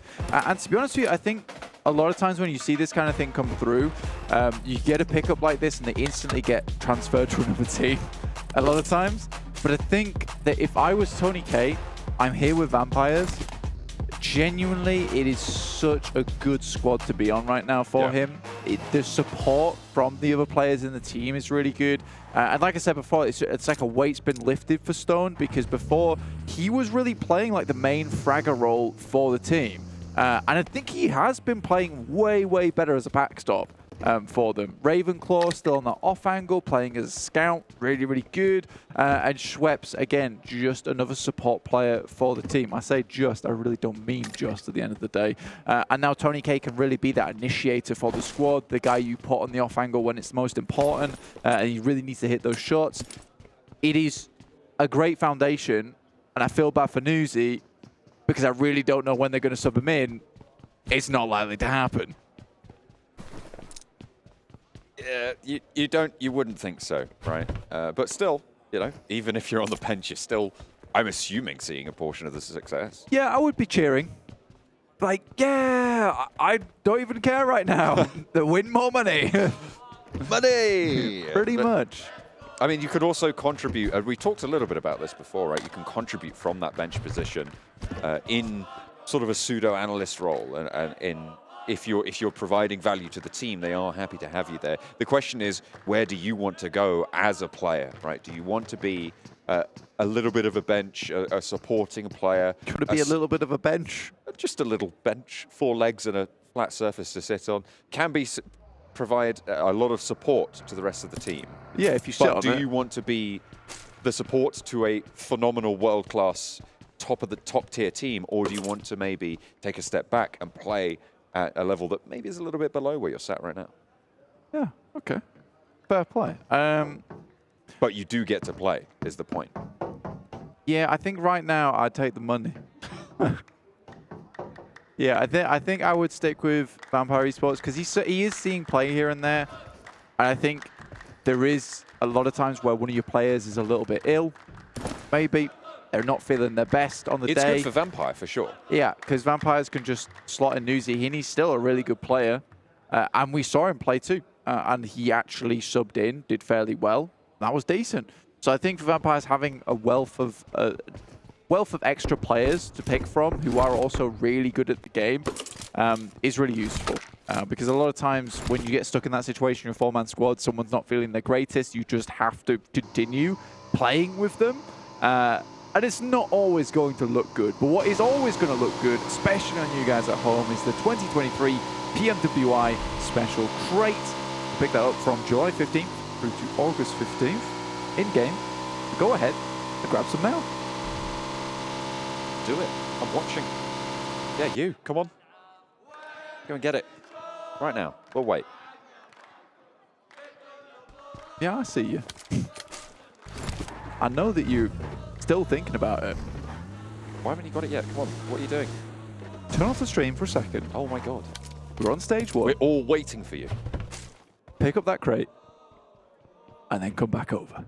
And we'll all have a merry time. I guarantee you, something good's going to be in there. In the meantime, though, Circle heads over towards that western side. Favors Vampire Esports. Why wouldn't it, at the end of the day? Alpha7 also did make a move down towards the top side of Everest. Gladiators certainly have brought up their stats overall. 3.75 eliminations is great. They also didn't have to drop alongside with Tiamba. Opted not to pick up that similar start that they had in Erangel, which was pretty horrific as Gladiators were able to take them down pretty niftily. And I think Gladiators were happy for that. Having that extra 4 eliminations in the bag at the start of the game allowed them to get a really good amount of points. They're now in 5th with 60 points, just behind Box Gaming in 4th. So a really good jump up.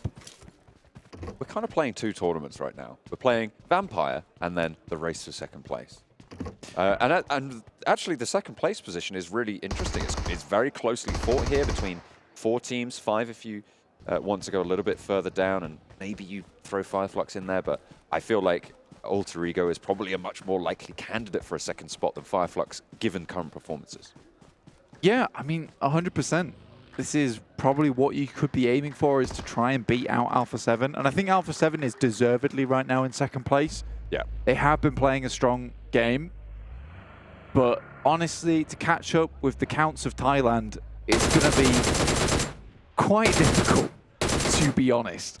And I think that with this particular circle, it's lilting towards Vampires, which feels scary. Basically means they win it, right? Basically, yeah. Are they in the circle? Okay, they win. Are they outside of the circle? Yeah, probably still win. They have that factor. I'm in the circle, therefore, most likely, I will be taking home all the money of this tournament factor. I'm here, therefore I win. Yeah. Although, to be fair, this is their 2nd chicken dinner that we've seen. We're speaking of them as if they are indomitable completely. Yeah. But they have been beaten before. We've seen it, actually, quite a few times. Yeah, in PMGC, before they decided, actually, guys, we're good. We're actually good at this game. Before they decided, actually, guys, we'll pick up Tony K. Yeah. Well, the last day of PMGC, it was an absolute slobber knocker. Picked up a load of chicken dinners on that day, able to get up to a pretty reasonable result. I think it was 6th or 8th place. I'm pretty sure it was 6th, though. And again, Vampires, although they were beaten, certainly felt like a switch was turned on at that point, and they have just gone on to do extremely well this year. And 6th in PMGC. Yeah, 6th. And some really good results. But we are harping on about Vampires so much because they are so good. You know what really interests me, though? Is our PEL resident, 628, 66 points. Really well done here in 3rd place. Feels like a team that's got under the radar a little bit today, but they're certainly still putting up points. especially benefiting from the amount of eliminations they were able to pick up yesterday.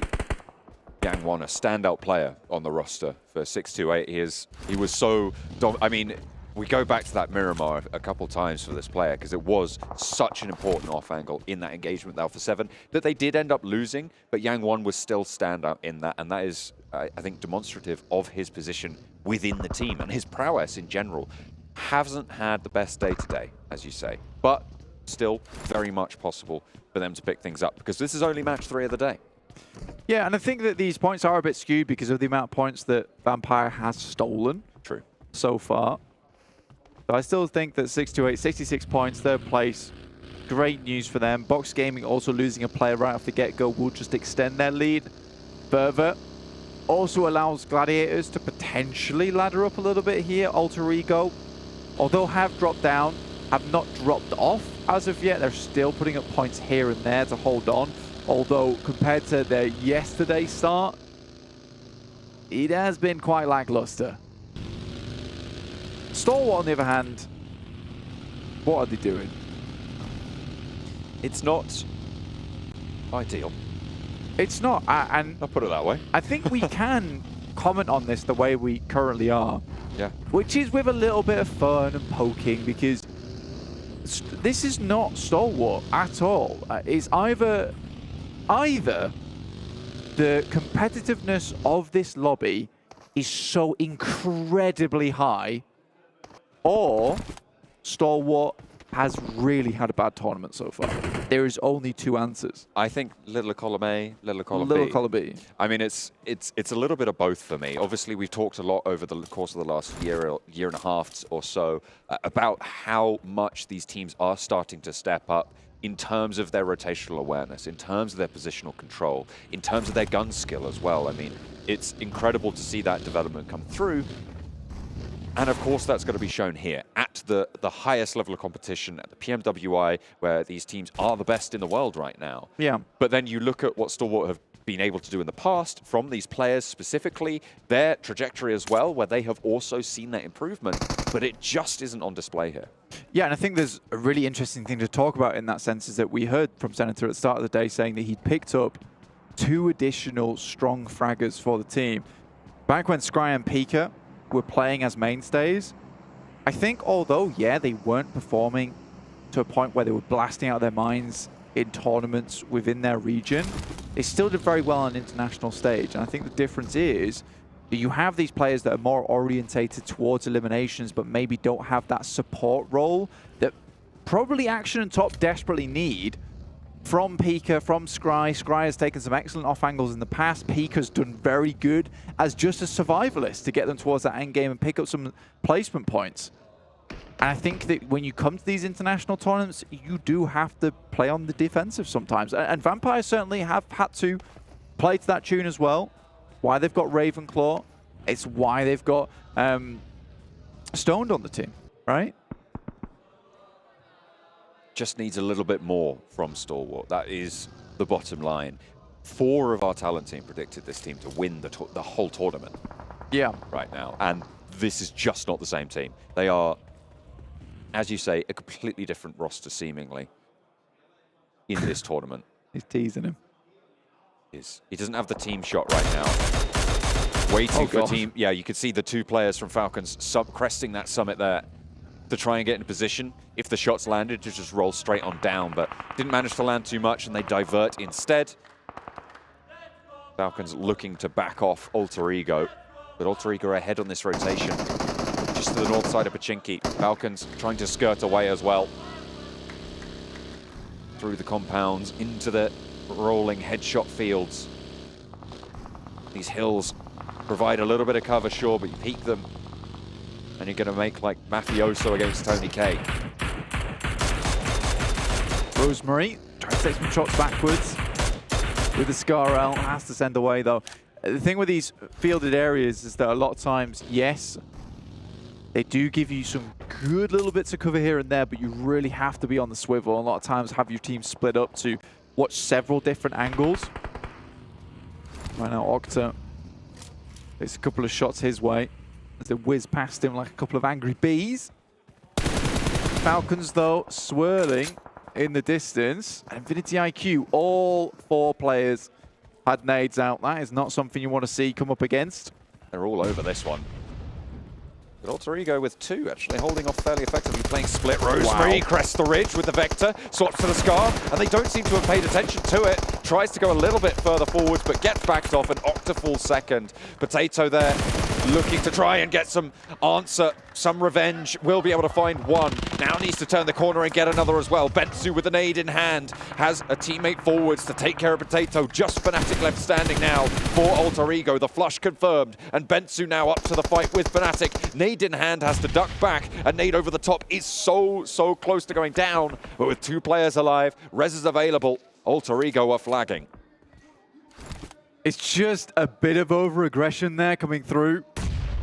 Wow, Fnatic finds Bensu on the top side. That's really big. Might be sending another nade, goes a little bit too far. Has the UMP, but versus 3 to do the work all over again. That is not going to be easy. Fnatic, one more nade, but the UMP as well.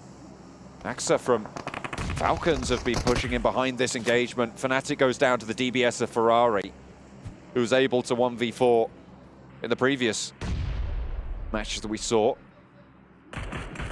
Now wants to keep his team alive, and Infinity IQ get everyone back to their feet. They have a path into this next circle, but it's treacherous open ground, and Falcons are right here as well. Yeah, I think you saw it from Rosemary. I mean, we've all been there where you see a squad all lined up. You take the initial, you find maybe one knock, and you're like, I could go for the 4-piece. It will look amazing. You don't find it, you go for the repeat, and you get knocked down. I think Rosemary could have waited for the rest of the team. Kaldailan finds one. Huga's down, and just Ferrari remaining now. Needs to repeat performance here. Bensu flushed away as well. They tuck in, look for the res. The nade is there. Poigar rotating in on bended knee, and the shotgun finds the flush. Ferrari with the DBS, not going to get it done this time. And Ragnar seals the deal here for Infinity IQ. They take the tumble. Falcons sail on past Forest, who is not hitting the shots like in the past. We'll pull out the nade, though, to defend on this ridge side. Pretty strong position for Dplus KIA. He's right on the edge of the circle, though. Tony K, once again. I mean, there's not much to say about that, honestly. He is just that good. Still popping off from halfway across the map. They are destroying the 2 teams fighting off in the distance.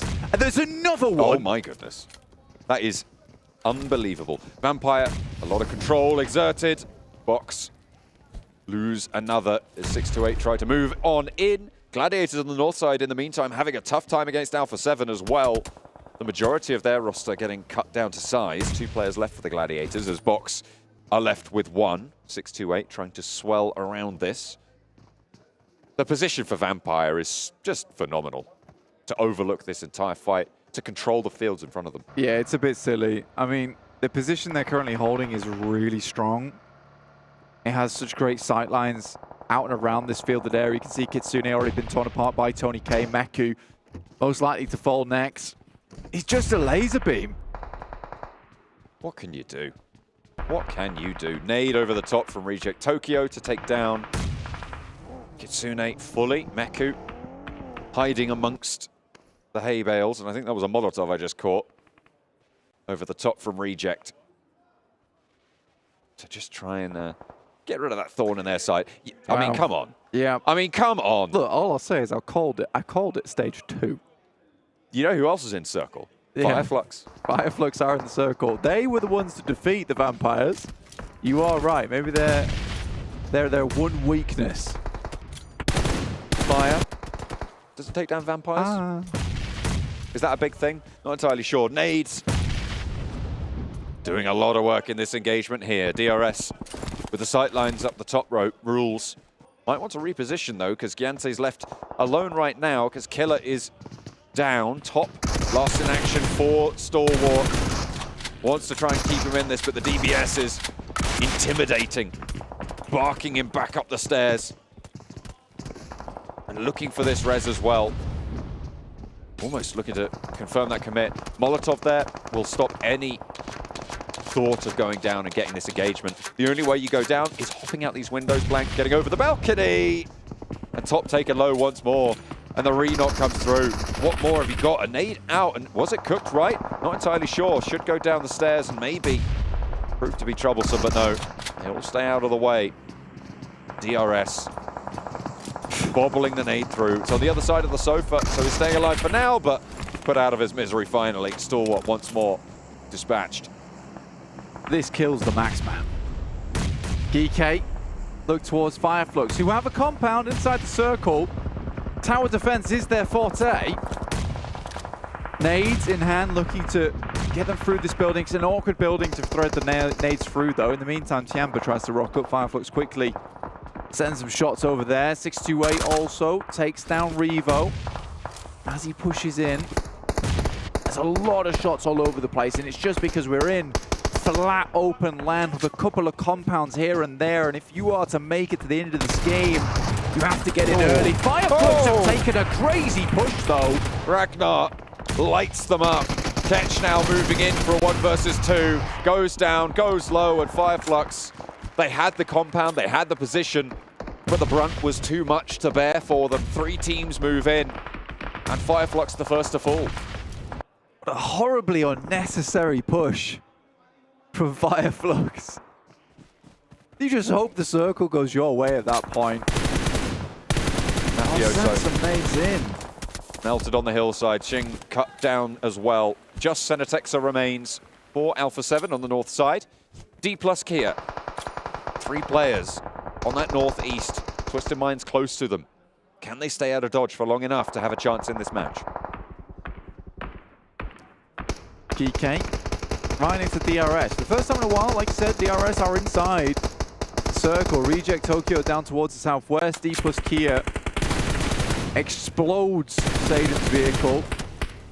Pretty sure that was assisted by some of DRS's shots. Vampire shift. Are you looking for the vampire shift? I'm not looking for it, I'm expecting it. Dplus KIA, yeah, they can't stay safe out there.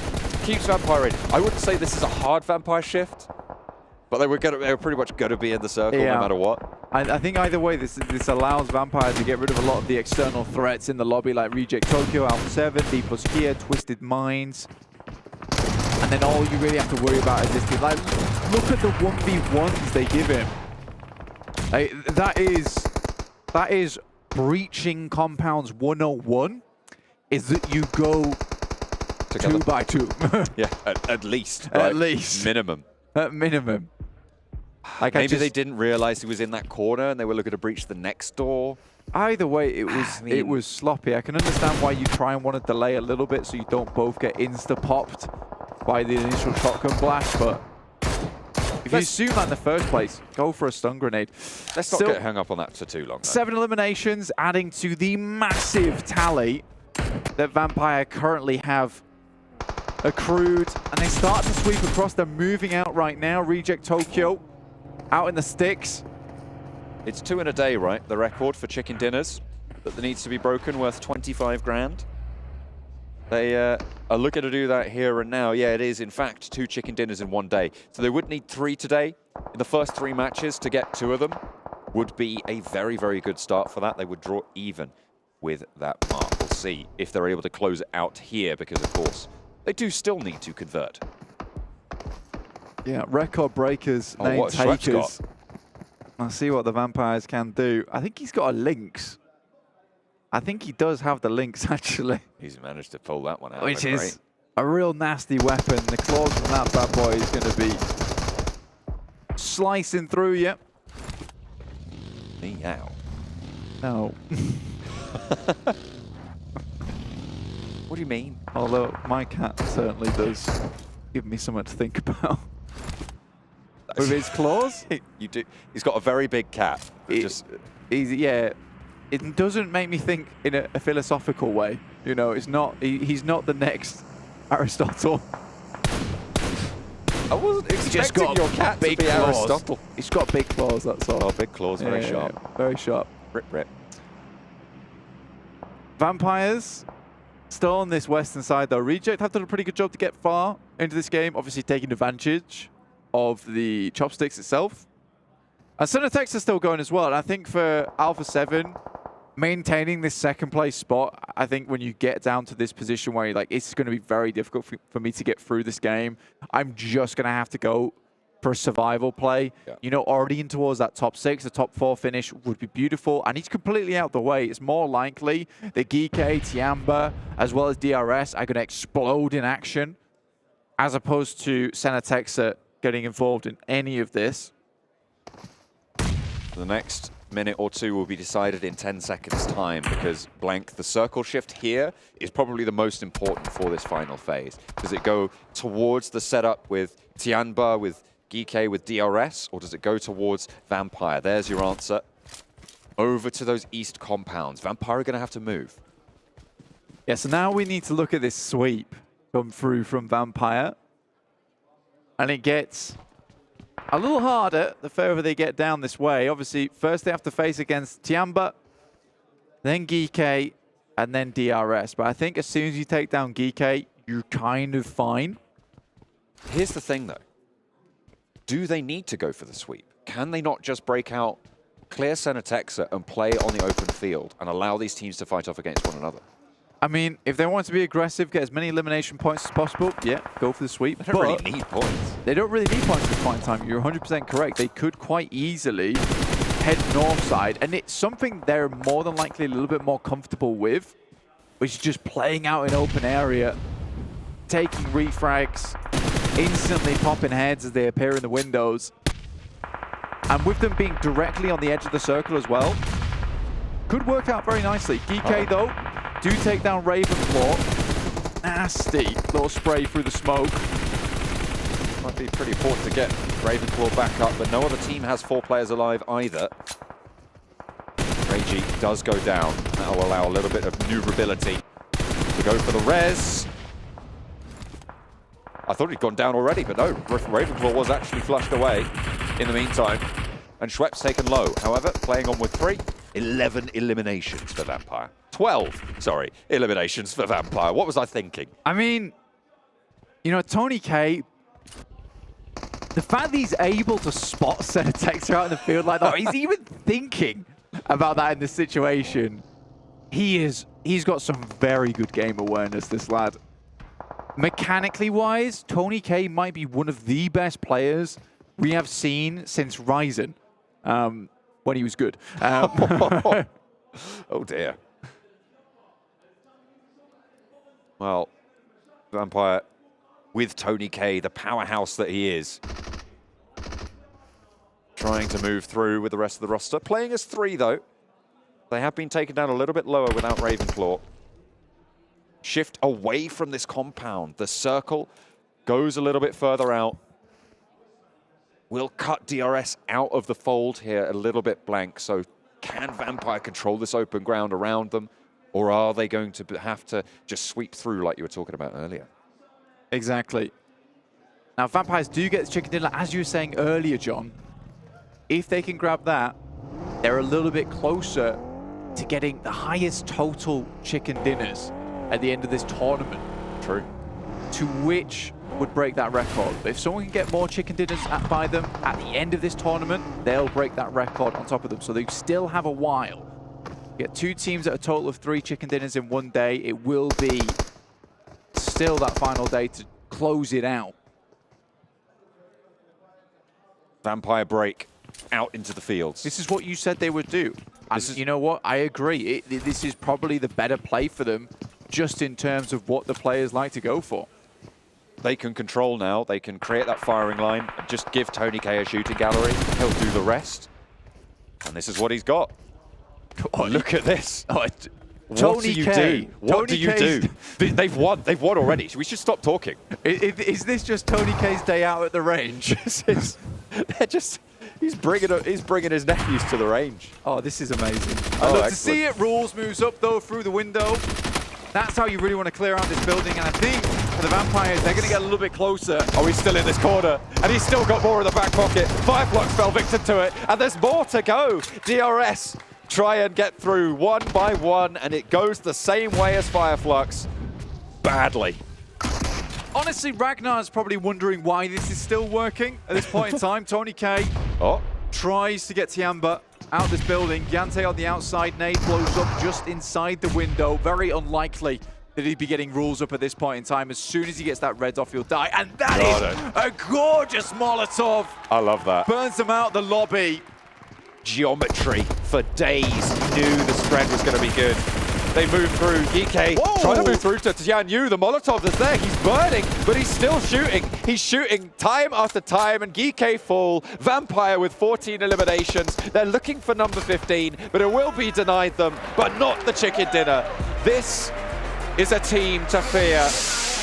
Nobody standing in their way. They move across like a hot knife through butter. Fields or hills, it does not matter. The buildings fall. And it is Vampire to cinch the lobby shut. It's no big deal. I mean, turn the lights out at this point in time because a shadow has descended upon this main tournament. And it's going to be a difficult one to get rid of because these guys are out for blood at the moment. And it really was just Tony's day at the shooting gallery. Nosferatu, Dracula, Tony K, the most dangerous vampires in the world. You don't know about Tony K? Well, you do now. Absolutely. Plenty of victims falling to the cannons that Vampire have brought out today. Who said there was a day 2 curse for this team? They have absolutely broken the back of that. Bane could never. What a ridiculous tournament this has been so far. Vampires on for 4 for 4 at this point in time. If you didn't know, you know now. They won last year's PMWI. They won the first tournament PMWI last year. They won the second tournament PMWI last year. If you weren't tuning in for All-Stars, they won All-Stars this year. And at this point in time, it's looking very likely that they'll win the main tournament too. And at the start of this game, we were saying, maybe we shouldn't say that too early. I don't think it's too early anymore. I don't think so In either. the meantime, we'll head to a break.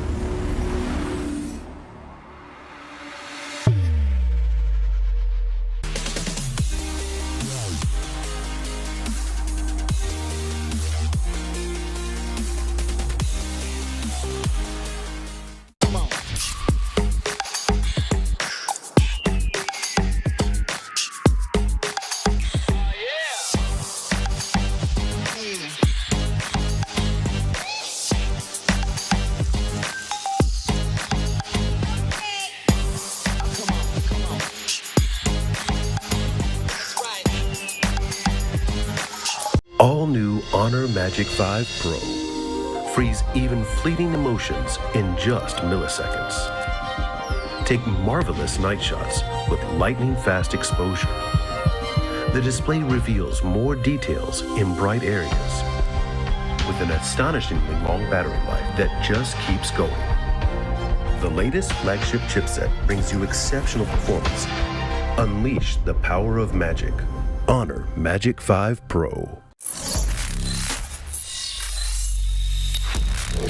Open your eyes. When you look into my eyes, tell me what do you see? Tonight, I'm gonna show you the wonders of them all. Hey, I got nothing to lose. I got nothing to lose. I need warriors. So is this what you want to be? You wanna war? Show me what's up, then. Now we ready to bust in. Take everything, leave 'em with nothing.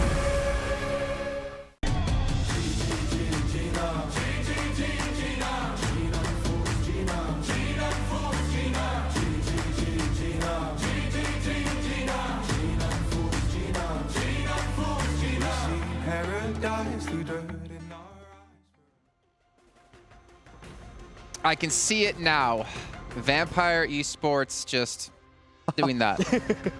My lord, what is going on with this team? They take home another chicken dinner. So not only 7. Yeah. You brought this up in the green room because I completely brain farted.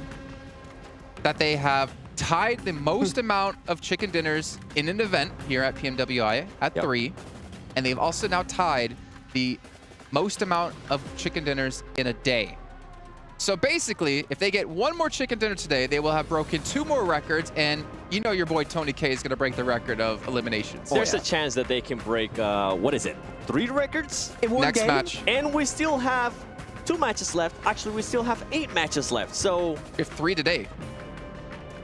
2. We have 3 today, and we have 6 more tomorrow. So that means 9 total matches to do this in. It's going to happen. The question is, how far are they going to go? They're clearly aiming for it too, right, 7? I mean, that final moment in that game, they didn't have to aim for eliminations. They didn't have to really play aggressive. They just had to wait it out, and the other teams were going to take care of one another. Tony K was like, I want to get in nade range. Picks up, what, an extra 1 or 2 eliminations when he didn't even need to, because he's aiming for that 37 bar. He wants to breach the record and get some extra cash on board. He should be at 34 now, too. Yeah. Man. But that is exactly what you said from Vampire Esports. Wait it out. I feel like that's been the story of All-Stars and now at the main event. They pick and choose when they want to get involved with the fight. Even when they don't need to get involved with the fight, they're like, you know what? We're looking to get some money from the records. So yeah, let's get involved. I think Tony K has more eliminations than a majority of teams have points in this event right now. I actually almost want to check that. I actually don't. I mean, we'll take a look. Actually, you know what? Can we look at overalls now, and we'll go back to the other stuff? Because I'm curious with that number, with that stat. So you should have 34 eliminations. We see 52's 8th place at the moment. They are 47 points ahead of anyone else. And that's with Alpha7 having a good day, too. What is going on? It's not a fight for first. It's a fight for second. For second. Yeah, exactly. Sure. Which I'm super okay with. Talking about Vampire, actually, you said that they don't take, like, no, they're very good at taking their fights. I don't recall this. 10th Sorry, place. Max. Sorry, Max. He has just the same amount of points by himself that Team Falcons have as a team. I don't recall Vampire Esports taking a single unnecessary fight this entire event. Maybe one that comes to mind, but that's it. But that was at the All-Stars. Yeah, and that was when they were All-Stars. already pretty much secure. Yeah. This is insane. This is the sign of a Kang-level threat. Not only is this universe under trouble, the multiverse is under trouble right now with him. This is insane that they've been able to maintain this pace, not only in All-Stars, right, which obviously we got some good teams, but this is like a completely different event. These are teams who earn their way through. These are some of the best teams in the world. These are 2 of the best teams China has to offer right now, and they're making quick work of all of them. Go for it. Sorry, we have done plenty of the big international events regarding PMGC, right? We saw when Nova was dominating. And I personally feel like Vampire Esports, the way they're playing right now, this is the most dominating performance we have ever seen out of a team. And Tony K, this is the best performance we have ever seen out of a single player. Yeah, I feel like this is the best performance of a team we have ever seen in PUBG Mobile Esports history. That is how dominant of a performance we've... I truly believe so. I feel like it's even better than when Nova won 2 PMGCs back-to-back. I feel like that is how strong their performance has been this event, because no one has been even remotely close to their performance. And sure, they might have fumbled a little bit in the PMGC Grand Finals last year, but I don't think that's going to happen. I feel if they make it, they could win it all. Let's keep talking over them, though, as we actually do see their total player stats from this event as well. Just giving an idea of how well they've all been playing, Tony K in particular. But again, I don't want to discount anyone on the team. I know we talk about Ravenclaw a little bit, but the fact is Tony K could not perform like this without the help of his teammates, without how their teammates are playing, without how the in-game leading is being made. Let's get the ball on your screen here and really start to break this down, because he was almost 3,000 damage ahead of Stoned. Or sorry, Schweppes. Almost 7k damage. Oh my goodness. Are you joking? He's over 2k ahead of Schweppes now. Stone, 34, 20, 21, 9. Okay. Ladies and gentlemen, you are seeing history in the making. I think those three players, Tony K, Schweppes, and Stone, have more points than Alpha7 have total, or it's really close. And that's the second place team. I wouldn't be surprised. I mean, because they were at like 70-ish points. Yep. And those three eliminations combined is about 70 points. Yep. What else do we say? Vampire Esports is about to have two teams. The one with Ravenclaw and the one without Ravenclaw. And they will still be at first place. The worst is, if you want to have a team to have even just a slight chance to catch up to Vampire and overtake their position, they need to have a horrible rest of the day and a terrible day 3. I'm pretty sure everyone here, the Casters 2 and all the other languages covering this event, don't expect to happen. So I could see every other team getting together. If you've seen that esports meme where they're like, okay, we need to kick them out of here. We need to vote them out. Or they get together and be like, hey, Max, man, I heard you got some great powers. Can we lend them? It's not going to work. Try it. It is not going to be enough, okay? I'll take the garlic, I'll take the silver. It's not going to cut it. Insane stuff. But you know what? Let's move on talking about them, because we can talk about them honestly all day long. We got to talk about some other teams here. And GK was a team you two wanted to actually touch on here, as we can take a look at their player stats in this last match. Now, why did you want to touch on this team in particular? I mean, especially from yesterday, it was always Satan, right? He was the player that was able to clutch it up. We were talking about this at the beginning of the show as well. I was saying, yes, he is currently within the top 5 fraggers. I believe he was in the 4th place. I wanted to see what the other players were going to be doing, right? He needed some backup, and I feel like, especially after this last game, we're finally being able to see that. I mean, we saw Gai being able to put up great performance. He was also being able to throw some mollies and make the other team back off. So I think we're finally starting to see GK Esports as a team and not just Satan. Yeah, I feel some teams understood you don't walk through doors when another player on the other side has a shotgun, especially in SK12, a little bit of a dangerous path to make it through, but great timing from them. They saw the compound of 5 Flux and they were like, okay, it's a really strong position, otherwise the rest around it is pretty much fields, which not really playable at the time, so just full send it, breach it, and if it works out, which it did, you're going to be coming out at least in a top 3 podium finish, which they ended up doing. Still want to see a little bit more of hope, but overall the team is looking a little bit more solid when they're not dropping on Dplus KIA. It's slowly but surely they're starting to become a surprise team for me, actually. Yeah, no, fair. And I feel like Ragnar is living up to the expectations set after being the MVP of the MEA Championship, so they're kind of getting back to that level we hope to see in the event. You know, it's kind of a shame, too, because I feel like we have seen a lot of really good play out of some other teams. It's just that it's been overshadowed by how well Vampire have been playing. I don't even know where to go from here. Like, I'm almost going to jump us back to Vampire, because why not? But there has to be some other teams we can talk about here. I mean, Alpha7, 6-8 as well in particular. They're pretty much like one of the formidable forces we've seen in our overall rankings. But even they aren't able to live up to this. But, you know, comparing number 1 versus number 2 team here across the event, you can see Vampire still ahead by a lot of damage. And with this, I mean, this is just today. Sorry, and this that's is the today. thing. 30 elims today. What? That's the thing. That's just today. You're joking. That's 3 matches. They were averaging 9 elims per match yesterday. They're averaging 10 elims per match today. How many elims did they get yesterday already? 54. 54, and they could beat that, and we thought, like, 54, there's no way you can beat that. They're on track to do it. The crazy part is that Alpha7, before Vampire Esports started winning, they were like, okay, we're probably going to be having a great day. When I got a chance to talk to the players earlier, they were feeling confident. I can't wait to see what their faces is going to be looking like when they are having their best day so far from All-Stars and also from main event. And still, that's not good enough, because Vampire Esports is outshining them right now. Though on a more serious topic, to analyze really what Alpha7 has been doing, you mentioned multiple times the passive approach. It's worked out once again. Gladiators, GK understood they're such in a strong position, we can't really take and wrestle that position away, so we're just going to avoid it, which allowed them to have full control on the northern edge, but then Vampire had good angles and it was a bit too much. But the passive playstyle has been working absolute wonders for them. It's just not to the level of Vampire. I feel like they're trying to mimic exactly what Vampire is currently doing. Something that I actually did not like Alpha7 doing in the previous match. They were still trying to do the 3-1 split. I didn't like who they have as the single player on that split. I was talking about how Mafioso has been able to be that player. I was talking about how Revo has been able to be that player. Previously, it used to be Carrillo, and it didn't end up working out for them. Once again, They had Carrillo being that single player, being that solo player with the other team separate. I want them to go back to either Mafioso or Revo. I feel like that ends up working out better for them. At one point, I think I saw Carrillo being a little bit too eager, getting hungry for those illims. And I like it more when it's Mafioso or Revo being the single player from that 3-1 split. Okay, well, you know what? I think it is time for us to talk about something else, though. Can you guess what it is? Not sure. Where are you going with this? The records? Where do you think I'm going with this? The records, maybe? No. Oh, okay. Maybe our honor phone? No. That would have been good. I'll give you a hint. We did this earlier today. Oh, Dragon Ball Super. We play the new game mode. Oh, the yes. Dragon Ball Super PUBG Mobile crossover. We were smacking down people. We, for some reason, all decided to just beam the same person down as well. It was glorious. A great new mode. There's new items as well. Vehicles. The vehicle is actually so sick. I was playing that on Erangel, and I was like, oh my god, I wish I want to keep this forever.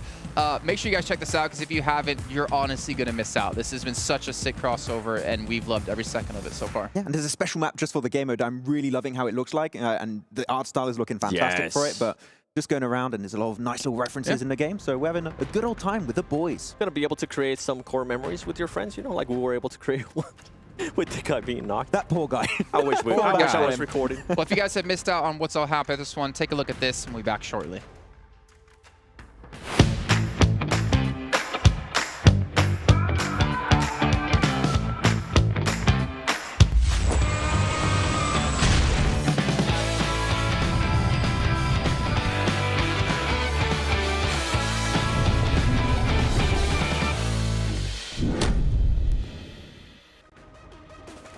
I don't know, seeing Shenron on there just makes you think of a great meme that was posted by, was it PMKill Updates over on Instagram, talking about you get one wish, and the wish is getting one of these teams into the main event, and he's like running away like, no, I can't do that, bye. It was like Aegon I8, Aegon S2G, no, BTR. BTR. I saw the meme. Shenron not powerful enough. What would your dream be? Which one? What would his wish be? Your wish be? Yeah. What would my wish be? See Star Wars doing better? Oh, okay. I had a different wish in mind. Yeah. Yeah. Not going that way. I know exactly what you guys are thinking, but mine would be to be taller. might not be happening. What, to be better at math? No, not possible. He's not powerful enough. Shenron can't do that. I'm a lost cause when it comes to math. Not happening. I feel so bad for you. You know what? Actually, in our future events, I'm gonna bring a little math book, Math for Dummies, and I'm gonna help you out. Really? Yeah. Oh, thanks. I appreciate that. So, first lesson: 3 times 4, 12. 12 now. Yep, Yes. Not 16. Thank you. But right now, Vampire are at 3 chicken dinners. If you missed it on the first day of play, make sure you go back and watch it as well. Here, we're gonna continue along in just about a minute's time, hopefully. And the question for me is, obviously, we're talking a lot about Vampire. Is, can they win one more game today? Yes. Because realistically, a team getting more than 3 chicken dinners in a day, or tying 3 chicken dinners in a day, is very unrealistic, especially with 1 day left, right? Which would mean Vampire would end off the event having the new record, taking home, I think it's $25,000 for that. So they could come out with, like, that's already what, 525,000. That could be 550 plus another 10K for Olymps. That's 560 plus another record of Olymps for an entire event. So that's like 570, 580. Plus what Tony K won already from the solos matches. Oh, yeah, which also. was like, what was it? I think it was 30K if I'm not mistaken. 30K minimum, yeah. That boy making money. Are we looking at like 600K they could take home from this event? I mean, with last year also, with the prize pool they won from last year, there's very small amount of teams that you can call like millionaire teams from PUBG Mobile Esports. They're going to make it as one of the teams after this event. 100%. Easily. If not already, with PMGC and everything added up, yeah. Yeah. Man, Sertani needs a raise. He's getting them, but those bonuses. Yeah, we saw them bonuses. I'm gonna get in his DMs, be like, hey, every time you come on air when we're at an event on the desk with us, you win. Where's my cut? Between every game, he's come and touch the desk, and he just runs back to like, okay, that's the little bit of luck he needs for the match. I'll take 7%. Not being greedy. Yeah. Oh, people ask for 10. 7's a nice number. Why? I wonder why. I wonder why. That's a lot of money. It looks like we will be heading to a short break here where we get some things ready to go. I think they need to check the devices because Vampire's been slaughtered everyone here so far. We're back shortly, though, to get into our 4th match of the day, which, of course, will be our final Erangel.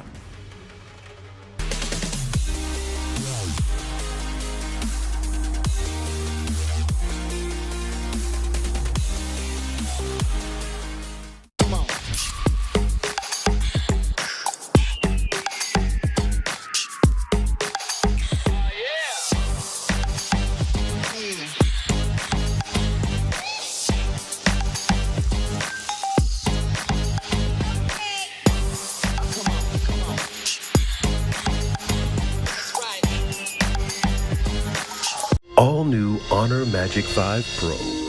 Freeze even fleeting emotions in just milliseconds. Take marvelous night shots with lightning-fast exposure. The display reveals more details in bright areas with an astonishingly long battery life that just keeps going. The latest flagship chipset brings you exceptional performance. Unleash the power of magic. Honor Magic 5 Pro. Open your eyes. When you look into my eyes, tell me what do you see? Tonight, I'm gonna show you the wonders of the mall. Hey, I got nothing to lose. I got nothing to lose. I need warriors. So this is what you want in. You wanna walk? Show me what's up then. Now we ready to bust in. Take everything, leave 'em with nothing.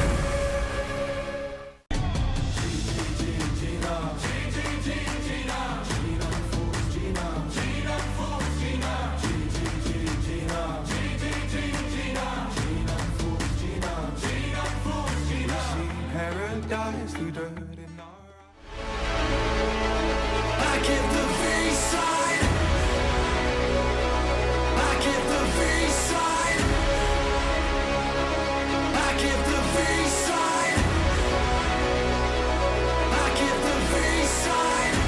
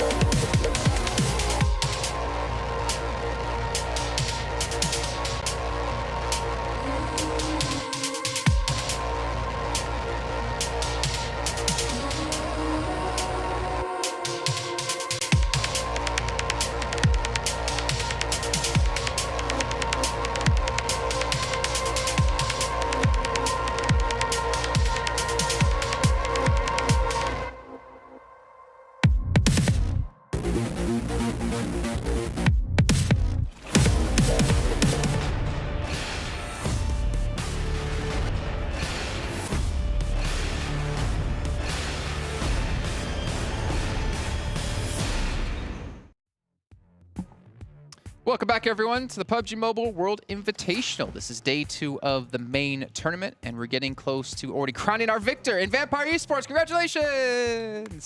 They are dominating everywhere. They're dominating everyone right now in the lobby. If you missed out on our 10-minute entirely Vampire Esports sponsored post-match for match 3, because that's all we were really talking about, and let's be honest, that's all we really can talk about here. But we have to talk about some other things, because then it's just gonna be the Vampire Esports show. Can we see the overall again? I want to see realistically which teams can maybe I don't know. I heard no in my ears. So I don't think we can. Yes, we can. Yes, we can. Woo! I mean, 129. God damn. All right. Hold this, my boy. Let's see. What are you looking at? I'm trying to see which one can actually...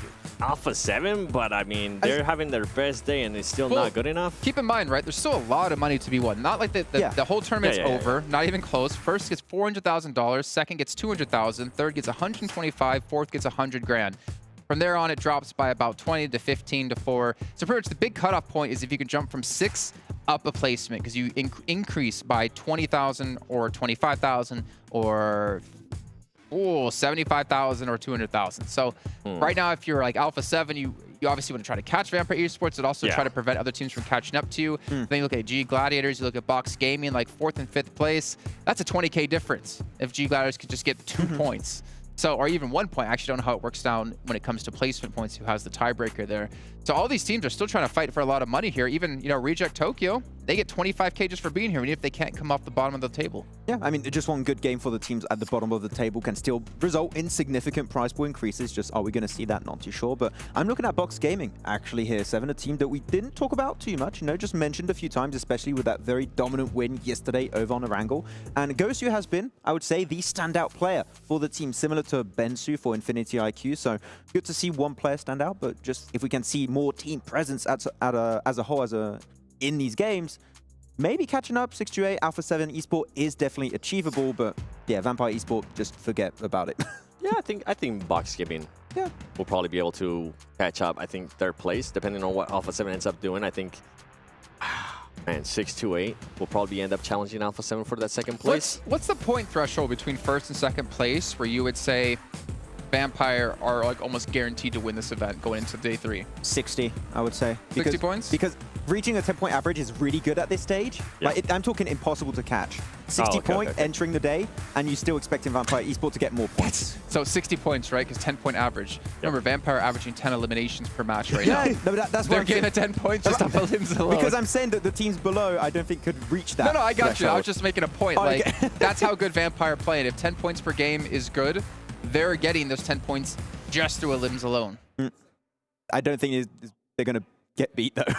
Yeah, unless something crazy happens where they just start mimicking exactly, and I mean all the teams start mimicking or just hot dropping on Vampire Esports. I don't see anybody realistically who can pass them if they continue to perform the way they perform. And what's so scary too, I mean, in the last match, they got blessed by the zone.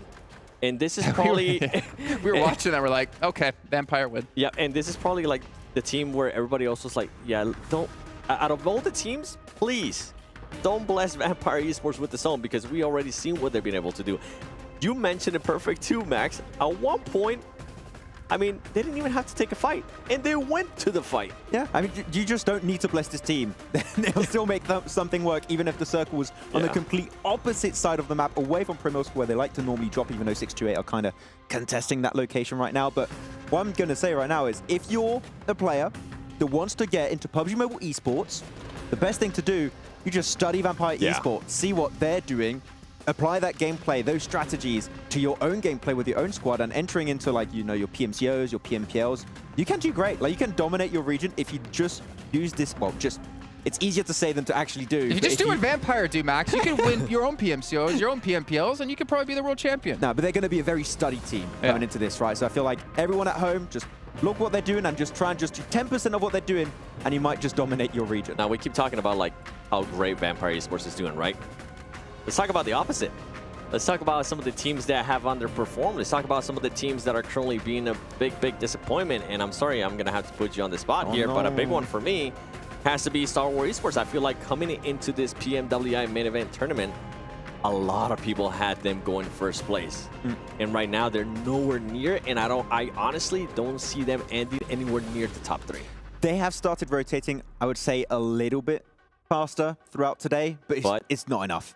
It's still too slow to the point where they're getting gatekept, they're not getting in positions quick enough, and they're being gatekept by teams on the edge of circle consistently, so they just can't get in those POIs because Vampire is always there.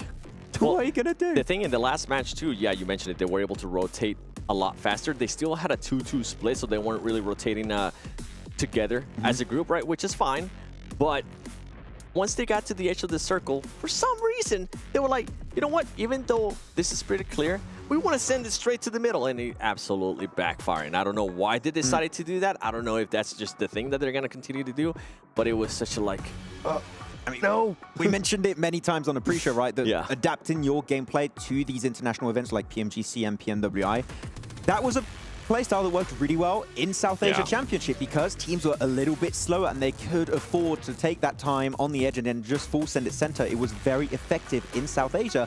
Thing is, you're always having teams being so quick on their feet, being in those center positions, and they just send it, well, now you have to breach, and breach is like a 50-50 in this position because teams are just so strong to defend their breaches that it's just not going to work as efficiently as they did back in South Asia. And if they are going to be breached like that, I do want the players to be a little bit closer. Great job on the early rotation, right? But if you're going to be breaching like that, group up a little bit more.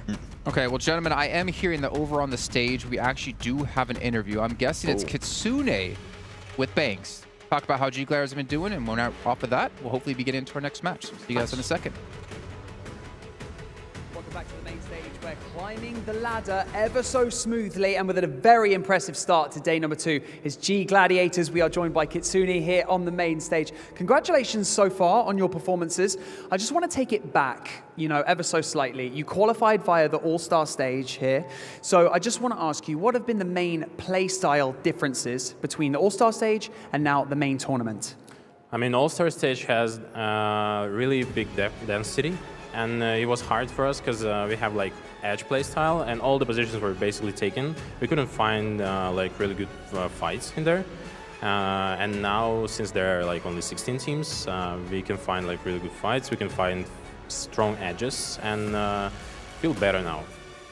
سألنا اللاعب كيتسوني من فريق جلاديترز انه وش كانت الفرق من المرحلة الأولى اللي كانت في الأول ستارز إلى المرحلة الحالية، وش أبرز الفروقات اللي كانت في المنافسة في هذيك المرحلة عن المرحلة الحالية في البطولة الأساسية. وذكر قال أن في مباريات الأول ستارز يوم كانت موجودة كان في 18 فريق، كانت أصعب، خصوصا أنه ما كانوا يقدروا يأخذون مساحات كثيرة، الفرق كانت جدا كثير عددها، وكل مرة كانوا يعانون في أخذ الأماكن وأخذ المساحات. لكن هنا في البطولة الرئيسية قدروا ياخذون المساحات أكثر، قدروا ينزلون في الأماكن اللي يبغونها وسيطروا بشكل أفضل، فيقولون إنهم ماخذين راحتهم في هذه البطولة بشكل أفضل.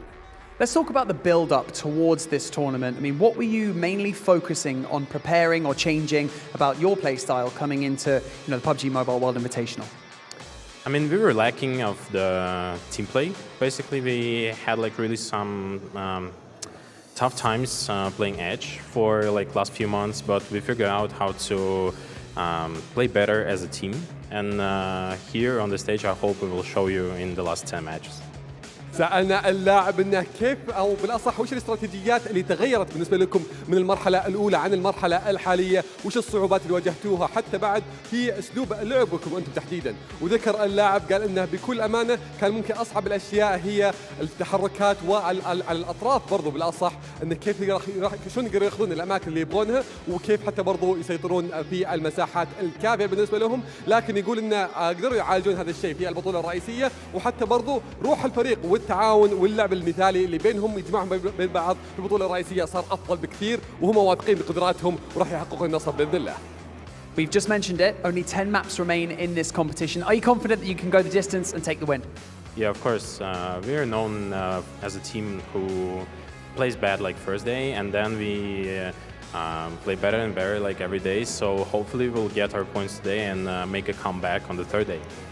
سألنا اللاعب انه كيف كانت خلينا نقول ثقتكم العاليه في المنافسه، هل انتم واثقين بقدراتكم بالمستوى اللي قدمتوه الى الحين؟ قال اكيد احنا واثقين بالمستوى اللي راح جالسين نقدمه، لكن في نفس الوقت احنا معروفين ان في الايام الاولى ما هي افضل الايام بالنسبه لنا، لكن يوم ورا يوم جالسين نتطور وجالسين نتحسن، وفعلا هذا اللي شفناه منهم، جالسين يتطورون بشكل جدا كبير وما هو بعيدين عن المراكز الاولى في الترتيب.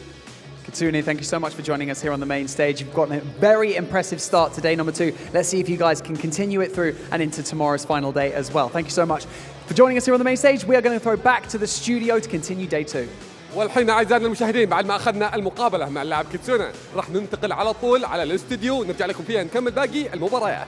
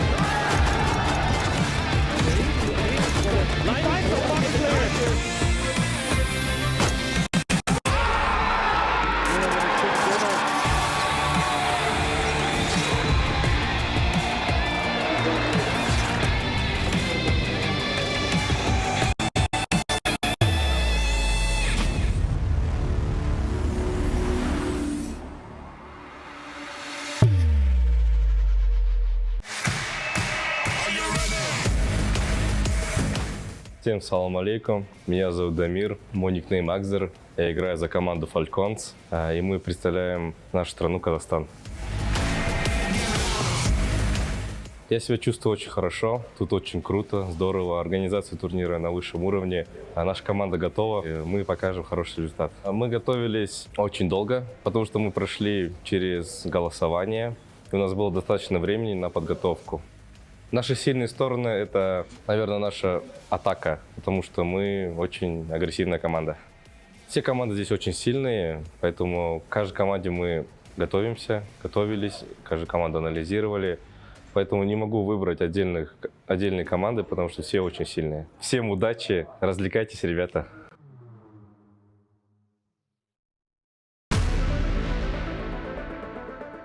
Hi everyone, my nickname is Kitsune and we are from Serbia. Yeah, I'm very excited to be here, especially that last time I was in Riyadh, I won the tournament here. It's a LAN tournament, so of course it brings like warm like memories from here. And I'm super excited to meet all the people from the PUBG Mobile community, and it feels great, you know. First of all, we bought the phones that will be here on the tournament, and we had like really rough time adapting to this. But now we feel like really strong. We managed to analyze all the teams here, like especially the teams that we've never met at the tournaments, and now we feel like we are very strong. Our team strengths is that we are very good at holding our like positions. We know how to rotate, when to rotate, and we always know how to fight, when to fight, and we can be really aggressive when we need to. It's gotta be Alpha7, you know, because like we meet them like every time. Our strategies, our like gameplay is very similar. They play edge as well as we, so it's always will be hard time for us meeting them, because you know it's a 50-50 fight with them. We respect them. I mean, guys, if we knock you, you better run.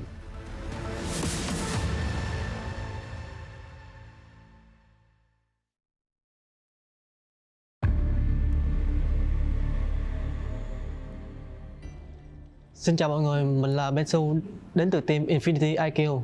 Mình đến từ đất nước Việt Nam. Mình cảm thấy rất tự hào khi được đến tham gia giải đấu này và mình đại diện cho quốc gia của mình. Có lẽ team mình chuẩn bị tinh thần thật là tốt và thoải mái để thi đấu hết sức mình trong giải đấu lần này. Player, hình như trong team em là 4 người đều có thể là tạo nên đột biến, nên khó mà đoán trước được ai là người gánh team. Tại dòng Monster này hình như tất cả 17 team còn lại có thể là sẽ là rất khó khăn cho mình, không chỉ riêng team nào hết. Mình xin gửi lời hết tất cả các team còn lại là chúc các bạn thi đấu may mắn và đạt thành tích tốt nhất trong các giải, và nhớ đừng quên ủng hộ bọn mình trong giải đấu lần này nhé.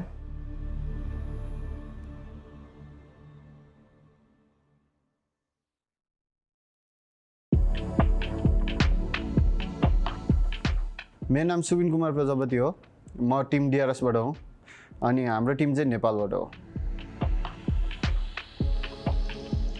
हाम्रो चाहिँ अब second time हो official land चाहिँ। अब excited नै छौँ हामी। अब हामी यहाँ जित्नको लागि आएको छौँ, त्यही हो। अब हामीले चाहिँ यो टुर्नामेन्टको लागि चाहिँ अब डिभाइसहरू किनेर प्र्याक्टिस गरिरहेको छौँ दिनदिनै। अब टिमसँगै सबै चारैजना खेलेर एकअर्कासँग कोअर्डिनेसन बढाएर प्र्याक्टिस गर्दैछौँ। हाम्रो चाहिँ टिमको सिनर्जी एकदम राम्रो छ। इन गेम नभए नि बाहिरतिर नि सिनर्जी अझै बढिरहेको छ हाम्रो चाहिँ। अब त्यही नै हो। हामीलाई अब त्यस्तो डर लाग्ने टिम त छैन। अब हामीले सबै टिमलाई चाहिँ कम्पिटिसन ठान्छौँ, त्यो कारणले हामीलाई त्यस्तो डर भन्ने चिज चाहिँ छैन। अब हामी नेपालको छोरो हो, आउँदैछौँ, हामी जितेर जानेछौँ। जय Gorkhali.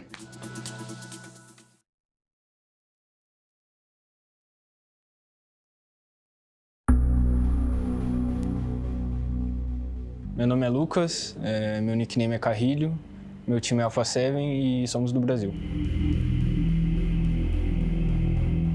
Bom, é um evento muito importante para a nossa carreira. A gente já esteve aqui ano passado e é muito bom estar aqui de novo, é uma cidade que a gente se identifica. É um pouquinho calor, mas não tem problema. Bom, a preparação ela vem de 6 meses para cá. A gente treinou para PMPL Brasil, para PMPL Américas, mas consecutivamente a gente estava treinando para PMWI, para estar aqui hoje.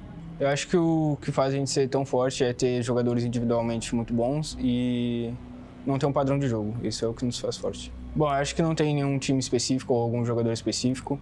Eu acho que todos têm muita chance de ganhar e a gente é mais um time aqui em busca do título. Bom, o que eu tenho a falar para eles é que tomem cuidado com a gente. Sempre vai ser assim, essa sempre será a mensagem e é isso. Tomem cuidado.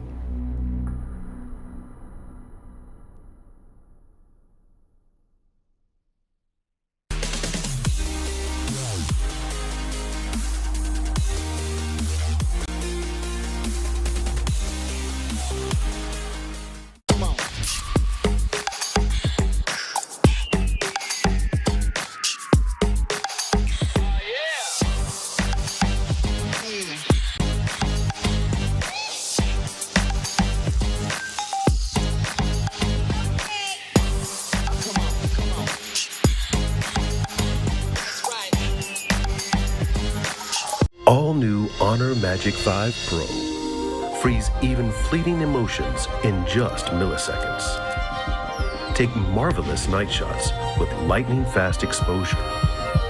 The display reveals more details in bright areas with an astonishingly long battery life that just keeps going. The latest flagship chipset brings you exceptional performance. Unleash the power of magic. Honor Magic 5 Pro. Open your eyes. When you look into my eyes, tell me what do you see? Tonight I'm gonna show you the wonders of the mall. I need warriors.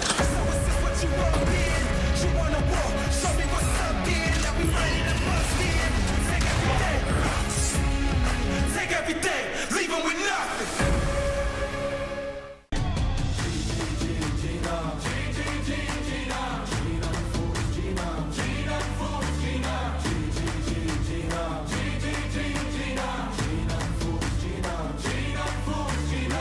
Paradise through dirt and on the front line, you want to save face, came to the wrong place. You raise a white flag, I get the peace sign.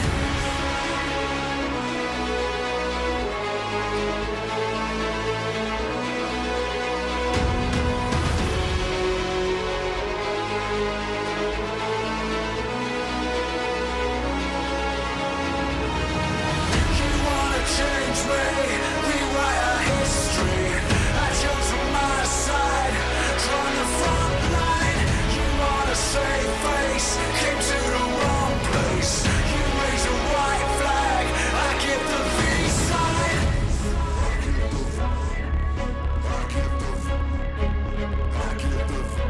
I give the peace sign. I give the peace sign.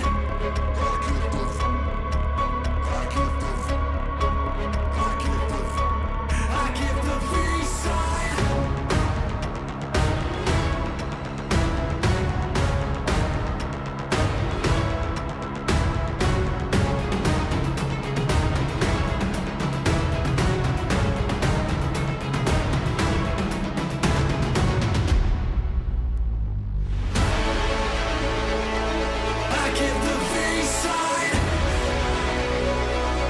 give the peace sign. I give the peace sign. I give the peace sign.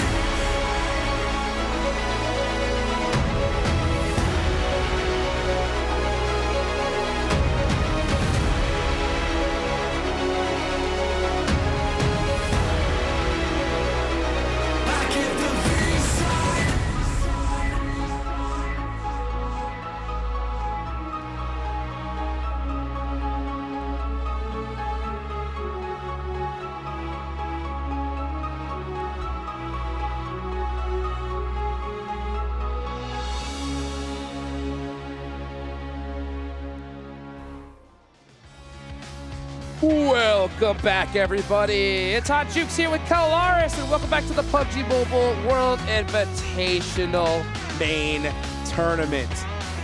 3 matches done here in day number 2. And 3 matches done. And how many of those matches has Vampire won again? Let's be real, quite a few. They're looking really good. Looking real good. Very scary. I am also scared, as all the rest of the lobby should be.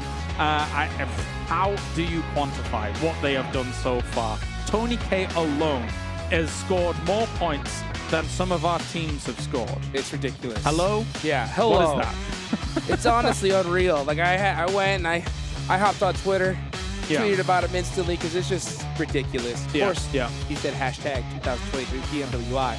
All you out there, do the same so you can see exactly what you're talking about here. But man, you know what? I think that break was needed because it was just a little bit of a reset to allow Vampire to kind of cool down a little bit because they have just been popping off like crazy here. I saw smoke coming off the phones, actually. Their fingers were moving so fast, and, you know, they were just taking so many limbs. I saw them just burning through the screen. I'm like, whoa, whoa, whoa. Steady on, lads. All That's right. Calm Somebody down. get some ice on that.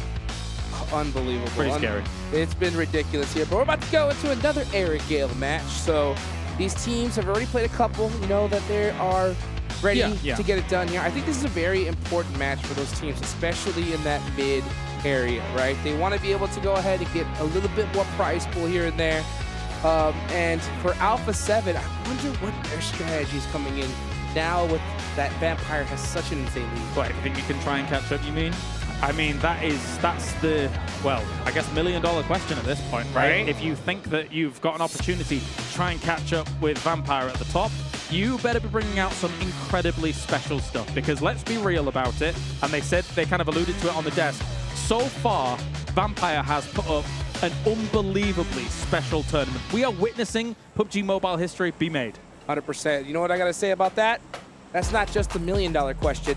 That's the $2 million question. That's right, because we got a $2 million prize pool here in the PMWI, of course, by Honor 5G Pro. So, $400,000 for first place. $200,000 for second. Just in case for you guys out there that, you know, math's a little bit hard for you guys, that is a $200,000 difference, almost $250,000. That's quite the difference. That is quite the difference. Quite the difference. So, if you are a squad like Alpha7, right, all those teams at the top of the leaderboards, you want to catch Vampire and do everything you can. The incentive is too big not to. I don't think, you know, it's not the last day with only a couple matches left with this kind of catch. They can catch him. They need some ridiculous games to do so, though. I mean, let's talk about the first Erangel that we saw for the day, right? Of course, we were kind of going into one of the most barren locations on all of Erangel. You had, of course, Vampire having gas station location, and then you had Alpha7 playing from junkyard location, right? If it wasn't Alpha7 that got themselves a pretty decent second place off of the back of that Vampire's win, then they would have been even more ahead. As you say, I'm really looking forward to seeing if Alpha7 can try and make that assault on that top spot, because right now it does sort of feel like it's only going to be that second place that's really able to be actually kind of lunge forwards and make that push, right? It was a decent location they were playing from. They made some great rotations. It's just a shame for them. It's Vampire over by the gas station, which was such a power position. Yeah, and it's so crazy. I mean, at a certain point, you know, you probably have some people watching just thinking like, oh man, these guys got lucky once again. But I mean, when it happens so many times in a row, it ain't luck. Vampire have been making their luck all tournament long, putting themselves in the perfect positioning. Their timing is ridiculous. And when they know they need to push, they do not hesitate. And with such a disparity in points now, we have officially reached the halfway point of this tournament. Yes. So there's still a lot of tournaments to be played, and it's going to be hard for these teams because at a certain point, if you want to be able to get that crazy $400,000 prize pool, you have to stop Vampire. Yeah, I mean, you have to stop it. Technically, there is a world where they could all of a sudden hit a bit of a lull, hit a bit of a difficult period of time here. Maybe the circles don't go their way, right? Maybe something goes very, very wrong for them. Maybe they get caught on rotation. Maybe they, you know, lose some players on rotation and things like that. So they could have a run where they don't have that many points, and maybe that catch-up does occur. We've seen crazier things happen in the past, but yeah, with Vampire showing the fortitude, the tenacity, the skill that they've shown, especially across All-Stars, because we were talking about this in the back as well. I believe that teams coming in from All-Stars had a pretty big advantage. Oh, yeah. You're coming in off the back of a good lobby. Not as good as this one, but a good lobby. True. And then you're coming up off the back of being warm, very warm, and you're seeing that in Vampire's play. Absolutely. Yeah, I mean, they've gotten used to the nerves of being in the LAN. They're used to the level of cushion in the chair. Yeah, you know, yeah. as a matter of fact, they might already have their outline in it, you know? So that's going to be an advantage for them, and I think it's obviously playing out here. But I want to ask you a question. Let's start talking hypotheticals. Yeah, I'll absolutely take some. Yeah. I'm not saying that this is what I think they should do at all, right? But in a world where Alpha7 wants first place really bad, okay? I know where you're going. At a certain point, what do you think would be a time it would make sense for, or does it at all make sense for them to try to take Vampire out early? So I think it depends on playing paths. Now hear me out here for a second, Okay. especially when it comes to Erangel, right? Usually, Vampire is kind of dropping over locations, doing what they do and stuff like that. There is one slight vulnerability I see in Vampire's potential kind of campaign against Alpha7, which is Alpha7, they like South George. Vampires, they don't mind North George. You're very close early on in these Erangel games.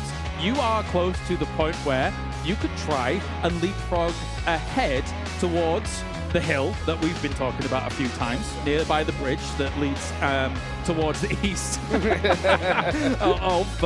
George. And you could try set up some cheeky camps here and there. It would, you know, I think that Vampire might be anticipating that down the line, but, you know, who knows? That's what I'm theorizing here. What do you think? You know what? I don't think it's a bad idea. And honestly, I'm not going to say it's a bad idea for this next game. And hear me out why. Okay. Because Alpha7, they have a 12-point lead against 628. Now, if you're confident with that lead, that gives you a little bit of room to kind of just say, you know what, all right, we could maybe take a little bit of risk in this game. Sure. Okay?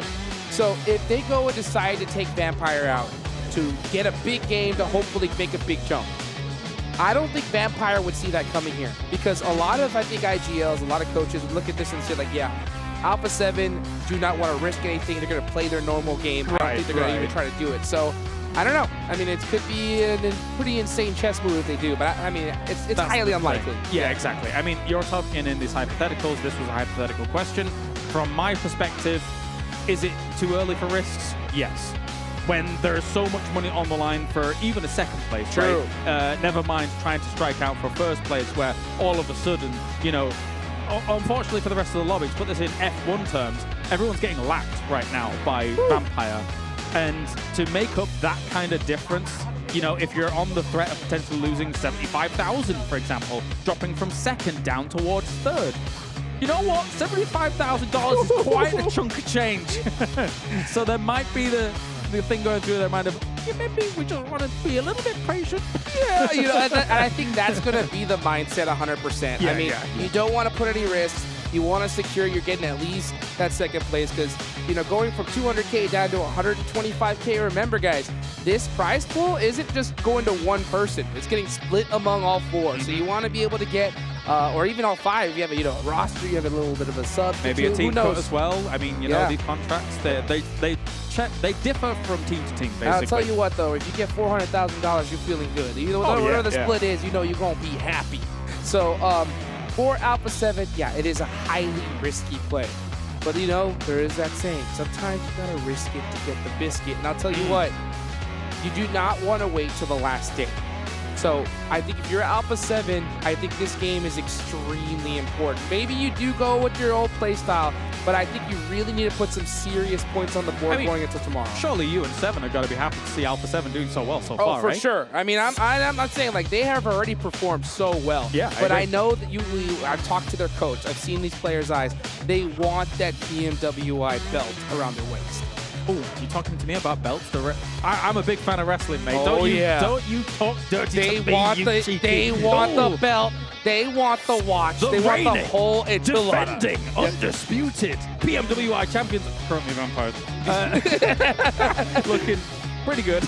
Watch out, watch out. Right, Vampire. Oh, Vampire's out of nowhere. Out of nowhere, man. I mean, honestly, it almost is out of nowhere. Even though they are the previous champs, I don't think anybody and their mother would have thought they would perform this crazy in this lobby. Okay, so I've just learned our producer is also a wrestling fan because he says vampires are the tribal chiefs. Yes, you know what? Yes, they're quite oozy. You're not wrong That's either. right. Oh my days, I'm surrounded by wrestling fans. Oh my gosh, because these guys have been coming off the top ropes all day long, especially Tony K. I mean, this man is insane. I mean, this past Erangel. He's the tribal chief. Yes. Oh I mean, my. honestly, because seeing Alpha7 go against them, in almost every scenario I've seen, Alpha7 does not lose that. I mean, when they have a wide open field, their gun skill has proven to be superior. Okay. But then Tony K just style on them. I want to interrupt you for a second and ask you a question. Go ahead. I'll pose a thought to you, and you can confirm or deny, and maybe you want to argue against it. So far, Tony K, if he keeps this pace, it might be the single greatest individual performance in PUBG Mobile history. Absolutely. Absolutely. I mean, without a doubt. I mean, especially against this lobby. Exactly. This isn't PMCO. No. You know what I'm saying? This No. isn't even PMPL. Yeah. There is $400,000 for first It's a great place. lobby. It's a great lobby. Just to give you people perspective, back in the day, first ever PUBG Mobile tournament. I remember $400,000 for the total prize pool. Are you about to bring up Star Challenge? Yeah, I'm saying $400,000 for the total prize pool. Now it's $400K for just first place alone. When we were both in Dubai. Yes. And I remember thinking, that's so much money. Oh my gosh. And then now you got Vampire. Yeah. Almost about to take $400K for themselves. You got a single player that won $30K just the other day in the solos tourney. And now there's even more money to be won with these freaking record breakers. It's crazy. Yeah, it's nuts. You're walking down memory lane, man. You were on Wildcard, right? Back in the day. You were playing on Wildcard back in the day. What's upon a time? Me, Seven, and Powerbang. Yes. On the desk. Legends. That was a fun time, man. Yes, it was. What a fun tournament that was. That's a long time ago. Oh yeah, man, that was back when you saw the two brothers on BTR, and BTR is not here, which is pretty crazy to me. RRQ looked good back then, but anyway, I digress. But nowadays, enough reminiscing, guys. We'll be right back after this break. Don't go anywhere.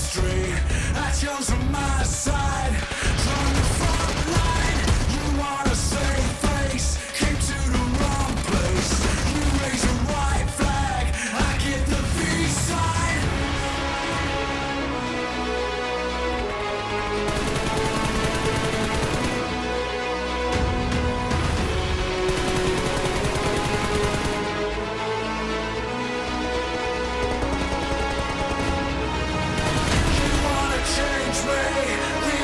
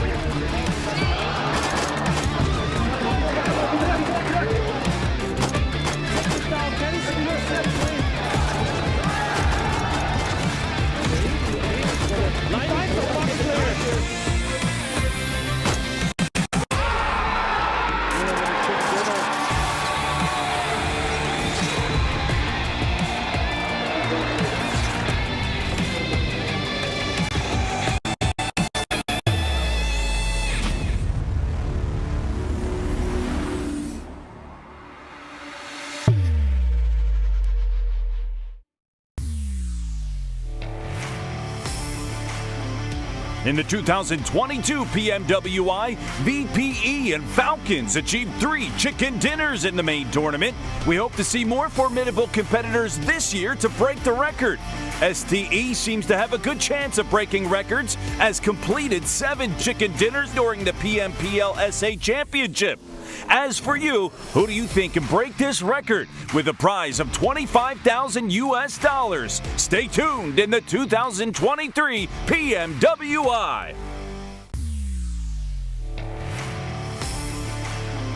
In the 2022 PMWI, RSG and VPE achieved 2 chicken dinners in a day, and VPE is still the holder of this record in global tournaments. They achieved 3 chicken dinners in a day during PMGC 2022. A7 completed 3 chicken dinners in just 1 day during the 2023 PMPL Brazil Spring Final, indicating their potential to break the record. As for you, who do you think can break this record with a prize of $25,000? Stay tuned in the 2023 PMWI. In the 2022 PMWI, STE and NGX achieved 8 top 3 finishes. Few teams can rival this achievement, with S2G standing alone. In 2022 PMGC, they had achieved 6 top 3 finishes. Suggests that they have the potential to shatter the record. As for you, who do you think can break this record with a prize of $15,000? Stay tuned in the 2023 PMWI. In the 2022 PMWI, VPE achieved 24 elims in 1 match. This is an extraordinary record, and to this day, no one has surpassed it in the global tournaments. We hope to see more formidable competitors this year to break this record. As for you, who do you think could break this record with a prize of $15,000? Stay tuned in the 2023 PMWI. In the 2022 PMWI, GZ from RSG achieved 14 total rescues. This record represents the ultimate limit, posing a significant challenge to be surpassed in global tournaments. Potato from AE seems to have a good chance of breaking records, as he achieved 18 rescues in the 2023 PMSL Finals. As for you, who do you think can break this record with a prize of $10,000? Stay tuned in the 2023 PMWI.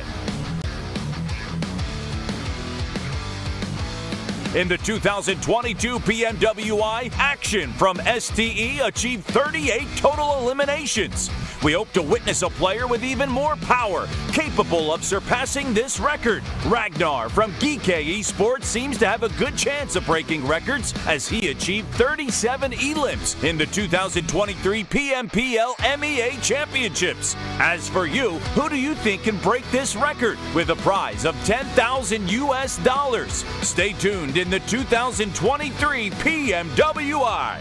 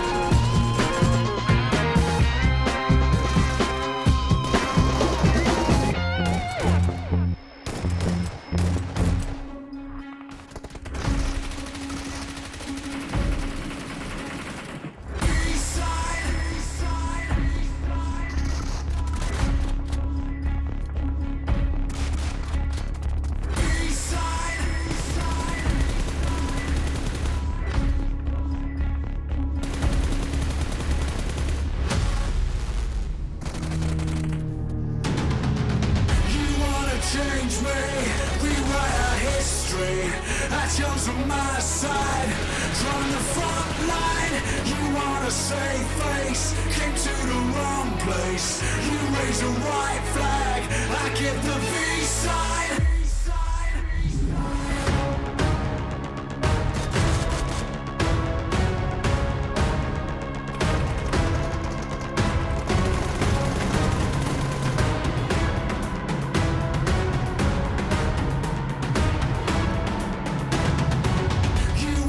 Change me, rewrite our history. I chose on my side, drawn the front line.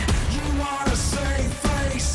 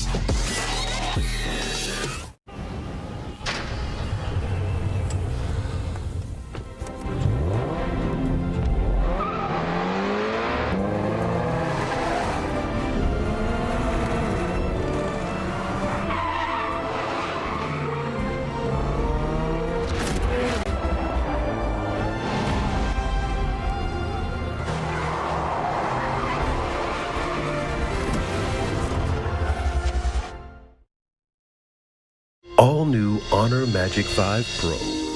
Freeze even fleeting emotions in just milliseconds. Take marvelous night shots with lightning-fast exposure.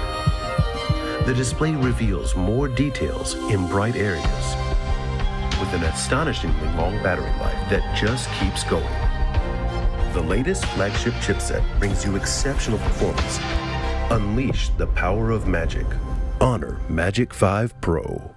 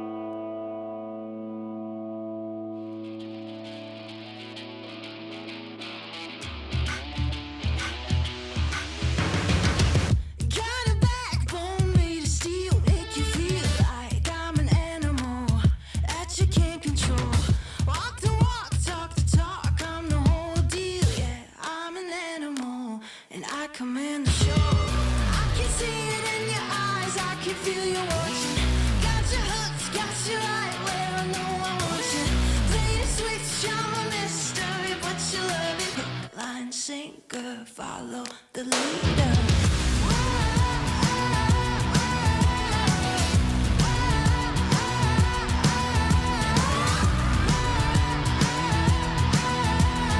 Hook, line, sinker, follow the leader. Bring you right there to the edge, make you sweat like you can never take the heat, but it's never too hot for me. I walk the walk, talk the talk, you know I'll never stop, 'cause I'm an animal. I'll just laugh it off. I can see it in your eyes, I can feel you watching. Got you hooked, got you right where I know I want you. Play the switch, I'm a mystery, but you love it. Hook, line, sinker, follow the leader.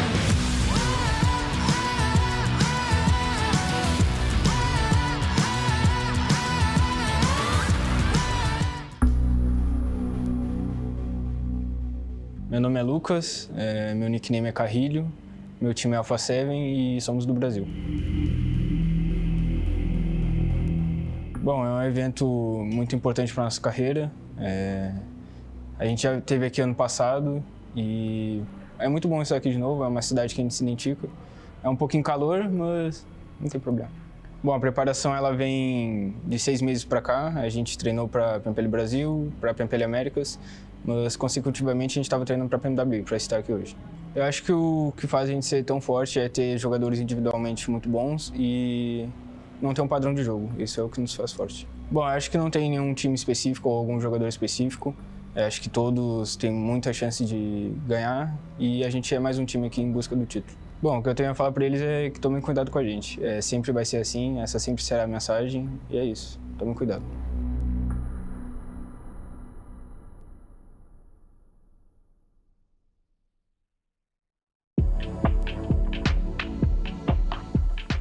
मेरो नाम सुबिन कुमार प्रजापति हो म Tim DRS बाट हो अनि हाम्रो Tim चाहिँ नेपालबाट हो हाम्रो चाहिँ अब सेकेन्ड टाइम हो अफिसियल ल्यान्ड चाहिँ अब एक्साइटेड नै छौं हामी यहाँ जित्नको लागेको छौं त्यही हो अब हामीले चाहिँ यो टुर्नामेन्टको लागि चाहिँ अब डिभाइसहरु किनेर प्र्याक्टिस गरिरहेका छौं दिनदिनै अब टिम सँगै सबै चारैजना खेलेर एकअर्कासँग कोअर्डिनेसन बढाएर प्र्याक्टिस गर्दै छौं हाम्रो चाहिँ टिमको सिनर्जी एकदम राम्रो छ इन गेम नभए नि बाहिरतिर नि सिनर्जी अझै बढिरहेको छ हाम्रो चाहिँ अब त्यही नै हो हामीलाई अब त्यस्तो डर लाग्ने टिम त छैन अब हामीले सबै टिमलाई चाहिँ कम्पिटिसन ठान्छौँ त्यो कारणले हामीलाई त्यस्तो डर भन्ने चिज चाहिँ छैन अब हामी नेपालको छोरो हो आउँदैछौँ हामी जितेर जानेछौँ जय Gorkhali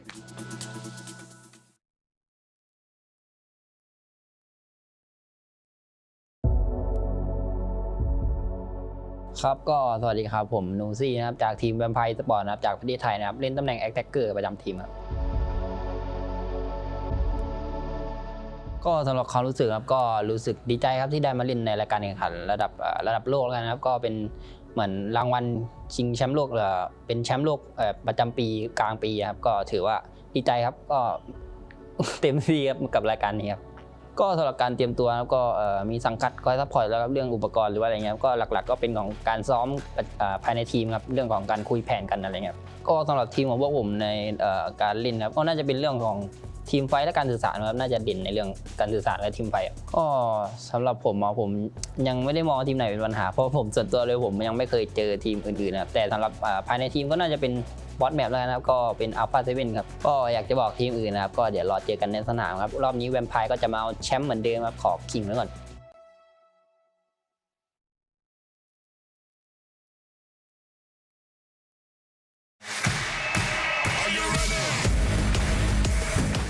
Всем салам алейкум, меня зовут Дамир, мой никнейм Акзер, я играю за команду Falcons, и мы представляем нашу страну Казахстан. Я себя чувствую очень хорошо, тут очень круто, здорово, организация турнира на высшем уровне, наша команда готова, и мы покажем хороший результат. Мы готовились очень долго, потому что мы прошли через голосование, и у нас было достаточно времени на подготовку. Наши сильные стороны — это, наверное, наша атака, потому что мы очень агрессивная команда. Все команды здесь очень сильные, поэтому к каждой команде мы готовились, каждую команду анализировали. Поэтому не могу выбрать отдельные команды, потому что все очень сильные. Всем удачи, развлекайтесь, ребята.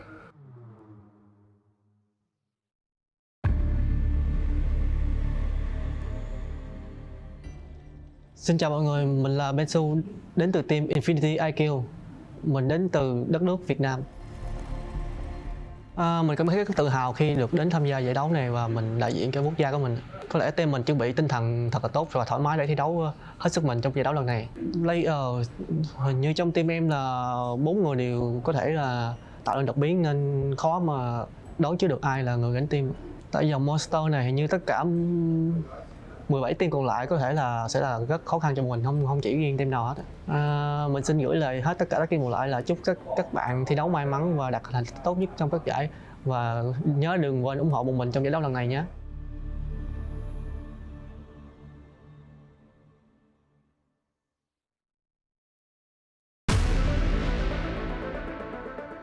Hi everyone, my nickname is Kitsune and we are from Serbia. Yeah, I'm very excited to be here, especially that last time I was in Riyadh, I won the tournament here. It's a LAN tournament, so of course it brings like warm like memories from here. And I'm super excited to meet all the people from the PUBG Mobile community, and it feels great, you know. First of all, we bought the phones that will be here on the tournament, and we had like really rough time adapting to this. But now we feel like really strong. We managed to analyze all the teams here, like especially the teams that we've never met at the tournaments, and now we feel like we are very strong. Our team strengths is that we are very good at holding our like positions. We know how to rotate, when to rotate, and we always know how to fight, when to fight, and we can be really aggressive when we need to. It's gotta be Alpha7, you know, because like we meet them like every time. Our strategies, our like gameplay is very similar. They play Edge as well as we, so it's always will be hard time for us meeting them because, you know, it's a 50-50 fight with them. We respect them. I mean, guys, if we knock you, you better run.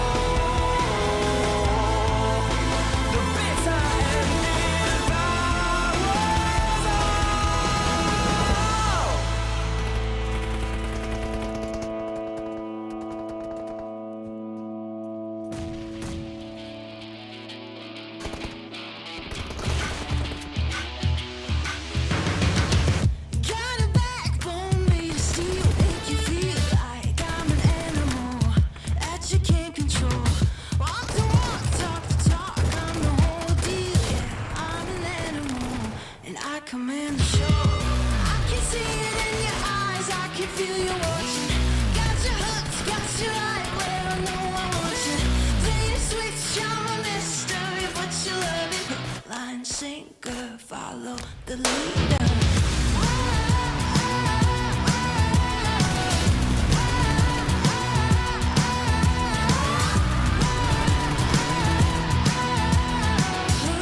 Sinker, follow the leader. Bring you right there to the edge, make you sweat like you can never take the heat, but it's never too hot for me. I walk the walk, talk the talk, you know I'll never stop, cause I'm an animal, I'll just laugh it off. I can see it in your eyes, I can feel you watching. Got you hooked, got you right where I know I want you. Play the switch, I'm a mystery, but you love it. Hook, line, sinker, follow the leader. Hook,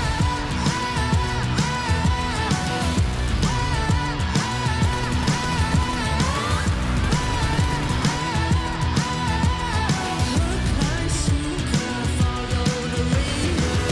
Got you sitting pretty in the palm of my hand. Got you busy, got you missing me, can't stand it. Got you desperate, got you wondering where I'm at, if I'll call you again. Got you sitting pretty in the palm of my hand. Got you busy, got you missing me, you can't stand it. Got you tasting, got you wondering where I'm at. Hook, line, sinker, got that. I can see it in your eyes, I can feel you watching. Got you hooked, got you right where I know I want you. Play the switch, I'm a mystery, but you love it. Hook, line, sinker, follow the leader. Hook,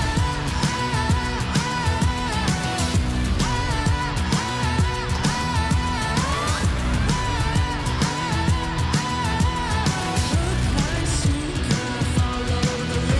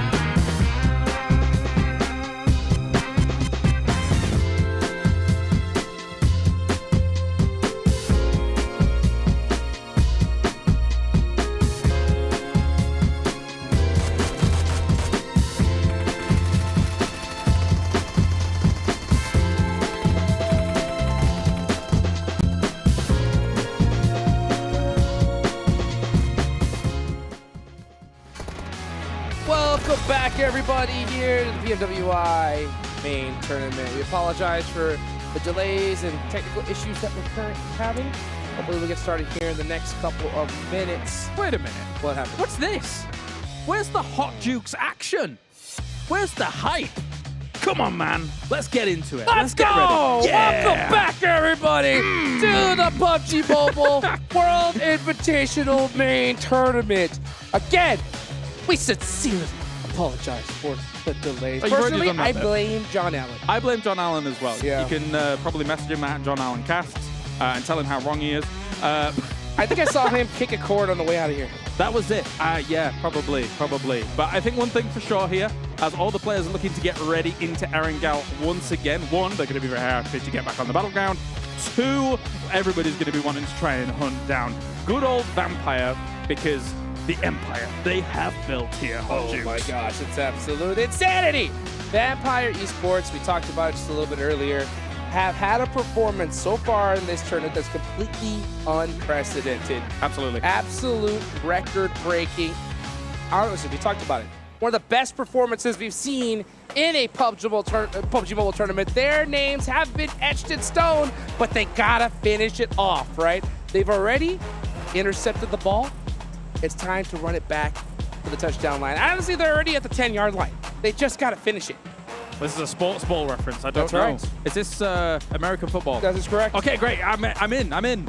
I think let's get to it here. Of course, as we've got Vampire absolutely dunking on the opponents right now here, because highest eliminations and highest damage all goes to Vampire. Can the rest of the lobby catch on up even, as we will find out here. So far, second place looks attainable for a lot of these teams. First place, maybe not, but I tell you something, that team in second place right now, Alpha7, they might want to cause a shakeup. They might want to just try and make the unthinkable happen. They need to, because Vampire Esports, again, they have stolen the ball. They are running down the field with it. The goalie is injured. He's laid down at this point. Oh. The goal's wide open. Is it? They just gotta tap it in. Just tap it in. But Alpha7, they're running at full speed. They're running at full speed to try and catch him here. They're definitely behind, but it's possible. We've only reached the midway point in this tournament. There's a lot of games left. Yeah. But I'll tell you what, the games at the end of this tournament are going to look a lot different than the games at the start. Maybe. I mean, considering that there is, it's very difficult to always stay at the top constantly through all games. So let's see how it's going to go. We get a pretty vanilla circle to start things off. I say to start things off. It is our third Erangel of the day. After this, we've got 2 Miramars on the way here. But this is a good circle for pretty much everyone. They're going to have an equal opportunity to really get into this circle, solidify themselves, and some of those center locations like Potato Hill, etc., and some of those compounds around it, we'll see people mosey on over to those lickety-split. A classic zone here. One thing I am looking at is Alpha7 heading over into that ruins area. Maybe they're looking to mix it up with Vampire early on. They know they have a little baby lead, and they want to put some big points on the board. Meanwhile, we're going to watch Box Gaming on the hunt for Satan from Dplus KIA. Are they going to give it up? Yeah, I think they don't want to take any risks right now. They're going to go ahead and loot up and get going.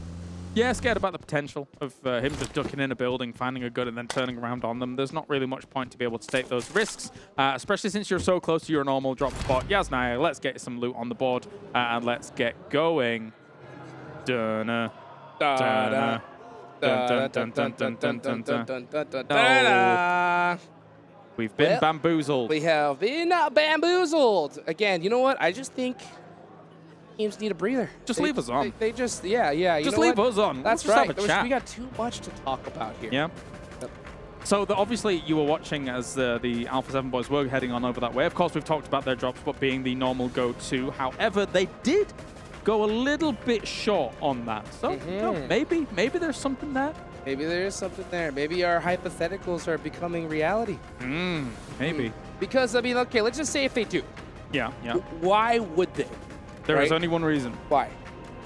To try and mess with Vampire. Yeah. And honestly, I mean, you're halfway through the tournament. Yes, they've got that kind of lead. Unless you start doing it now, it actually might be too late later on. Yeah, I mean, honestly, that's really what it is. I mean, because if Vampire is allowed to continue to have a performance, the lead is going to be so great in the last day that no one's going to catch them. The only major issue I would extract from it is the fact that it's not just that Vampire's got some, some decent circles here and there. It's also that they're just so good on the gunfight. They're so good on the gunfight. So even if you try for something like this, going up against them, you better be bringing not just your A game, your S tier game. Yeah. To somehow take them out in a straight up fight. And the crazy part though is that if it was just going to be any time, it is going to be right now. So again, and everybody, we apologize for the technical delays that we got going on. We're going to get started here soon. I'm excited. I know you guys are as well. We'll be right back.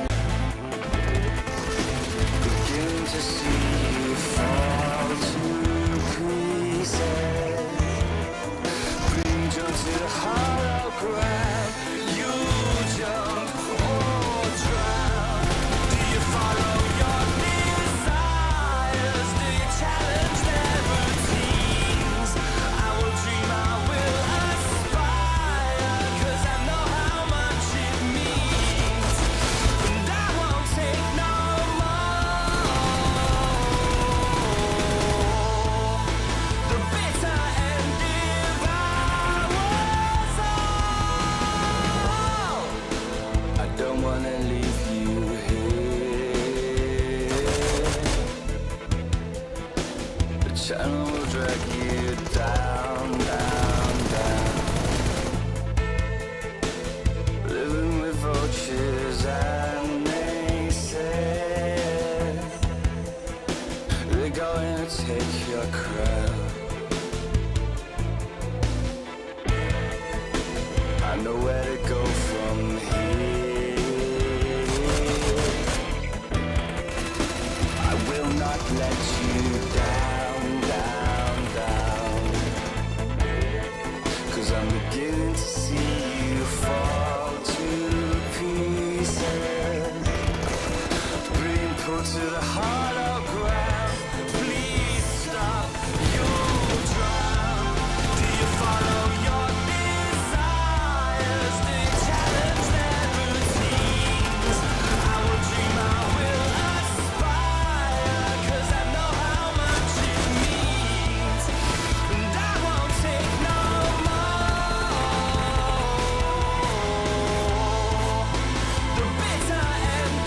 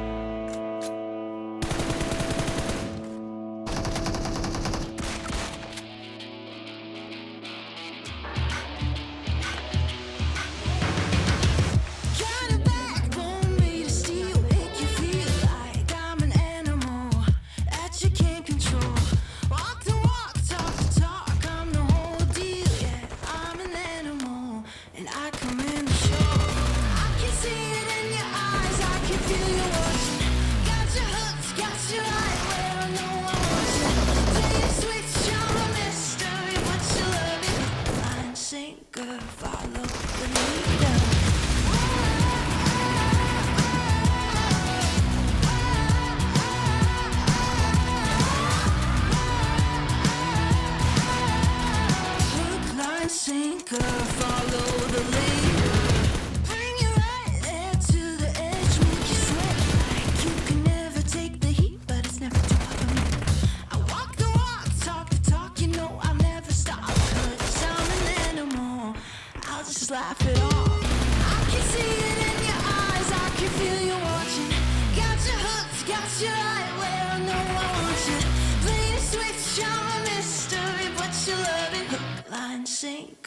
follow the leader.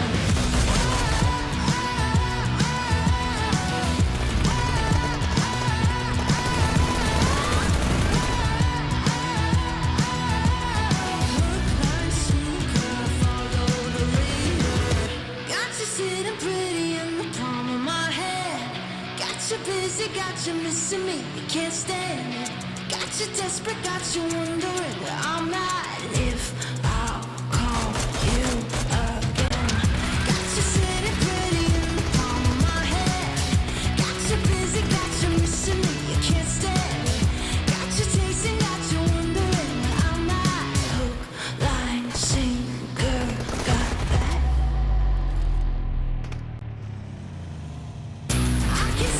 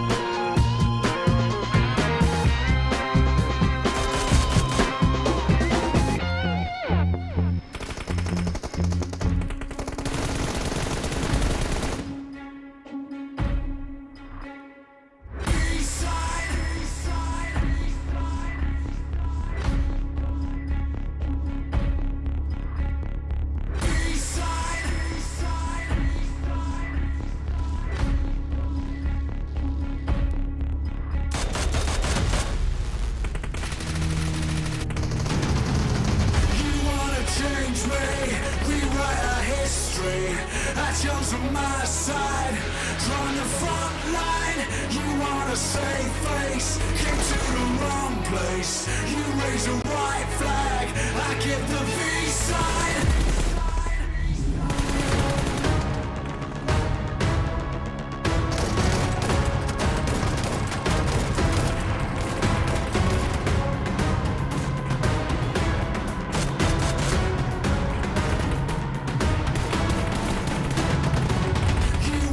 Change me, rewrite our history. I chose on my side, on the front line. You wanna save face, came to the wrong place. You raise a white flag, I give the peace sign.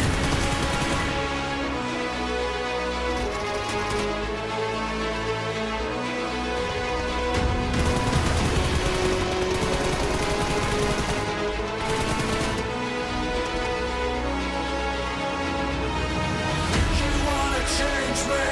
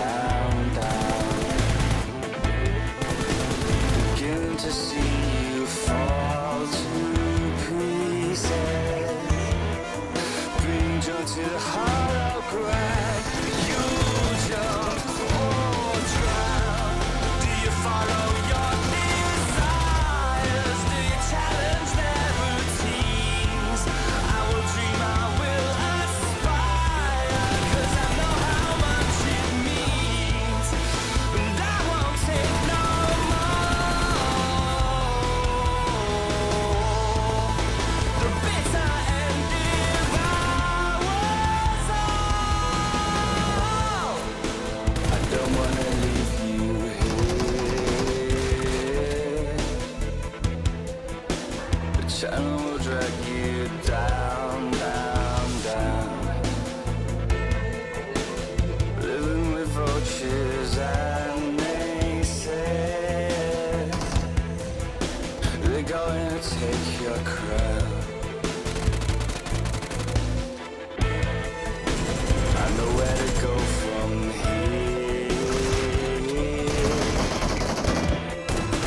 I will not let you down, down, down.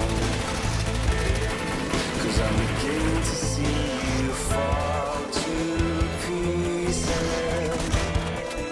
Being pulled to the hollow ground. Please stop, you'll drown. Do you follow your desires? Do you challenge their routines? I will dream, I will aspire. 'Cause I know how much it means. And I won't take no more. The bitter end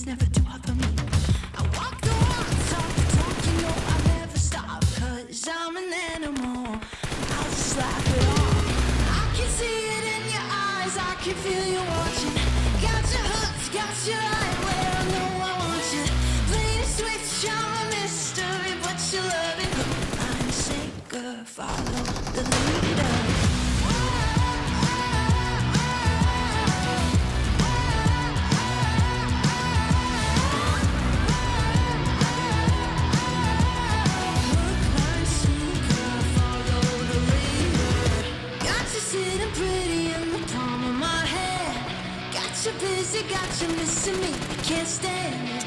Got you desperate, got you wondering where I'm at. If I'll call you again. Got you sitting pretty in the palm of my hand. Got you busy, got you missing me, you can't stand it. Got you tasting, got you wondering where I'm at. Hook, line, sinker, got that. I see it in your eyes, I can feel you watching. Got your hooks, got your right where I know I want you. Play the switch, you're a mystery, but you love it. Hook, line, sinker, follow the leader.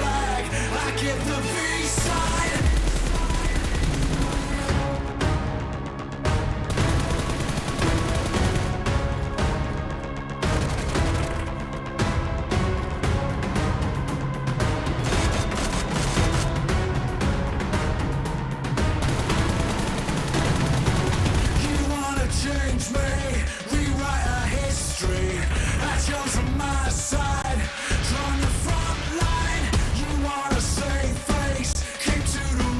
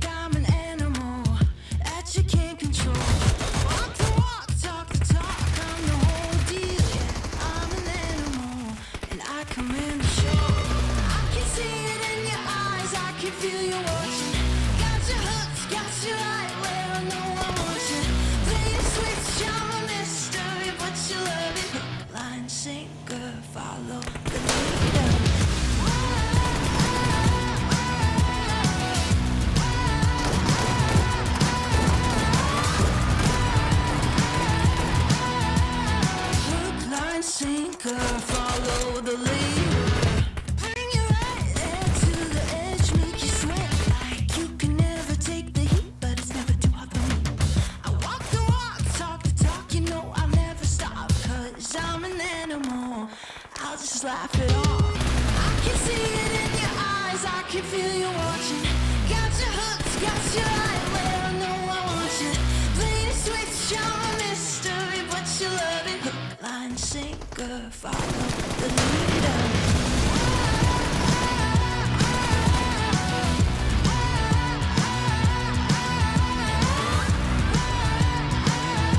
Hook, line, sinker, follow the leader. Got you sitting pretty in the palm of my hand. Got you busy, got you missing me, you can't stand it. Got you desperate, got you wondering I'm not if I'll call you again. Got you sitting pretty in the palm of my hand. Got you busy, got you missing me, you can't stand it. Got you chasing, got you wondering I'm not. Hook, line, sinker, got that. I can see it.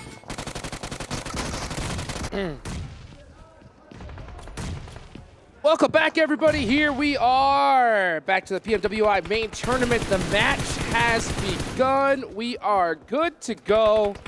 I'm Hot Jukes, of course. Right next to me is the legendary Cal Aris, brother.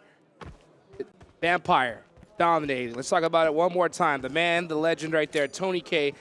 One of the best performances we've seen in a tournament in the history of PUBG Mobile. Can he continue it? Can he? That's the question. We can already see them up in Stalber as the backup drop spot comes into play for them. Playing path, not exactly the kindest of playing paths, as you can see on that far left side. Alpha7 had to do some big driving to get to where they needed to go. Oh, yeah. You can see that driving happening right now as they watch their ride just flip all over. They're currently not any loot to their name. Mafioso just stuck with a pistol for now. But they're going to be driving to their loot location of North George. They're going to have plenty of loot there, and they're going to have a good amount of time to be able to do so. Yeah, as Blank the Northern would say, he'd say, it be reet. It be reet, lad. You know? That's a fact. Talking about up north, as we got Alpha7 up there. Good stuff. Meanwhile, elsewhere, again, actually, this is almost exactly the same circle that we kind of ended our previous remake with. So as we take a look at a replay, it's a car going shibbity-bibbity-ba. Bibbidi-bibbidi-boobidi. Like to see that right there. Alpha7, nice rotation to that North George area. That's where they're going to be hanging out. Looking at the rest of the map, we do have Twisted Minds in Pachinki. We've got a GK over in Roshawk. And it looks like we're going to see Dplus KIA creeping up onto Reject Tokyo here in a minute. Creeping it. Going to be near farm. They're quite north of that for now. I mean, when looking at a circle like this, I mean, you could take Potato Hill if you're happy to do so. They're just going to take some of the compounds here for a second. I mean, I think they'll just pitch up on that Potato Hill and then just kind of chill there for now. You sometimes have lines of sight on those players not south of you, but for the most part, it gets a little bit hard to see them through all the foliage coverage with the trees. So just hold on to this, perhaps. Just a little bit of scouting here by Fabian for the moment. Yep, you can see him play, just doing his little hesitations back and forth, just trying to make sure Potato Hill is nice and secure. So far, so good. Yeah. Now, looking at the rest of the map, I do see Team Falcon all the way over by Miltza Power. So they're going to be pretty well set up here. Another squad that I got my eyes on is Alter Ego. They're going to be taking that shelter location. Honestly, it's one of my favorite places to hold in a zone like this. Yeah, it's not too bad. It's not too bad. It gives you actually some decent cover. The cool thing about the backside of the entrances to shelter is that you've got yourself cover from, you know, say the north angles, for example, and then you kind of find yourself in a small little valley area where all the way behind you to the south is also uphill as well. So if you've got some covering angles from that, it's actually not a bad spot to hold. Yeah, I really like it because, you know, in case things go south, you have plenty of vision. You can rotate away. Yeah. And if that zone rotates as well. Speaking of rotate, look at Killer. Killer YT. Get his parkour on. As he's trying to take a cheeky spot to hold in this bridge. Nice jump. Can he hit this as well? Can he with the vault? Vault? Got it. Nice. So he's going to be up on top of the bridge here, looking to get some cheeky angles. And because he's going to, yeah, he is going to be creeping up here. Yeah. On to 628. So they were definitely aware that there was always the potential of this bridge camp. Of course, 628 was taking Primorsk as well as kind of that very peer split for the moment because they understood that you don't, all 4 players have to go to very peer because of the playing path. They could just stop along that and actually hold the bridge camp. DRS a little bit mindful of this. I completely understand why. And there are reinforcing coming along. There's no... Okay, so the way that they were split across the bridge, I don't think they've given much intel. Look, there's no lines of sight for them to be able to spot them, so they're playing it cautious, but I don't think they know exactly where 628 is just yet. They can have a guess, though, a good guess. Yeah, so you can see them leapfrogging. They're playing this very carefully. Here comes Killer YT. He's going to be the main scout here for DRS, and he is looking to see if he spots anybody slipping here. Meanwhile, 628 playing this very carefully. Okay, I think he did see Steez. Yeah. Does he spot him one more time? Yeah, you could see him just constantly eyeing there. I think he saw that pixel move, and he's looking for an off angle. You're going to get audio cues from that, though. Oh, surely. no! Oh, he didn't see him after all, and Steez was waiting for him, so now they're going to really wait for that off angle to come in hot, but man, they're going to lose Gyante in this process. Well, that's free. It isn't free. You've got to hit this. You've got to hit this. My goodness. Oh, no. And trying to... Oh, nice shot there. Knock. Killer's got to do a lot of work here for DRS. Here comes an nade. Oh, he got up too high. No Has to go way. lay down. He is really beat up.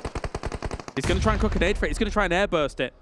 Oh, Get out this of the way, has Falcon. to be, yeah, Falcon trying to give him the angle. Ooh, just a little bit too overcooked.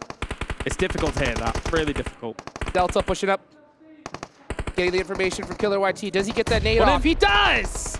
From the top ropes all the way down. 2 knocked for 628. A 5-star frog splash coming out from there to be able to bring that down. Killer Rasa. Yeah, still under a lot of pressure here, man. Trying to get him wherever he can. Sunan, extra shots coming in from that kind of lighthouse area. Sunan with the angles, but oh, he's going to watch this whole team get wiped if he ain't careful. Yang is down there. Trying to apply some pressure with that nade, but he's going to go ahead and go return to try to pick up Steez. But every second that goes, he's going to be in trouble, and Yang does get shot up in the process. That information does go out to the rest of the squad. Here comes DRS on the long side of this bridge, looking to finish off 628. Tons of nades coming out. Little short on that one. Trying to move forwards even a little bit more. You don't need to jump for that. Should be able to get a connection. Actually does get him revved up and good to go. Jumps through the smoke, trying to make it work. Not successful against the DBS. Does he spot him? Rules. OG coming in hot, and there it is. So 3 members from 628 go down. Sunan does catch one, but I think at the end of the day, DRS will be getting the last lap here. Yeah, I mean, a good recovery for them, all things considered. It was looking a bit dicey, but I think what really put the fear more so in them than anything was Killer being up there, being kind of that covering angle for them, but maybe not finished yet, Sunan. He's looking for it.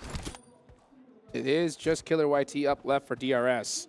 So I wonder if we're going to see Sunan get in that vehicle, rotate over here, and try to finish him off, because I think Steez did give him the information that they were super hurt. And let's see what he decides to do. Is he going to go and rotate to his teammate? He's going. Is he going to turn? Is he going to turn? Steve's done. He's down. Yeah. He is out of there. Unfortunate. Yeah, very unfortunate for them. So 628 losing 3 players in the process. DRS most likely going to get those reses off. And we'll be heading into the next circle. Where was this zone going to go? Is it going to make it easy for DRS to rotate in? Will it go south? Will it center up? Let's go north, Rozok.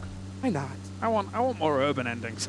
Yeah, we've been begging for a while now. We do have Rozok still in play. That being said, though, this is a very open area in the middle of this circle. We've seen finishes on it before. We've seen, of all teams, Vampire take very important dips north of this kind of mini chinky area that we're kind of overlooking at the moment where GK is, and that has paid dividends for them with a victory on a previous Erangel in the All-Stars. However, they're getting even more eliminations here against Fireflux. If Vampire continues doing this, man, it is just... They're on an absolute tear. They are a tornado tearing through this lobby. It's so crazy. I mean, their aggression is legendary, and it's so successful. That's what's so shocking. They are getting a nice knock on the Soul K here from Fireflux. Here comes the rest of the squad.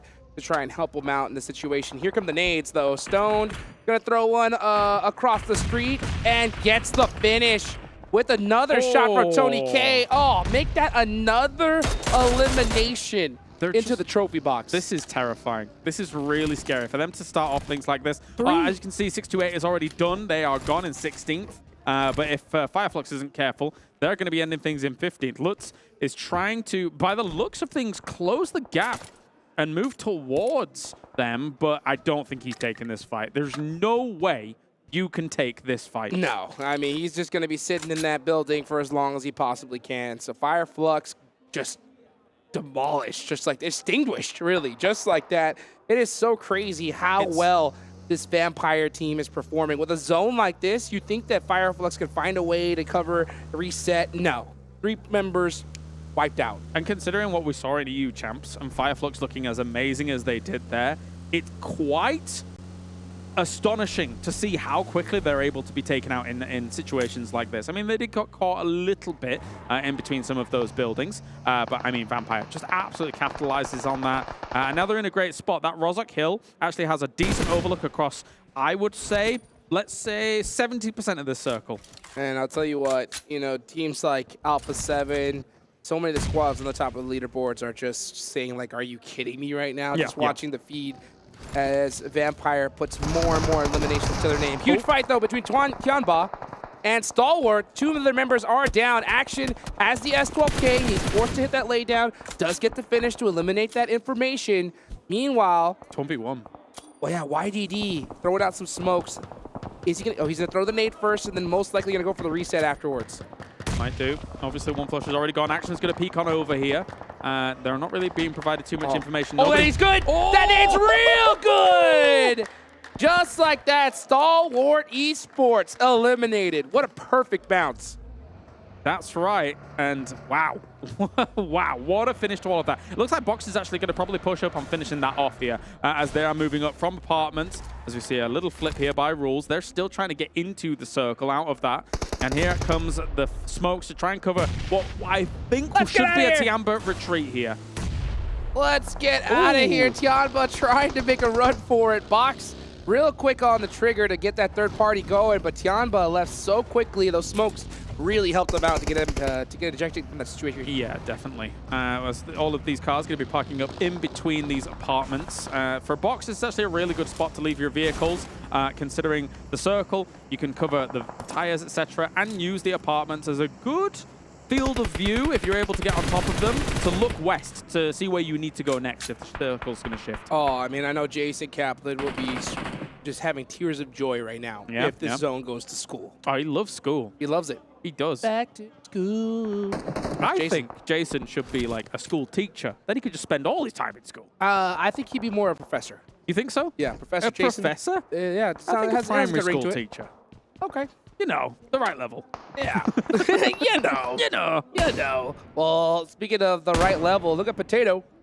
Get some shots out of Dplus KIA. Dplus KIA do secure School. And honestly, School is one heck of a fortress. Really tough to penetrate. Yeah, but that's if the zone goes to there. It's also hard to eject from that situation. Well, especially the gymnasium/swimming pool building like that, if you look west from there, you can see a lot. You can see from basically where Dplus KIA is now all the way over to where Gladiators is, or kind of the hills just east of them. So great lines of sight School gives you. For sure. So they're going to be the only teams securing School for now. We are seeing Alter Ego get into it with Box, and we're starting to see some thick rotations. Here comes DRS all the way from the bridge, catching Twisted Minds off guard. That split, they just got punished for it big time. You know what? DRS is doing all right here. They're able to kind of recover from a lot of this, as we have Dami now moving on through and trying to find himself a spot. But I mean, this is just absolute bait. Did he He's gonna really get try? wrecked. Yeah, did he really try to go for School?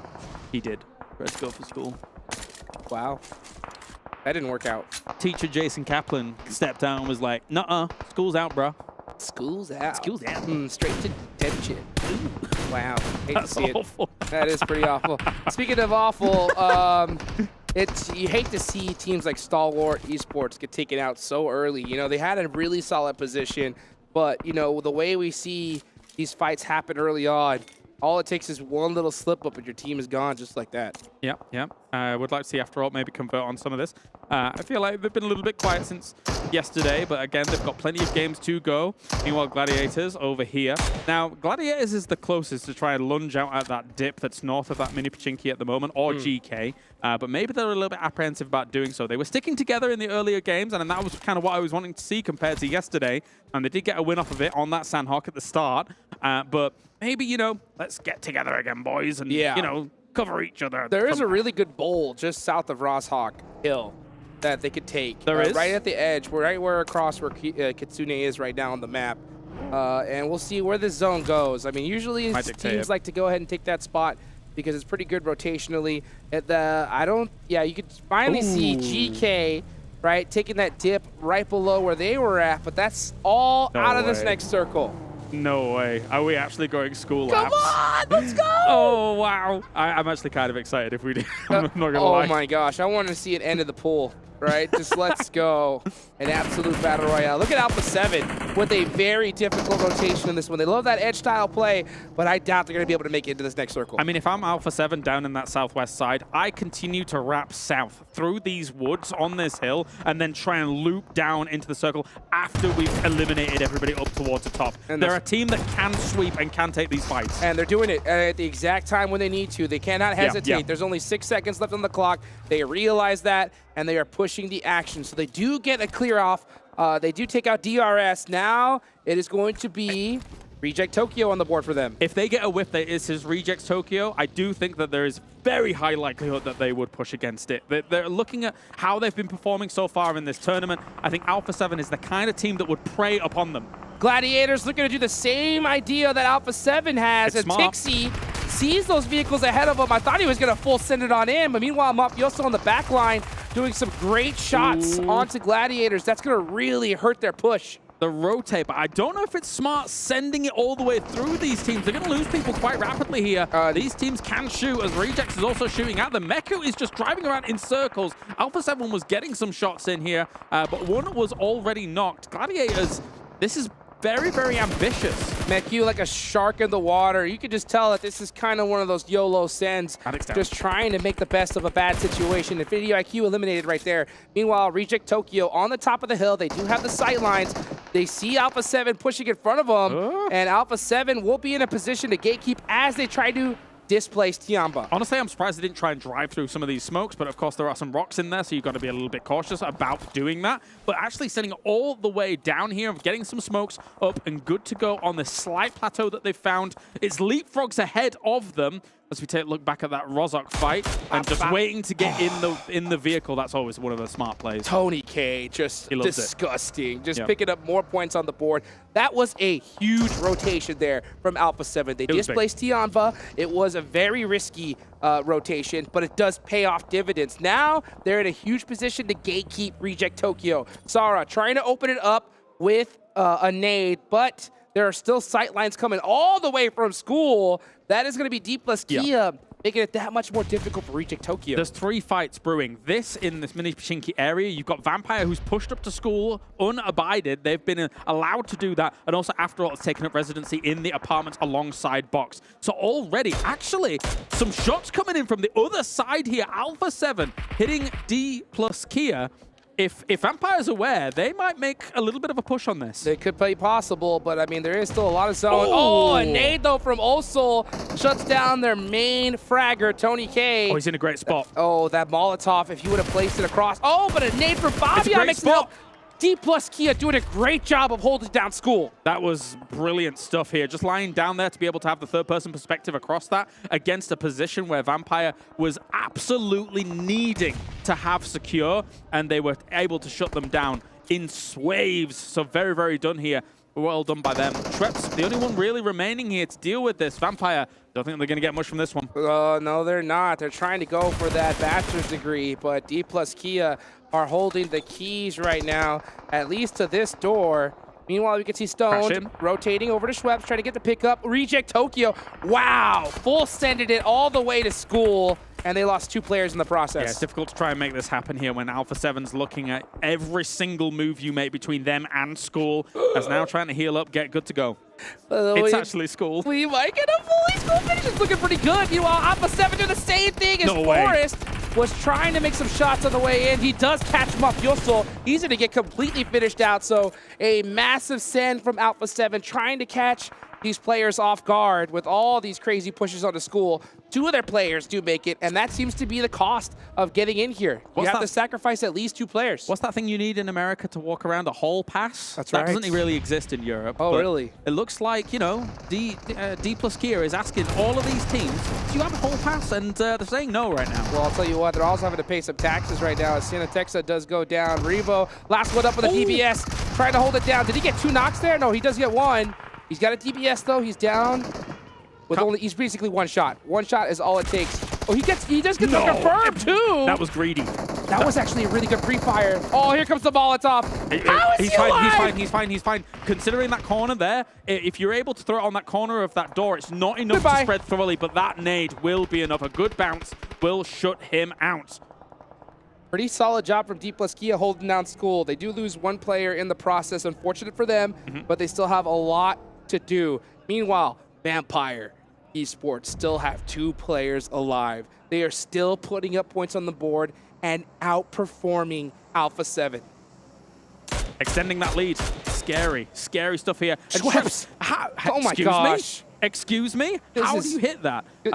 Through this little end of the smoke, as we can see, GK, meanwhile, trying to clear out that mini Pachinki from this replay, and they now made their move into those hillsides. But again, a hillside compared to School line of sight, not keen. Definitely not. Dplus KIA have the advantage, and they know it. They have 3 players up. They have to play hyper-aggressive. They don't want any more teams pushing up on the School and making things difficult for them. Meanwhile, GK are on the outskirts of this zone, holding it down. They need points big time. They have 3 eliminations, but this is going to be really hard to pull a chicken dinner. Honestly, it's anyone's game. An issue that might exist soon for Dplus KIA is that they're expending all the utility. They're using so many of their HEs, they're using so many of their Molotovs to try and clear out team after team, and I don't think we can get some of the body boxes that are falling outside School grounds.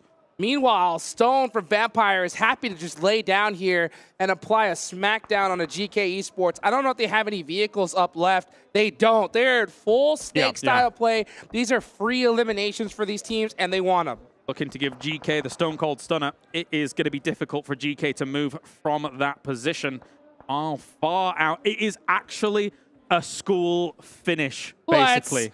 Go. I just saw. I can't believe it. Oh my gosh. I feel so sorry for Jason Kaplan's wrists because he's going to be doing cartwheels all day long after seeing this. I mean, he is an extreme gymnastic. I have seen him, gymnast even. I have seen him do some crazy stuff. He's in front of us right now. Is he going to do it? Is he going to do a cartwheel? Oh my gosh. He pulled it off. Just the most magnificent cartwheel I have ever seen, guys, in my entire life. I hope production caught that on the cameras.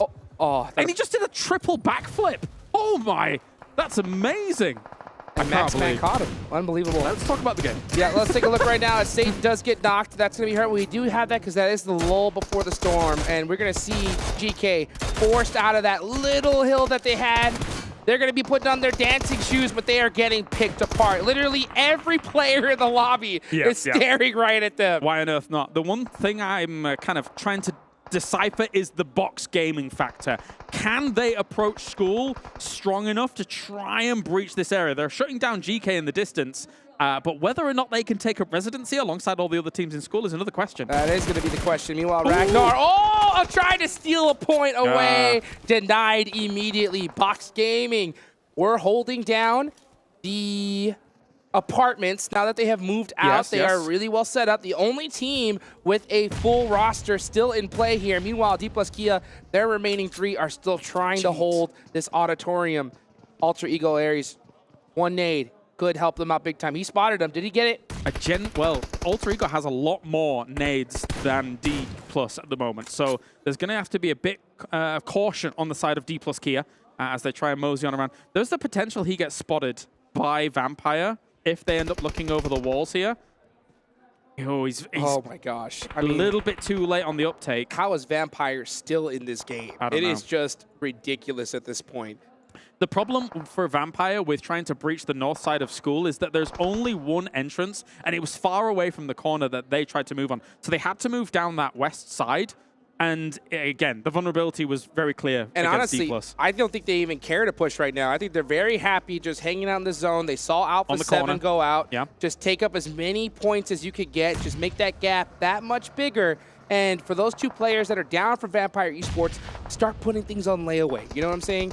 Start making sure a shopping list, because some money's definitely coming your way.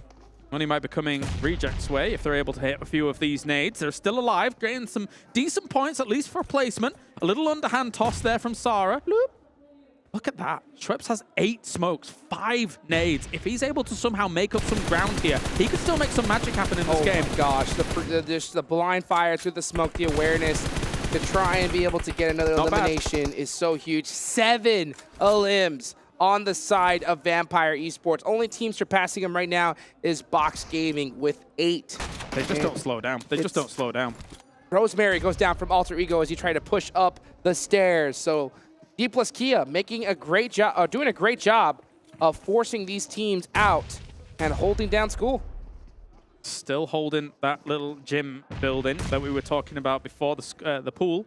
And Box is trying their very best to breach into this location.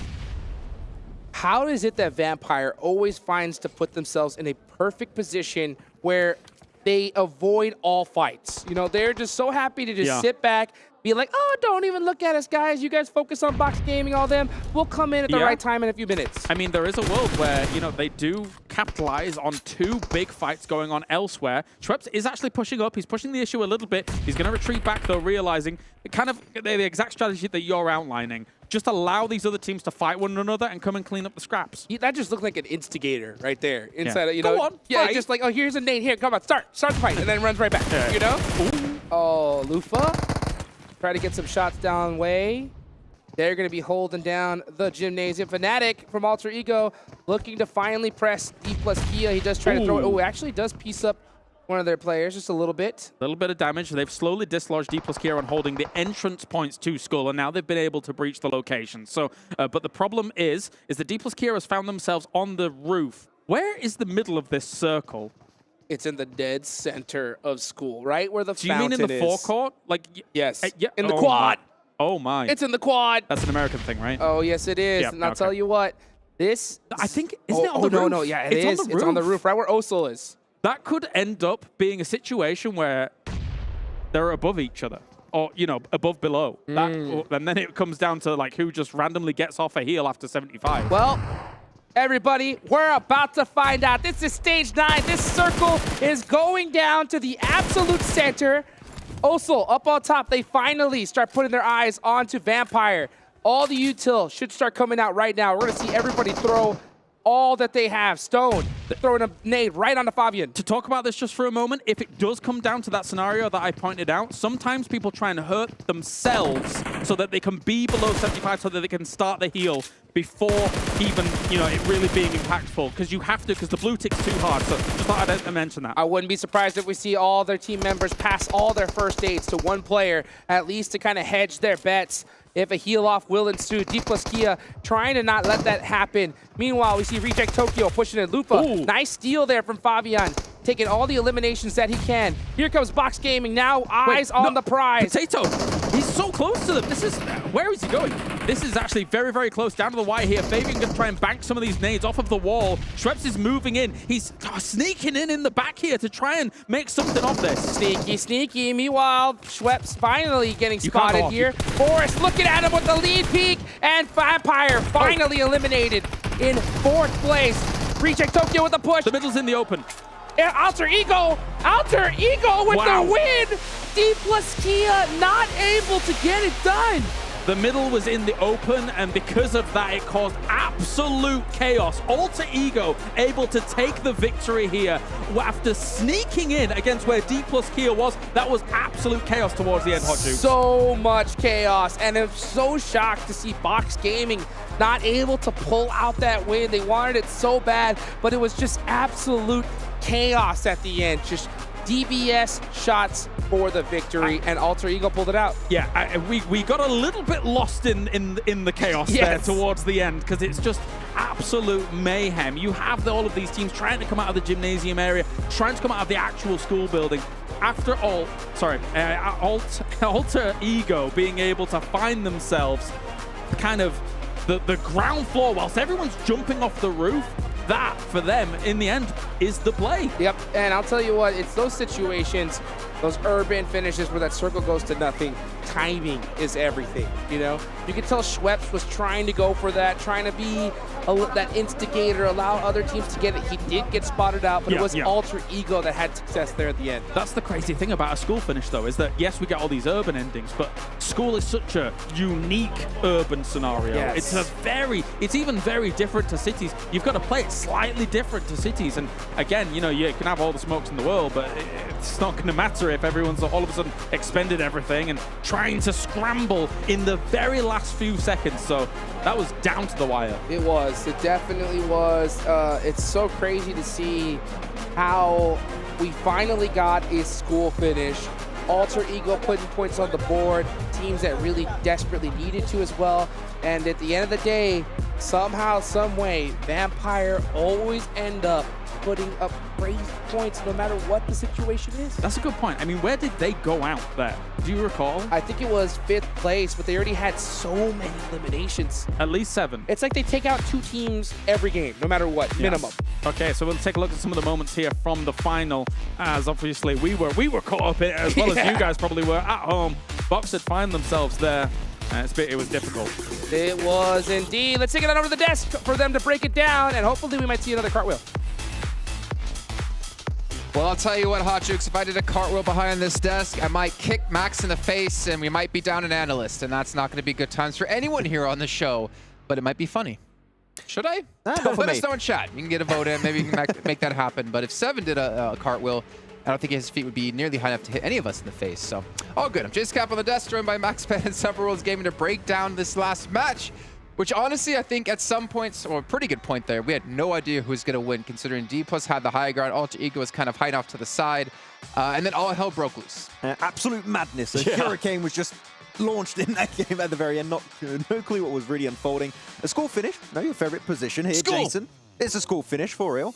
But I would say the name of the game for a lot of these teams, the moment they made it next to school, is just patience. Slowing things down, waiting for the fight to kick off, and just try and be the one to get the last laugh. And with Alter Ego, I mean, the patience was way before they even got to school. Once they got to apartment, they were kind of willing to coexist with Box Gaming and set themselves a path to actually get to the school, get to outside that fence. And now once they got to school, I felt like Dplus KIA kind of threw that at the end. I felt like they focused a little bit too much on the teams that were coming out of the pool area. They started throwing the nades. You kind of saw one player throw a nade, and he's like, oh man, I got him with that first nade. I think I got one knock. He jumped down one spot. He was at the peak, at the high spot that he could be there on school. Jumped down one spot, and then he kind of pushed out a little bit more. Well, did he jump or did he fall? Because remember, he peeked onto, I believe that was Schweppes from Vampire, and I'm not sure if he fell down. It wasn't him? Okay. Yeah, different player, player. Yeah. Thoughts on it? I don't know. I just felt like they were pushing a little bit too much towards those teams that were at pool and totally forgot that there might have been another team right under it. I mean, that had to go down because the circle didn't end on the roof, actually, as we initially expected. Like, you have to kind of predict where it is, actually, the exact center, and they were pushed off. And because of that, when you're jumping down, you have bigger bloom when you're spraying, so you're just an easier target. Yeah. So a little bit hard. I do feel like Dplus KIA did do a lot of work to defend that position to the point they have, and at the end, you had just too many players like solos, duos still alive. It's just almost impossible to really know who's going to come out on top. Here it ended up being Alter Ego. You change one small thing, maybe Dplus KIA win it, maybe Box, maybe Vampire win it. So it was up in the air, but it was a tough finish and a weird one. Yeah, I think once they were able to defend it against Vampire Esports, we were like, oh, okay, nice. Finally, somebody's been able to do that. I didn't know PUBG Mobile had a crossover not only with Dragon Ball Super, but also with Tower Defense, because that's what kind of felt like just wave after wave, right? We had, was it DRS crash through? No, sorry, it was Reject crash through, then Alpha7 followed up. They finished up Alpha7. Obviously, we did see our DS survive a little bit longer. I'm going to remind you guys really quick before we do get into our match rankings, I got to give a shout out here to our sponsor, the Honor Magic 5 Pro, powered by Snapdragon 8 Gen 2, and Honor self-developed GPU. X. Honor X. Turbo X. Turbo X. This is why I do the callouts and they don't. Let's take a look at the match rankings though, so you guys get an idea of how many points all the teams did score here. You can see 18 points coming in for Dplus KIA, a team that we've been ragging on quite a bit today. Yep. Nice to see them step up here, as well as Alter Ego, which we haven't seen or talked about really since the start of the day. Yeah, I'm happy to see here, Seven. A little bit of presence from Dplus KIA. Still not the cleanest game that we expect because, again, it was a very messy finish over there in school, but they made the most out of it. A decent amount of eliminations on top to close it off. But, man, some teams went out really early. Flux Esports, unfortunately, encountered Vampire, which you don't want to do at any stage of your game, and they did it in the first, 5 minutes, which that did cause their demise pretty quickly. Yeah, and before the circle started closing in towards school, Tiamba, I felt like they were in such a good place there in the plateau area towards the mountain. And then Alpha7 was like, you know what? We want that spot. We will take that spot. They took care of Tiamba so quick. Tian It who? was a speed run. I mean, in that game, yeah. Pretty much, that was the case. Yeah, I mean, as you can see here, the very finish as well. I mean, it was hectic as hell. It was insane, and it was hard to obviously cast this as well with so much action happening across the board. But Max, you look like you're about to say something, so just jump in. No, I mean, yeah, they had to go down right because the roof was just not in circle anymore. So they jump on down, and the two players still inside the building have the perfect angle. They have minimal of their 3D model actually being shown. So see? Easy shots. This is why you stay in school, ladies and gentlemen. True. Stay in school, get chicken dinners. Yeah. Easy. Nice. Yeah. All right, let's take a look at Alter Ego's player stats here in this last match, get an idea of who, most importantly, was stepping up for them. And, well, you wanted to see it. You wanted to see Rosemary. It's your boy. Finally. Your boy, Rose. Yeah, I want to see exactly how many eliminations were converted from that about 600 damage. Okay, 2-1-2, I'll take it. Nice bout of eliminations. Once again, the waiting game was coming into play. They move away from Apartment with Box Gaming, and they lose players pretty quickly because, as we know, those walls all around school are so nadeable. That's what happened to be going against teams like Vampire Esports, Box Gaming, and Alter Ego, but then they just, as we said, slowed it down. And that was the right approach to secure the win. It was the right play, and looking at those player stats too, Fnatic. That was one player that we were kind of pointing out at the beginning of the day, right? He didn't really have that many elims. I think he only ended up having just 2. For him to be able to get one there, being able to help his team out, that's good to see too. I can see some of the highlights here for Alter Ego as well.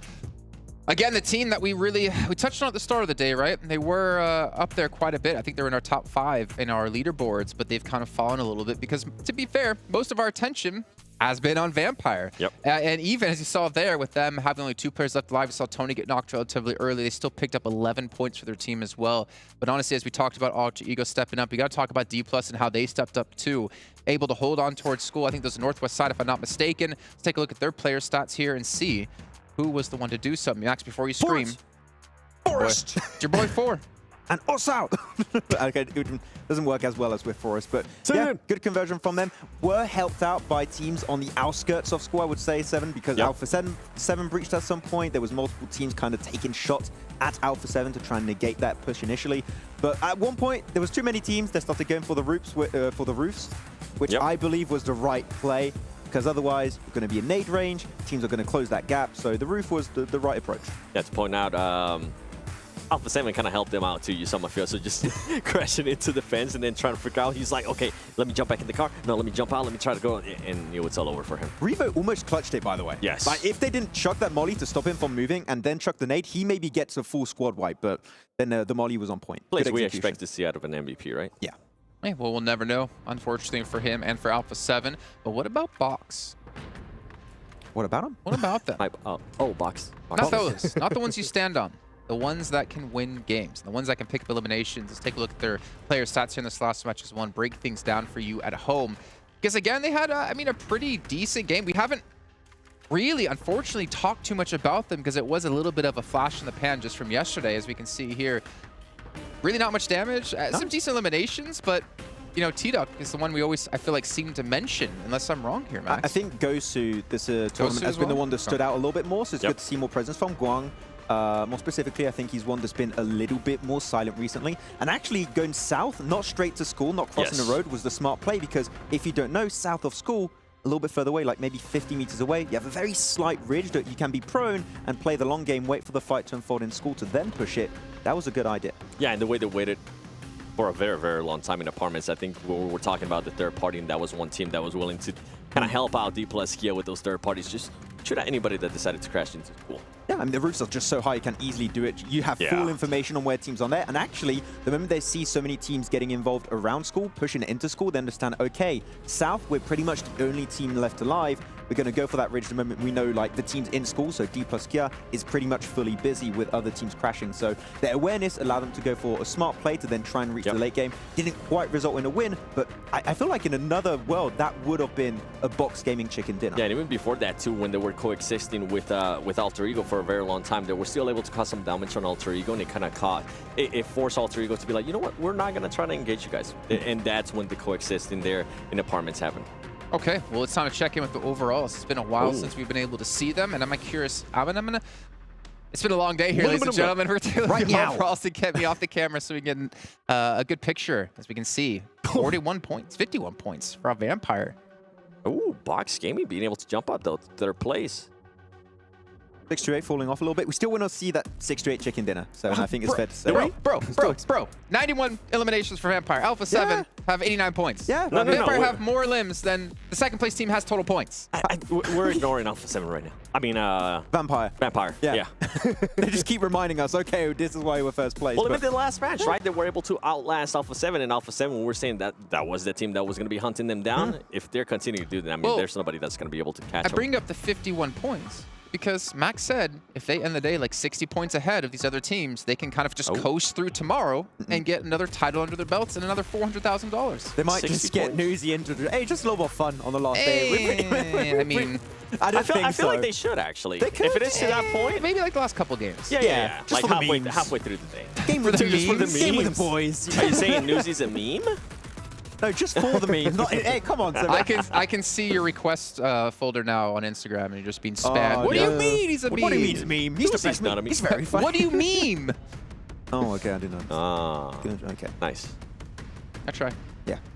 Okay, well, I do have an update for you two. Would you like to hear this update? Tell me. Okay, well, I'm going to whisper it to you because the people at home didn't hear this. Okay. No, I'll give it to you guys at home. We will be heading to a break because we have to apologize for the technical difficulties we have been having here on the show. However, it is not for technical difficulty reasons. It is to allow the players to have a short little break here, get some food, relax a little bit, because they've obviously had to stay in this mental mindset of staying focused and ready for a match at any given time. So we're going to go to a short break. Again, not technical related. Give that players a break. And when we come back, we'll be kicking off our 5th match of the day.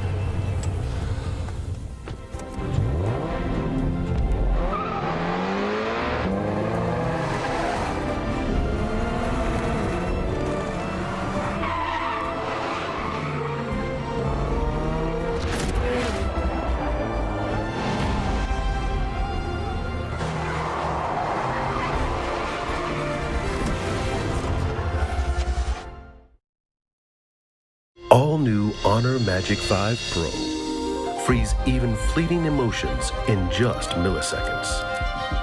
Take marvelous night shots with lightning-fast exposure. The display reveals more details in bright areas with an astonishingly long battery life that just keeps going. The latest flagship chipset brings you exceptional performance. Unleash the power of magic. Honor Magic 5 Pro.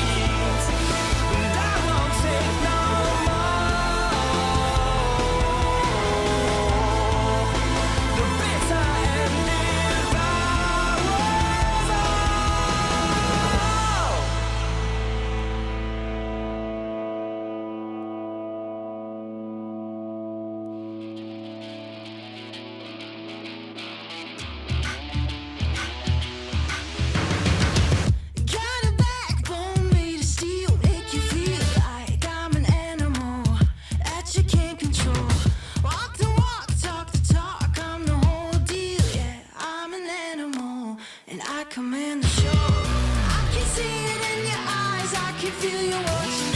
Got you hooked, got you right where I know I want you.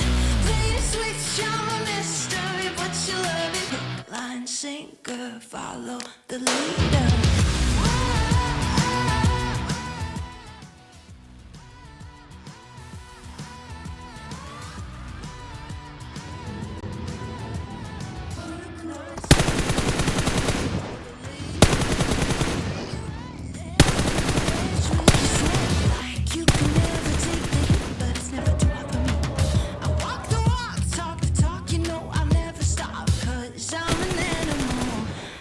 Laugh it off.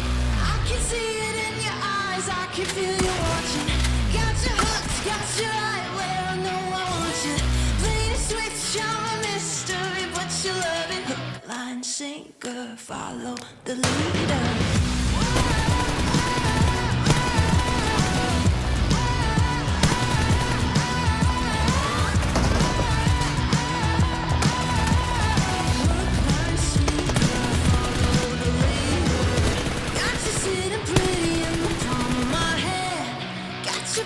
Got you missing me, you can't stand it.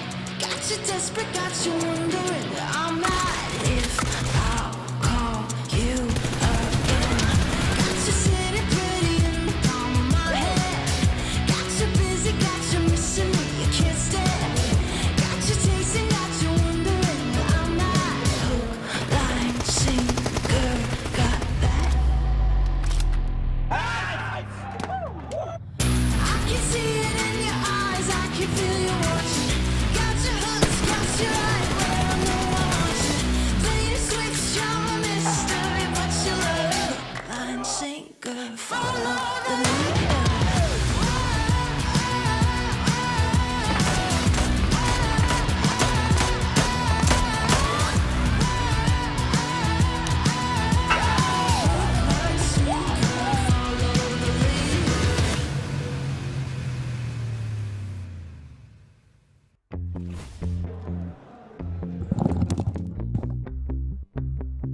Welcome back, everybody. Here we are at the PUBG Mobile World Invitational Main Tournament live in Riyadh, Saudi Arabia. Players getting locked and loaded, ready to go. I think every single one of them is studying Vampire Esports, figuring out what we're going to do here at this point because, I mean, these guys are unstoppable. I don't know what, even if you plan, prepare, I don't know what can be done at this point. It's crazy how consistent this team is, no matter what the situation. Yeah. It's insane. I mean, how can you not just turn around and be like, okay, you're currently gods of the game. How can we catch up to you? I tell you something. Any study that you would do after the fact, any VOD review you would do after today, coming into tomorrow, I think it's 15 versus 1. All other 15 teams are going to look at Vampire and be like, what are they doing? Yeah, honestly. It's like, ridiculous. So that's what I did in the break. I ran over to Sir Tanny and I talked to him and I was like, bro, what are you feeding your squad, you know? Like, give me some secrets here because I need to know. And he just told me, get good. That was it. Yeah, it's terrifying to go up against, right? If I think about how you actually deal with it as well, let's put this into context. They are 51 points clear of second place. 9th place, Stalwart Esports, who me and Max, some of the other guys were like, they're going to be the champions. Yeah, we predict them. They have 49 points. They are more points clear of second place than 9th place has points. Hello? Unbelievable. As you know what? As a matter of fact, I think Tony K is close to passing up Stalwart Esports total points with just elimination points. How ridiculous is that?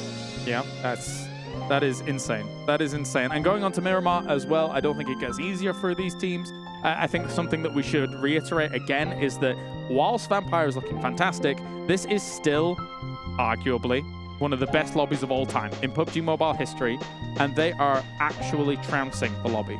Yeah, it's honestly ridiculous. Their ability to not only switch on aggression. I've said that before. Like, if you want to be a championship team, you have to be able to be aggressive, intensely aggressive, and hyper passive. And you have to be able to flip it like a light switch, on and off as an entire squad. And they do that better than everybody else. They have such a hyper awareness of the lobby of knowing when to just full send, push, aggression, let's go, without any hesitation to what we just saw in the last match in school. Hey, let's just be quiet, let these guys play it out. For sure. And don't downplay Ravenclaw's role in that as well. He might not have a ton of eliminations, but he's normally the guy that's going out individually, being able to move around, being able to get a lot of information, scout out, find out what's going on. So you know that someone like him is instrumental as a puzzle piece to finish this entire mosaic that is Vampire Esports. And I'm going to say this right now. What they are doing is a masterpiece, an absolute master class of how to play this game. I don't want to hear that any of these players need to do anything better, because they're already doing it the best we've ever seen before, right? So Ravenclaw doing it is an absolute essential piece to this puzzle here, and it's so crazy to see, because I guarantee you, you can't do that with 3. You have to do it with all 4. And Ravenclaw, he's been putting up some big numbers. Obviously, Tony K, we talk about him a lot, but that's his job, right? His job is to be up front. The turret. That crazy fragger, and everybody is just doing their role. Yep.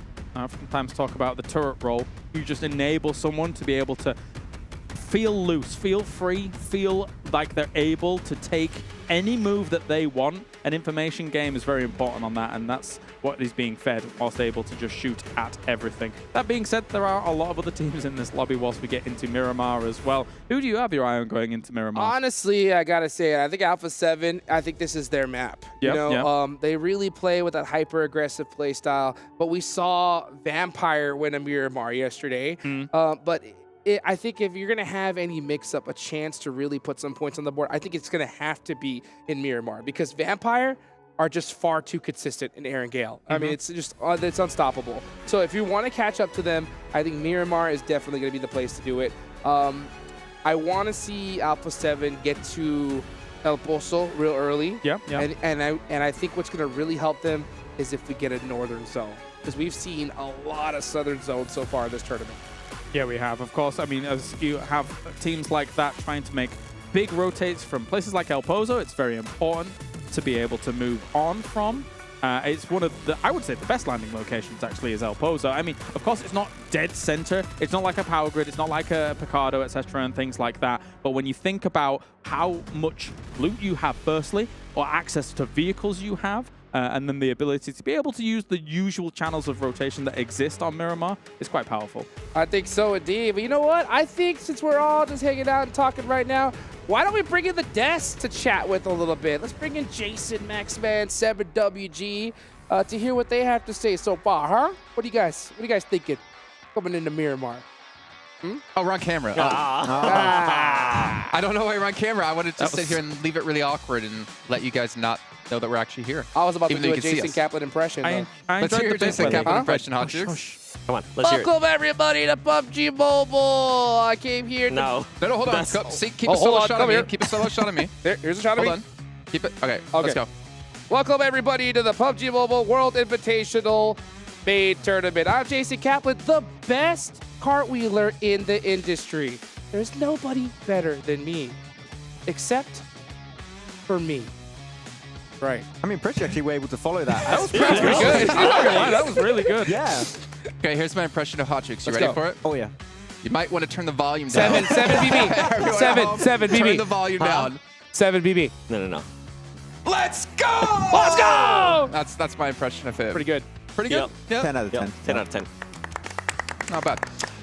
We are back here on this. Yeah, gentlemen, thank you for covering for us while we grabbed a quick bite. And quick bite it was indeed. I got about one full fork of food in my mouth. One full bite of chicken. And I walked back chewing it. But yeah, we are back here, and obviously the players will be back shortly as well. And we appreciate you guys being on the show, covering for us, doing our job, and making us look good. Or bad, I don't know. You let us know at home if they were doing a good job. But yeah, we're heading on to Miramar, right? We're heading on to our final battleground here of the day. Back to back. We have seen just yesterday, we had victories out of Alpha7. It was actually a really big victory, right? If you think back to their fight up against 628 and that compound camping for a very long time as the zone continued to go towards their way. But Alpha7, that hill they have to climb is just getting steeper and steeper and steeper. And at some point, you have to ask, will they realistically ever be able to chase down Vampire? Or are they just trying to defend second? I don't think so. I don't think it's possible right now. I was like, after the past couple matches, I mean, yeah, I don't see it happening because right now, Vampire Esports is just doing what they need to do. They need to just out-survive Alpha7, right? And then once they start noticing that some of the other teams are going to start catching Alpha7 or maybe possibly passing Alpha7, they'll be like, okay, you know what? Tony K, we need you to start fragging out again. I mean, we talked about it, right? 60-point lead.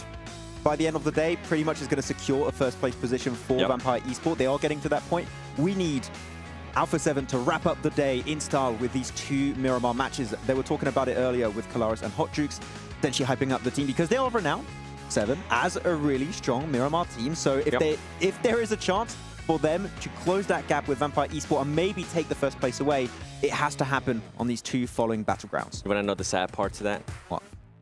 The other team that won Miramar yesterday was Vampire Esports. Oh, yeah.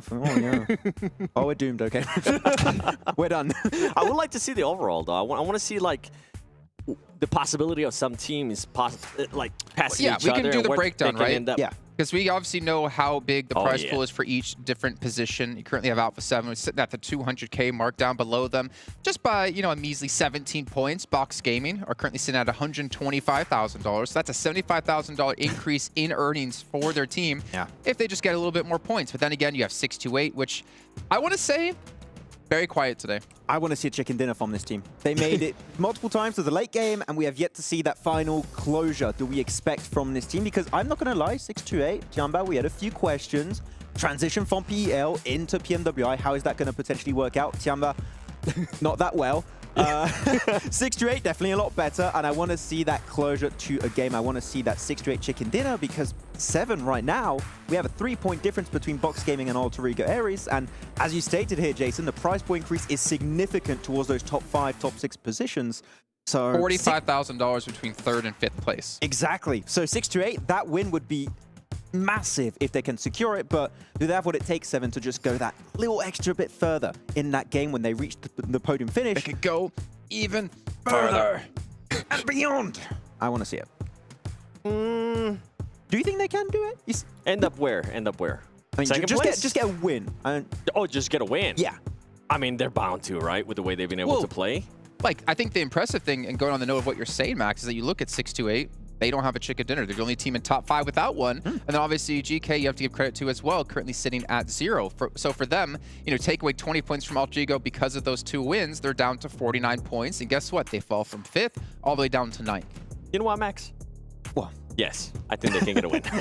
Because yesterday, the strongest map was Miramar, right? And today, coming into today, we're like, okay, we want to be able to see those kind of performances, but we also want to see it in Erangel. If there was ever a chance for them to get a chicken dinner, this would be the perfect timing. They were able to get yesterday back-to-back second-place finishes. They were able to also back it up with good ilms. I think the total between those 2 Miramar matches yesterday was 19 ilms, which, if there's a chance, that's the perfect chance for them to be able to actually get a win. One team I've also been impressed about is GK Esports. I feel like they started the day very slow, but slowly but surely, they've been coming together. They've been able to do some great plays, and something that we were mentioning too at the top of the day was Satan. He was the only player that was performing really well yesterday. He was within the top 5 fraggers. Now it's not just him. Now we have seen some of the other players from GK Sports also starting to perform. And I want to see more control from GK Esports, more specifically in those late game moments. And I have to go back again to that Box Gaming chicken dinner from yesterday on Erangel, where they just let things happen and just got a second place, when I feel like that could have easily become a chicken dinner, followed up with potentially 4 or 5 extra eliminations on Box Gaming and Gladiators at the time. Weren't quite willing to make the extra bit of effort for that one, but we saw the potential. They get to the late game just a little bit further, just like 628, and they could get that chicken dinner finally. I know we moved slightly past it, but I'm going to bring us back around to 628, because you're talking about being strong on Miramar, right? Why don't we take a look at their Miramar stats versus their Erangel stats so far in this event. Now, keep in mind, it's just going to be totals, right? It's not going to be averages, and they have played 3 more Erangels today and haven't played any of the Miramars yet today. So there's 2 Miramars up against the 6 Erangels. But it's going to be interesting to see how kind of close the stats could potentially be, especially when you look at eliminations and you potentially use your mind to do math. Nope.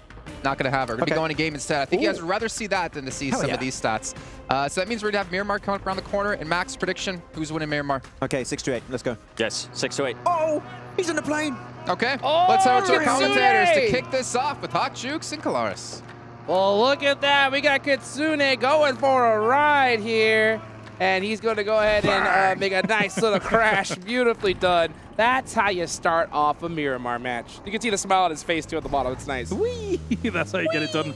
The glider. Loving it. You know what I want to see? I want to see our team get 2 gliders and just barrel around everywhere, you know? Just choose where you want to go, and then somebody's going to shoot you out of the sky, and it's going to be a bad time. Well, you know what? Speaking of bad time, look at all these. Look at Alpha7.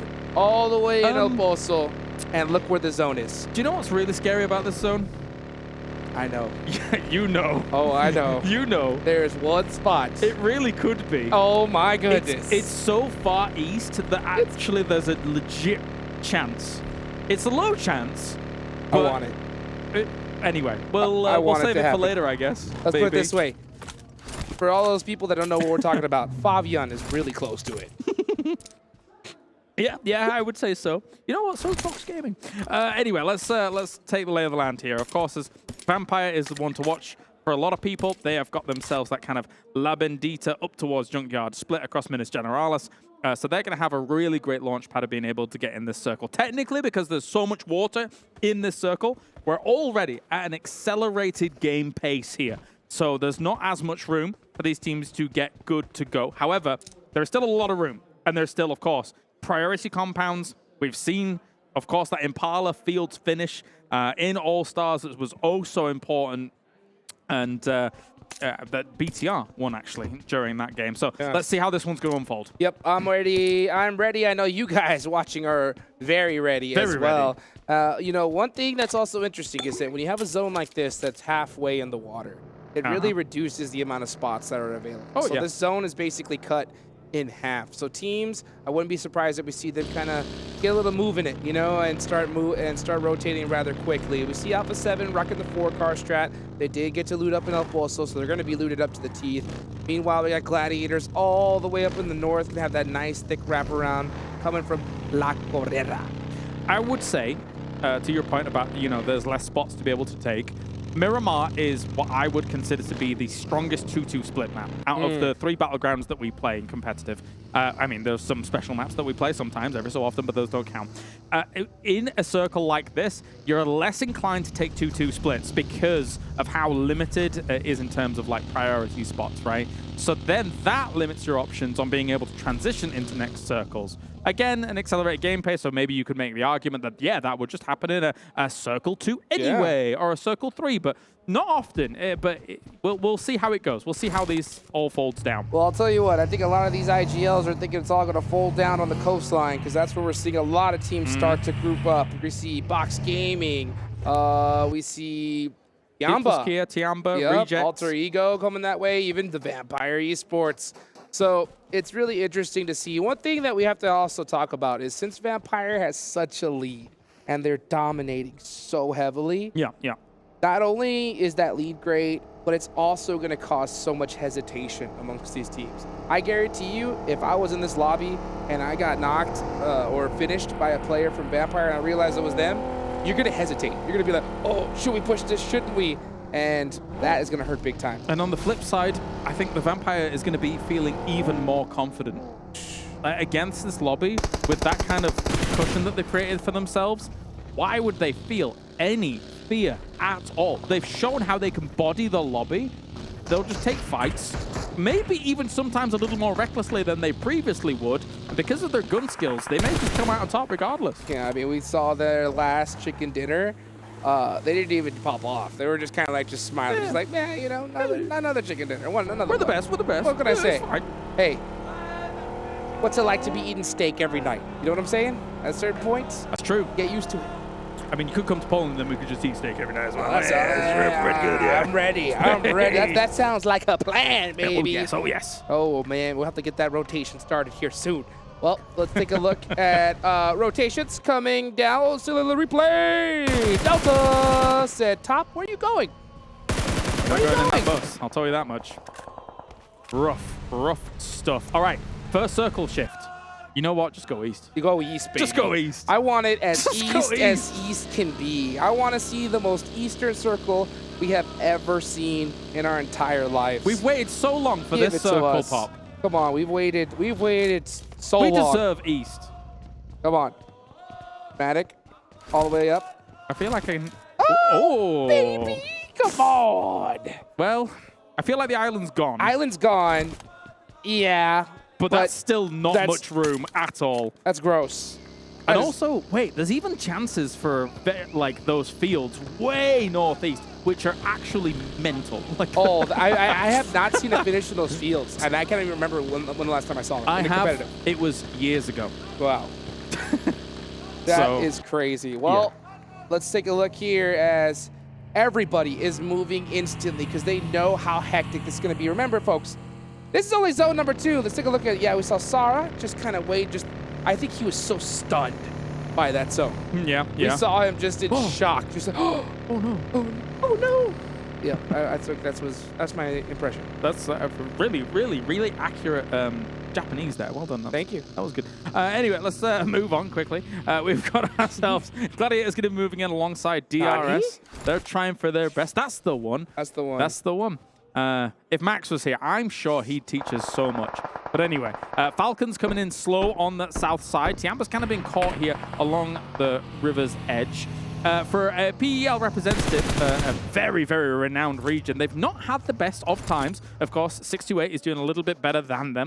But Alter Ego, though, is doing all right themselves here, just underneath 628 in the leaderboards. And Tiamba, well, they're going to be okay for now. Over, getting a nice knock on to one of the members from Alter Ego. That's going to take away their off angle. And they do finish Octa in the process. So now it's a 4v3. I wonder if we see Tiamba get a little aggressive here, especially after hearing those shots and seeing that knock in the feed. Alter Ego, now just tuck a tail because this is a terrible start for them. Yeah, this is the problem, right? We're very, very early in the game still, and you're seeing so much cross shots come in already. The fact that Fireflux is able to get those cross shots in once pressure was going on, effectively third-partying a team in second circle is very abnormal. So for these teams, they're going to be working with a lot less room than they normally would be this early on. Yeah, really heads-up play for Alter Ego to just take off. At this point, they're going to be running into another team, though. You can see them looking for that building to see if it's open. It isn't. Ooh. They look towards the right. It's not. It's taken as well. They drive right down the middle into some more players as well, as they're going to hear those shots. So Alter Ego, absolutely desperate. Not their game. Yeah, I'm not sure where you go. We'll see how time goes on, of course, here as DRS looking at Gladiators, making their way in up at the north side. Gladiators can't go too far into this, I don't think, though, because, again, you've got so many barrier teams. They are slowly driving into the Alpha7 line of sight. I don't know if you want to take that one. I definitely wouldn't if I were you. I like the fact that they finally slowed down because, you know, that was enough rotating blind. Next zone does go a little bit further south. Still a ton of water in play. Anything can happen, and I want to see a water circle. You're very keen. I want to see it. You're very keen. I want to see it. You were swimming yesterday in the hotel. I did. Oh, man. You've seen enough water. I took a nice dip. You did? I did the backstroke. Yep. I was absolutely chilling. And I want to see what the best players on the planet would do in that situation. You think they're great swimmers? I think they're going to have to be if that zone goes to the right. I'll tell you that right now. All right, well, we'll see how it goes. I think we see 6 right now pausing because he's putting his trunks on. You think so? You think so? Just in case. Well, I mean, there's very limited room for him, right? He's coming in very late, so I also wouldn't be surprised if someone takes a little bit of a dip here quite soon, because there's just nowhere for you to go. Where do you go? Considering that most of these spots are taken up. 628 is trying to get in on the edge. And look at this Falcon coming in on just these little ridge lines underneath. This is so close to the ocean. Oh, so close to Soul K, I'll tell you that. He's gonna hit that reload with the Scar. Can he get one of these players? He does! Nice. What a shot. And TQ getting popped out immediately. And these rotations that are so bold, you usually have to sacrifice a player or two. So far, Team Falcons only sacrificing 1, but they are driving into a whole lot more players. They need to stop somewhere. the problem is, as you say, it's a totally blind scent. They don't have information on where any of these teams are. The only thing that gives them a whiff of information is shots raining down from them on these locations. The nade's already being charged up. Falcon, this isn't where you perch up, my friend. Not it. Axer getting a little lucky with that hill. He survives for now, but he's completely stuck out since his vehicle's gone. He's going to try to heal up and survive. Meanwhile, Box Gaming holding down the hill. Oh, that molly could be problematic. Did it hit? Nope, a little too far. Yeah, it's really difficult to land utility on elevation like this. Sometimes you have to get a little bit closer and then use underhand for some shots that will hit. I mean, trying to get over there with the Roadster and finally finished off on the other side thanks to a molly. It probably was an underhand molly from that to finish it off. Yeah, and then Axer getting finished as well. Just a tough break here for the Team Falcons. Meanwhile, Box Gaming coming off a solid game. They put some good points on the board. Could have definitely gone any other way. Delta with the run over! All with the monster truck. Yeah. There was an M249 in hand as well, was able to get a knock, but not going to be enough here to really kind of get everything sorted. As still, Gladiators under a lot of pressure here. Will be taking out DBS on DBS action. Kitsune trying to help out from a little bit far away. I guess Gladiators was kind of split on this and will be divided and conquered. Deck zone. Eastern zone. Eastern. You're so keen, I love it. Back to the mainland. So not a very different circle than what we've seen so far. The only teams that really need to move up are going to be Alpha7. Yep. Meanwhile, Fireflux down south, Tiamba as well, are going to have to battle it out. And here we are. We're looking at this side of the circle all the way down south. Fireflux throwing out their smokes because they know they're going to need them here. And I think all their plan is to try to just barely get into the edge of this circle and then play it out. But they have to take out Tiamba in the process. Yeah, for a lot of these edge teams, what's the plan? I feel like the plan is you roll from fight to fight and hope you win them. Because other than that, you're not going to be playing for center. Big sprays come in here. Kitsune is gone. That's Gladiators out in 16th. They were one of the teams that was challenging for some of those top spots. So a rough start to the Miramar campaign. Well, doors open now for those teams right below them to catch up. Tiamba YDD with a nice nade on the loots. Beautifully done. And Tiamba doing a great job at keeping Fireflux at bay.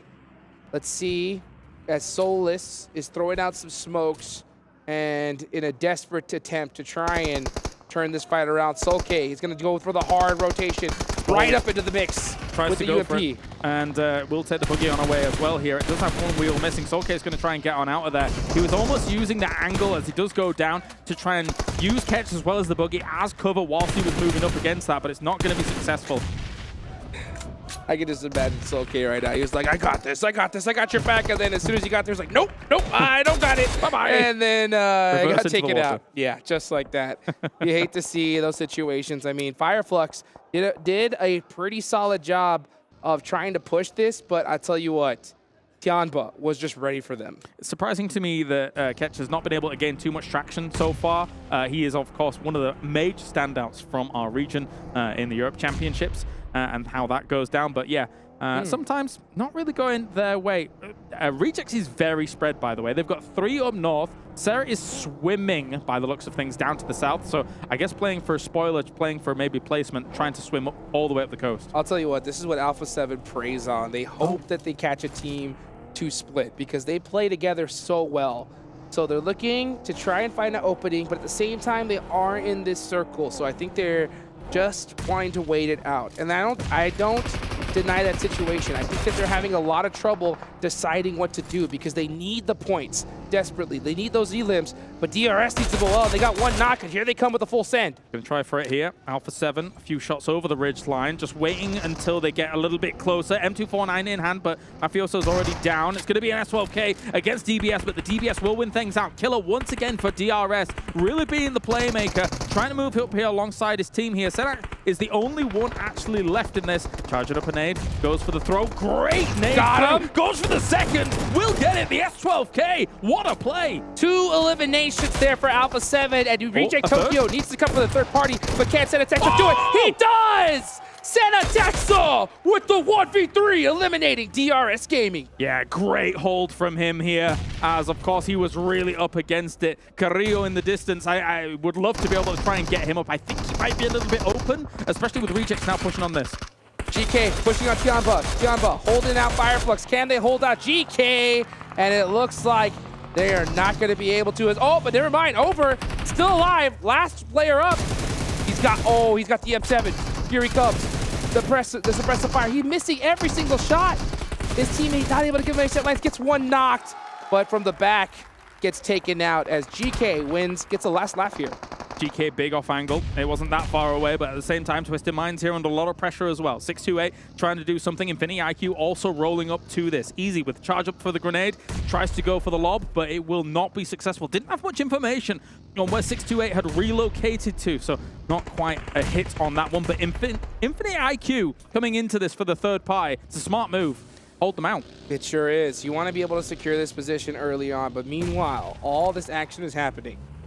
Vampire Esports are just looking above and waiting. So good at deciding when to fight. They let everybody else take out each other. Now all they have to deal is with half the lobby, and they haven't even gotten started yet. It might be sunny on Miramar all the time, but these vampires don't even care about fighting in the shade. They will wait, kind of bide their time and prey upon all of the individuals that are in this lobby when they find opportunity to do so. Meanwhile, I mean, Infinity IQ is preying upon, as I say, trying to hold out Twisted Minds as well as 628. I think they might have let 628 get a little bit ahead of them. Not in terms of deeper into the circle, but the wide rotate on around. And here's a replay once again of that 1v3. Beautiful pre-nade there. Instant shot with that S12. Gets those finishes, secures the points, and eliminates that intel. And meanwhile, we see him make that switch to that mini right back to that S12. Bop! Just like that. Out of there. The wherewithal even to have that mini switch in between all that, it shows great mechanical ability to be able to just have that movement going, take that 2v1 strong, and then be able to go for the switch, and even then the switch back as he comes around the rock. So lovely stuff. You know what, I'll tell you what, those Stalwart Esports need to switch it on here. They are not doing a performance that we expected, and they still have 3 players up. They're in a pretty solid position here in this zone. They got a good amount of control, but they're going to have to put up some big points on the board. Honestly, first place at this point isn't enough. A chicken dinner isn't enough. They need to get a chicken dinner with at least 10 elims, and that's only a beginning if they want to make a road to the top 3. Yeah, sure, it needs to be massive. As for Infinity IQ, though, they will get knocked on down here. Easy, though, exposes himself on quite the easy angle. He swung his pan then. I saw that. That was a thing. That was Yang, one of Max's players to watch here, as we were on board with him for just a moment. 628 is trying to shut down all of this, but you know, it's very scrappy in these hills coming in on the edge. Yes, it is. And meanwhile, Twisted Minds are going to be in that same situation with only 1 player up. So still 10 teams remaining. Next zone about to pop on over. Will it go over to Vampire? I'm going to go They yes. definitely need the help. Oh, yeah. Oh, yeah. They really need. They need it. But they're going to get it. Watch. Yeah, let's see. Ba-da-da-da. Dun, dun. Dun-dun-dun-dun. Center zone. That's enough. Ravenclaw always holding that really good solid position. The scout, he is now in a spot where we're going to see the rest of Vampire go directly in his direction. Meanwhile, Infinity IQ in an absolute battle with 628. Here they go. Crypto, one of the fan favorites, going to need to get something done here. Yang actually goes down from the distance. It will be Infinity IQ able to deal with that. It was a big nade for him, but at the same time, action falls as well. They're taking battles with multiple teams here at the moment, but they really need to prioritize Infinity IQ. They're really on their doorstep. They're their barrier to entry for all of this. A spray from Zing to try and hit it on, but will actually have to lie down. Even the finish as well. They're just slowly picking away at them. Here comes Steez, fully sending it on up. Meanwhile, Zing is holding the back line. Unfortunately, Zing has no utility at all. Steez has his back, though. He has 3 nades to his name. That nade might be good. It does piece up Benzu. Infinity IQ forced to split up because they want to be out of nade range. 1 more nade. This could be it. This could turn the battle for them. And then, oh, you go with the Org as well. The Org, an absolute laser here. Will he be able to take 1? Will he get a second as well? Near the boogie, and he will be able to get it. That is a big play. Straight through the smoke to try and finish off Infinity IQ here. This gun can finish it off, but Crypto from the high ground comes in, able to try and ruin a little bit of the fun here for Bensu as he will fall. Another spray in. What a play from Steez. What a move. He needs to finish Crypto. Steez, so huge. Now on to the next. Here comes Twisted Minds. The low toss nade. Catch him off guard. Steez is on a tear. Absolute awesomeness coming out from him here with the AUG. I mean, it's one of the most powerful guns once you're able to find it. And here comes GK.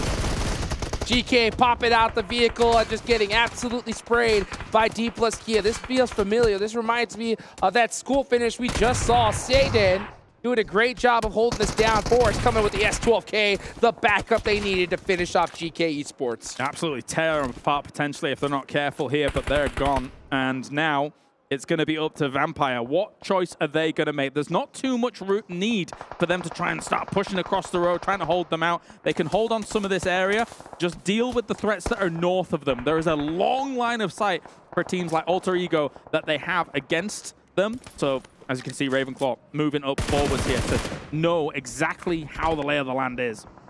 Speaking of lay of the land, guess who has all of it? Vampire Esports. Doing all right. Doing all right. 2 eliminations, picking up some points, outliving all the teams that are right next to them on the leaderboards, as is tradition at this point, and possibly even looking at another chicken dinner. Let's take a look at this replay here. Steez gets that one. A second knock. Beautifully executed. I mean, the gun swap, having the know-how of realizing that, hey, this could be a second player up here, gets the beautiful spray of full 1v4 squad wipe. Absolute insanity. The last bullet finished that on the AUG as well, and then he had to reload behind the car and then deal with Crypto up the top, so he was lucky. I mean, he actually switched to the UMP to spray through the smoke. He understands the value of certain weapons in that situation. I mean, obviously he had to reload a little bit, but switching over to that, the bullet's a little bit less value compared to the AUG in that moment. So cool stuff, good mechanics. Oh my gosh, just absolute insanity. That's going to definitely hype his squad up, and they definitely need it. So Steve's with 4 eliminations, all 4 beautifully executed. He is looking for a next spot in this circle, though, and he doesn't have a lot of room to breathe. He's going to try and edge in just by a little bit. He still has that truck alive, but there are a few hills that he could play. But meanwhile, waiting in the shadows, I've been talking about him all game long. Look at this team. Vampire have just been waiting, letting others taking themselves out and say, yeah, we're just going to get those guaranteed points like always. Yeah.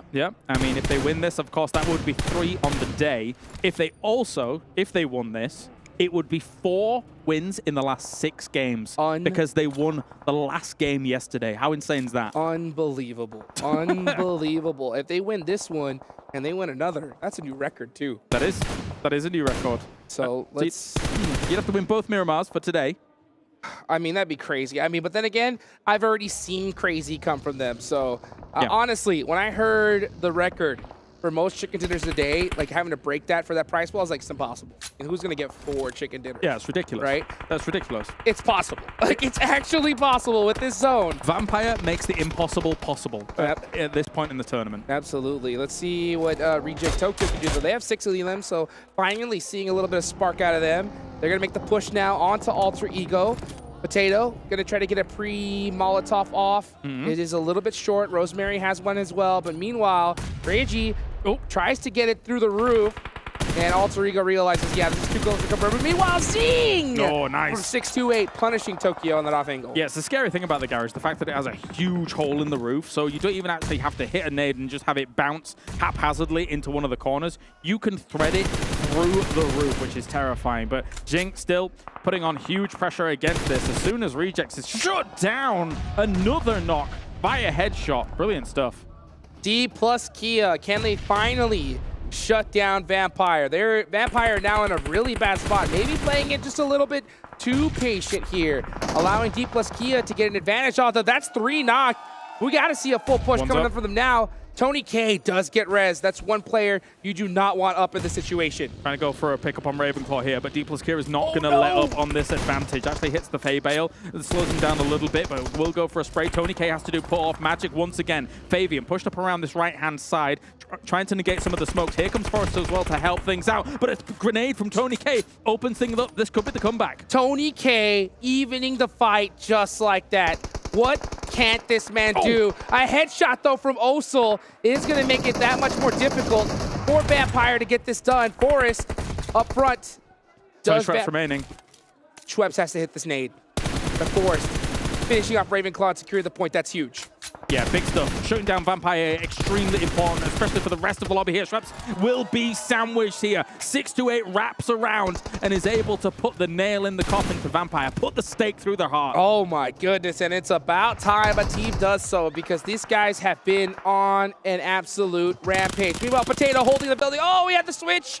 We did miss it, but he did get that knock. Let's see if he can get another one. Little Uzi.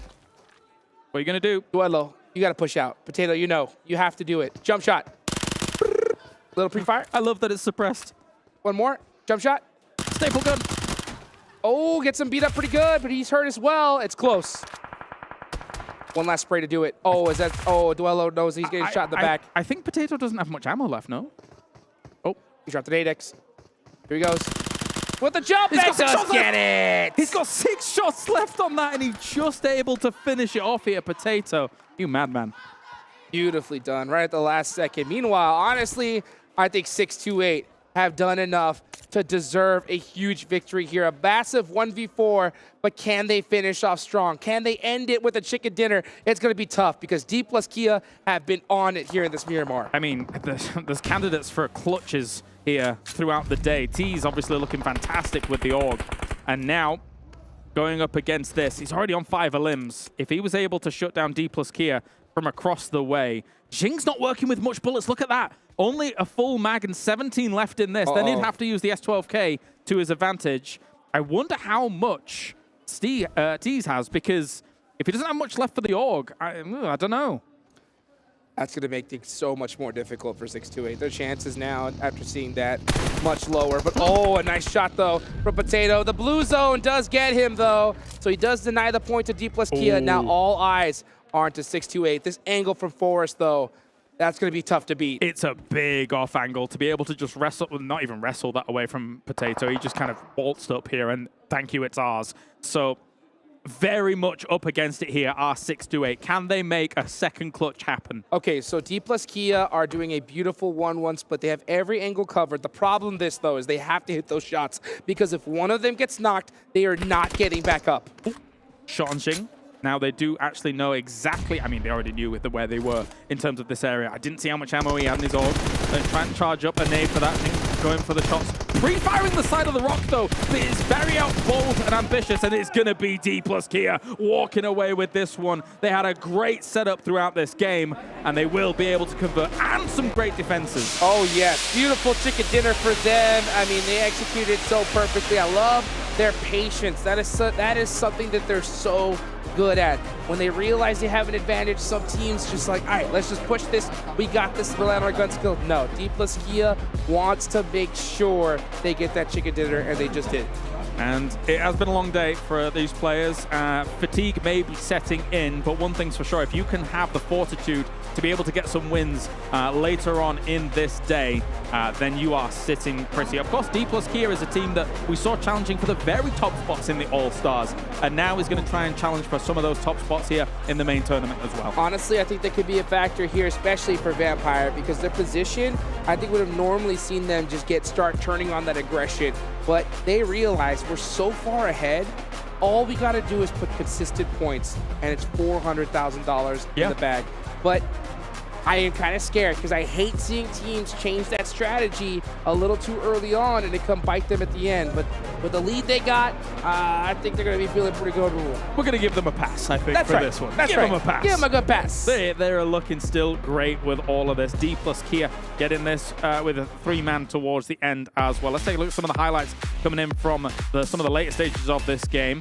Duelo and some of the reject guys. I mean, this is good points for them as well. They were kind of down towards the bottom. Happy to see them try and make something happen here, but Potato was able to shut it down. Oh, beautifully done from them. Let's go ahead and throw it on over to our host and analyst to break it down. Host and analyst indeed. We're back here on the desk to talk about Dplus and Max's, well, one of his favorite players, which is Forest. Yeah, Forest indeed. Yeah. We saw him take the bug as well, taking an off position to allow Dplus to close things out up against 628. And a match that honestly Dplus desperately needed because it probably earns them a lot of extra money in their pockets, moving them up the leaderboards. Yeah, back in the All-Star stage, it's the map that allowed them to initiate their redemption on the at the end of the first day, and they were able to follow that up on the following day. Can they do in day 3? We'll have to see, but this is some good presence and a lot of eliminations, especially that they desperately needed here 7 because I was getting a little bit scared for the boys. And they waited for the right time to start getting those eliminations, and at the end, I mean, that push from Forrest in the buggy, getting the high ground, he was gonna try to run over Potato from Alter Ego, and he was like, you know what? He went down to the zone. I'm gonna stay here. This is a great place. Like, this is a good spot. I'll stay right here. Well, before we do take a look at the match rankings, I once again need to give a shout out here to our sponsor, our lovely sponsor of the Honor Magic 5 Pro, powered by Snapdragon 8 Gen 2 and Honor self-developed GPU. There we go, Turbo X. Obviously, well done by them and the players. Definitely loving the device. But let's take a look at the match rankings and see all the points accumulated for these teams. It's going to be important as you go forward from now on, as you only have 7 matches left in total over the course of today and tomorrow. 19 points coming through with the 9 eliminations. But Vampire, like even when they're down, they still take home points. And I think this is something we really have to drive home to you viewers at home, that even though they're like, what, 50 odd points ahead, the fact they keep getting points like this means it's almost impossible for teams to catch them. I mean, the thing, Jason, this is a bad game for Vampire, and it's still better than most of the lobby.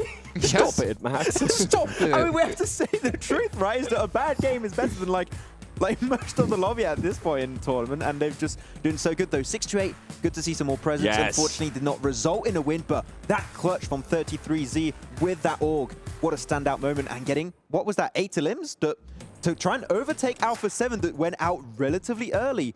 That was the great timing to do it. Yeah, and this is what I was hinting at, right? I mean, Vampire Esports is going to continue to get more points than everybody else, regardless of what ends up happening. Alpha7 didn't really have one of their best Miramars, considering that this is actually one of their best maps. They went out super early. I think they only ended up with 3 points right there, and you said it best, 6-8, being able to clutch it up, being able to get those points that they need.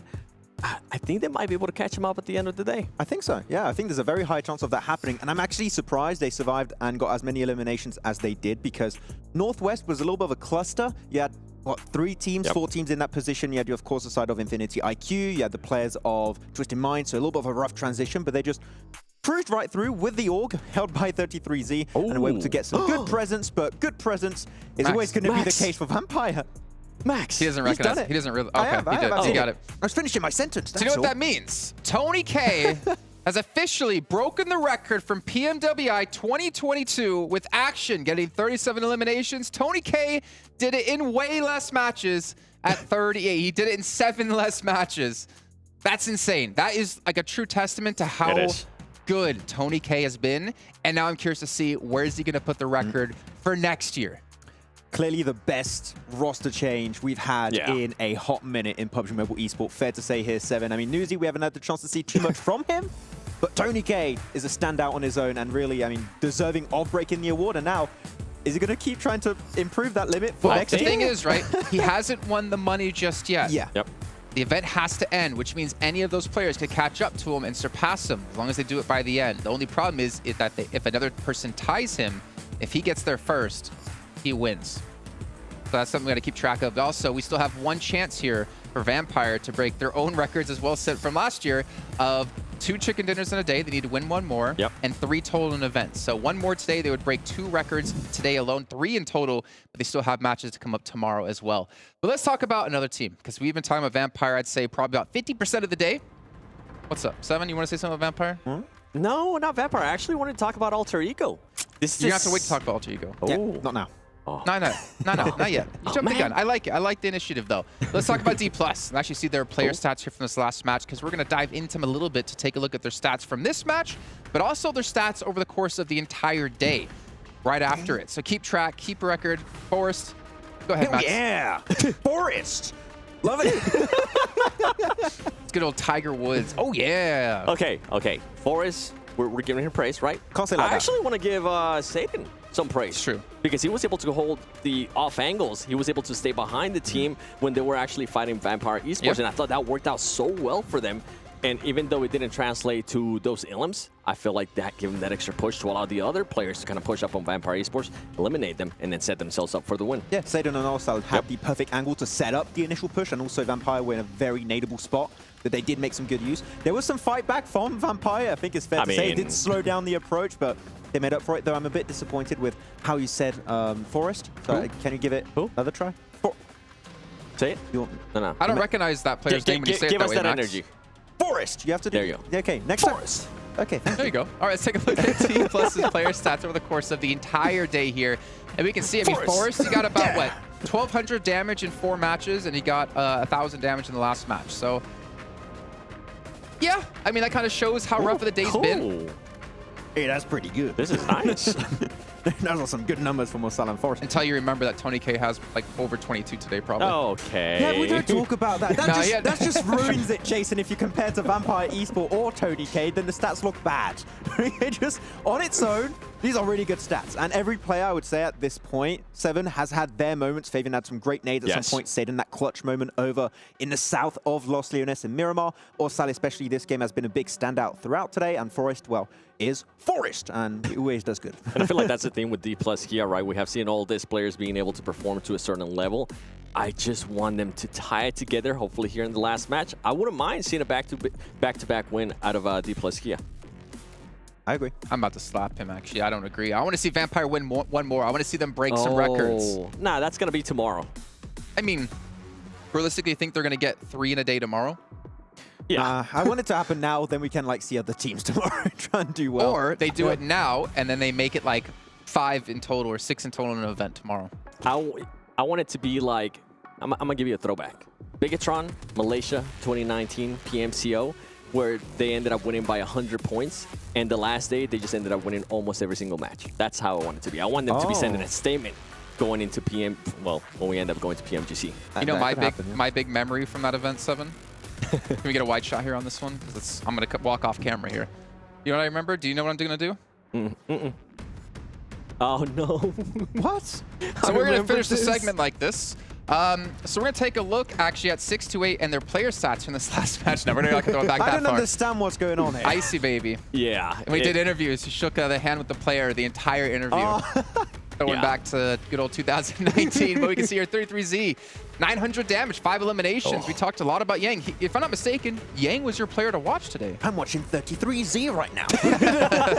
Wait a second. Yeah, You're don't give switching this that man fast? don't give him an org. I think it's fair to say. That 1v4 versus Infinity IQ was just like chef's kiss. Yes. Yeah, exactly. That was you owe me a Coke, jeez. You did it again? Oh, no, okay. Come on. But really good push from him. I think he got even some bloom shots through the smoke.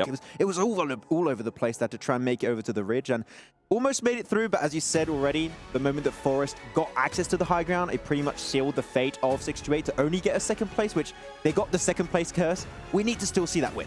Yeah, we do. And what's 46 plus 8? I don't know. What? 54. 54 points. Vampire Esports ahead of Alpha7. As you can see here, almost hitting that 60-point threshold you were talking about, Max. Don't worry, I wasn't realistically going to let you answer that after the 3x4. But we can see... Actually, I missed down the front page. I was too busy looking at you laughing. I want to see where Dplus was. Can we run that back one more time? Because Dplus, they have been struggling today.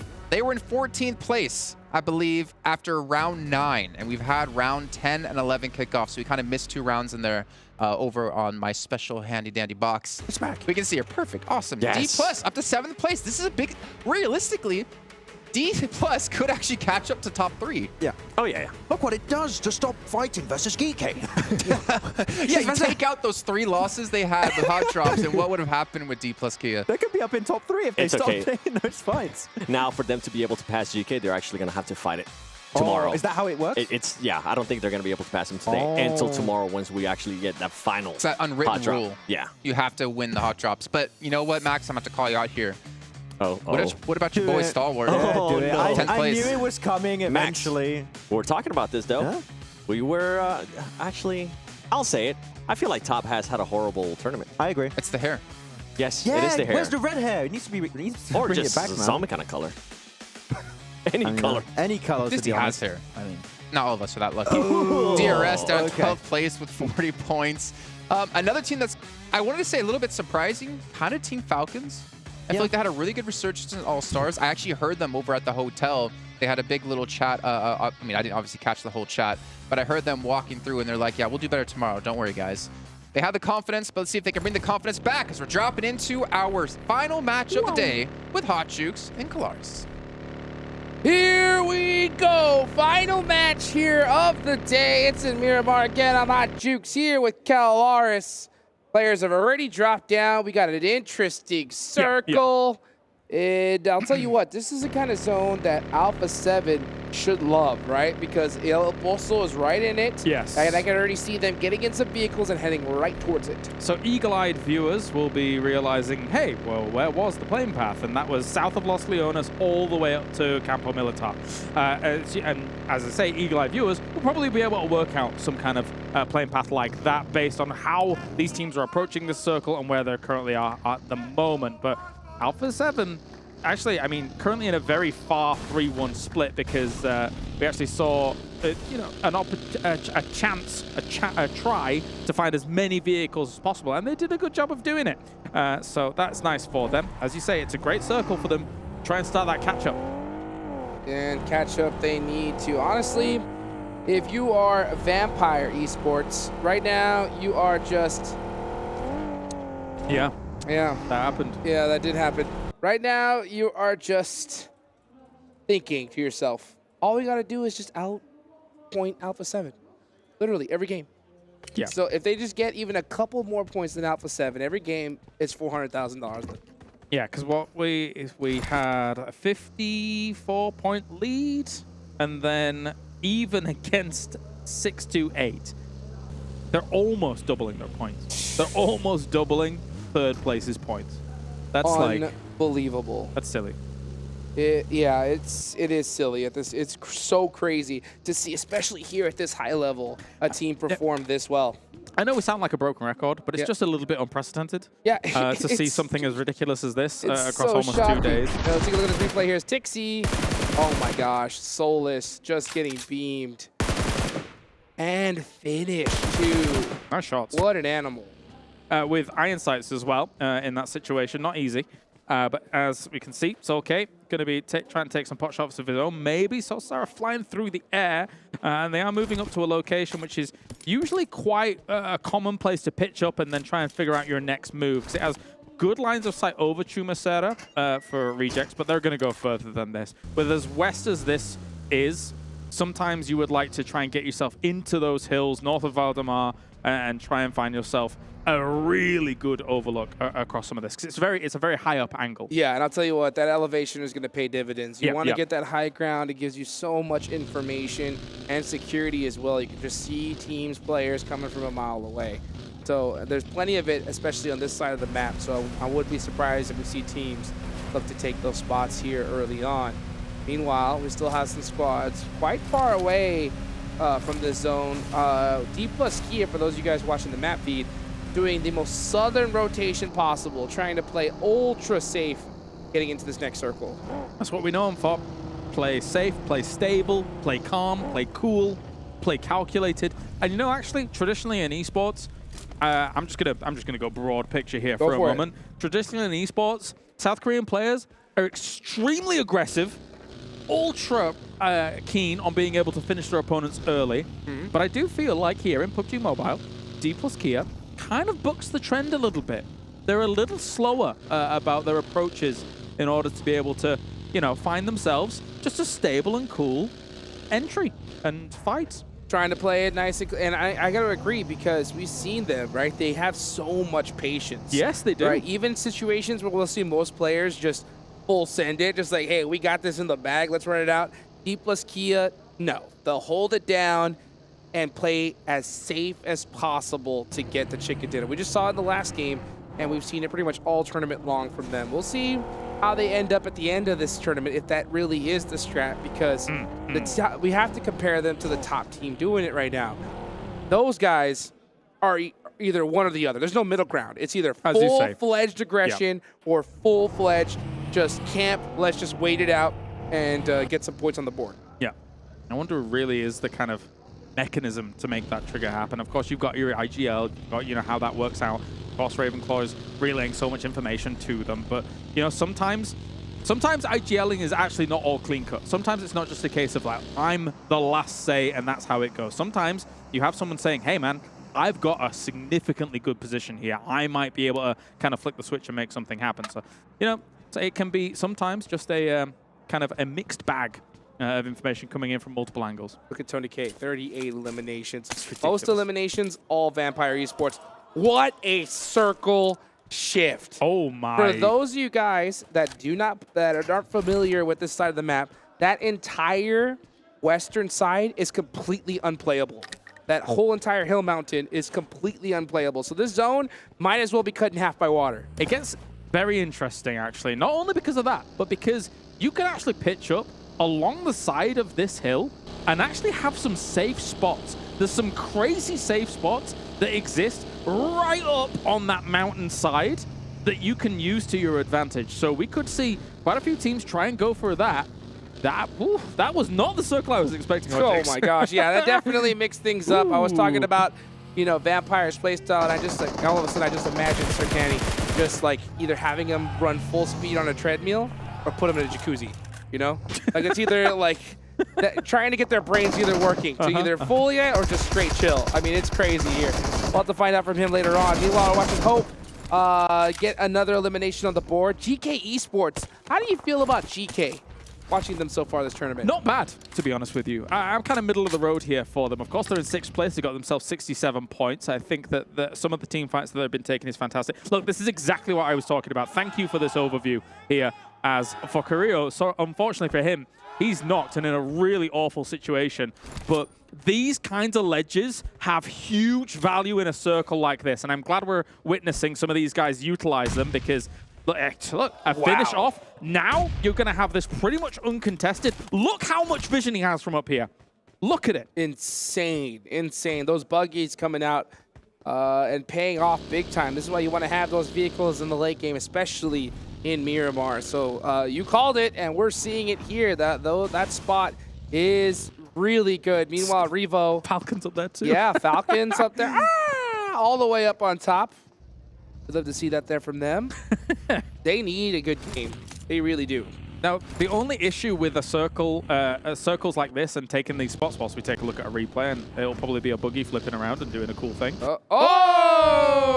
Okay, little. Okay. Is that 9 times out of 10, you can take these top spots up on the high ground, but it's very unlikely the circle's going to end here. So you need to think about how you're eventually going to get off of here. Usually that's in the form of absolutely blasting a buggy down the hill so you don't take the full damage. So we'll see if that comes along later as well. I'm sure we will. I'm sure we will. Let's see where that next zone does pile up. As we look at the map, look at this. Tons of teams. Every squad still alive. And it is going to be absolute mayhem. Come on. Let's take this zone all the way over to the west side. Let's just make it absolute insanity. Why not? Oh, yeah. Let's do it.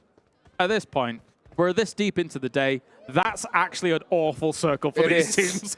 yeah. They wanted that hard shift over to the west. Instead, it centers on up.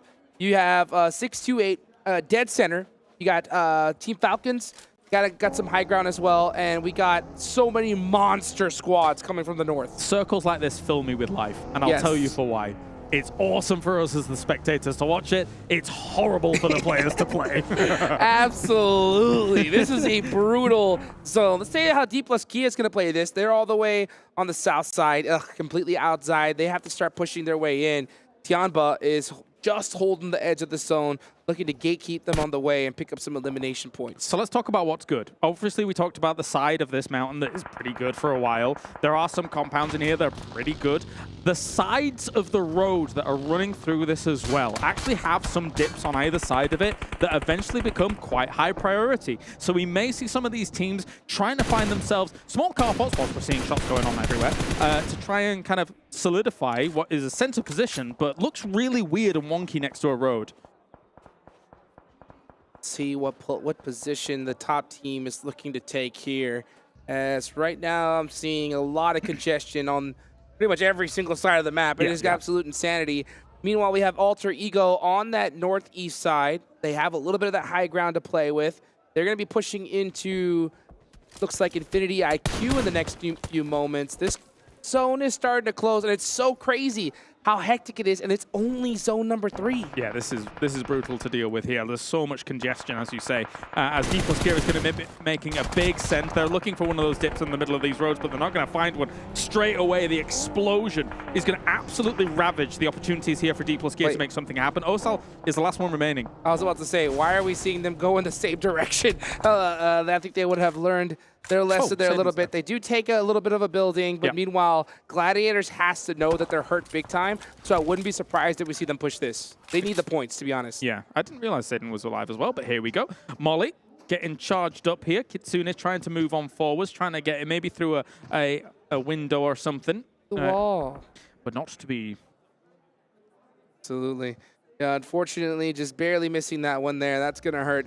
Alpha7 in second place, looking to put some points on the board. Vampire just looking to just do a little bit better than them to guarantee their championship run. Next zone, about to pop. Oh, can't wait. Come on, Circle. Let's go. I'm thinking center again. Yeah, most likely is going to center up, but I just want to see a hard shift and not to the east side. Come on. Give it to us. Meanwhile, we're seeing players get knocked out all over the place. Okay, DRS pushing up onto Infinity IQ. Yante looking to get suppressor fire, but they're getting shot from all over the place. Zone does center up.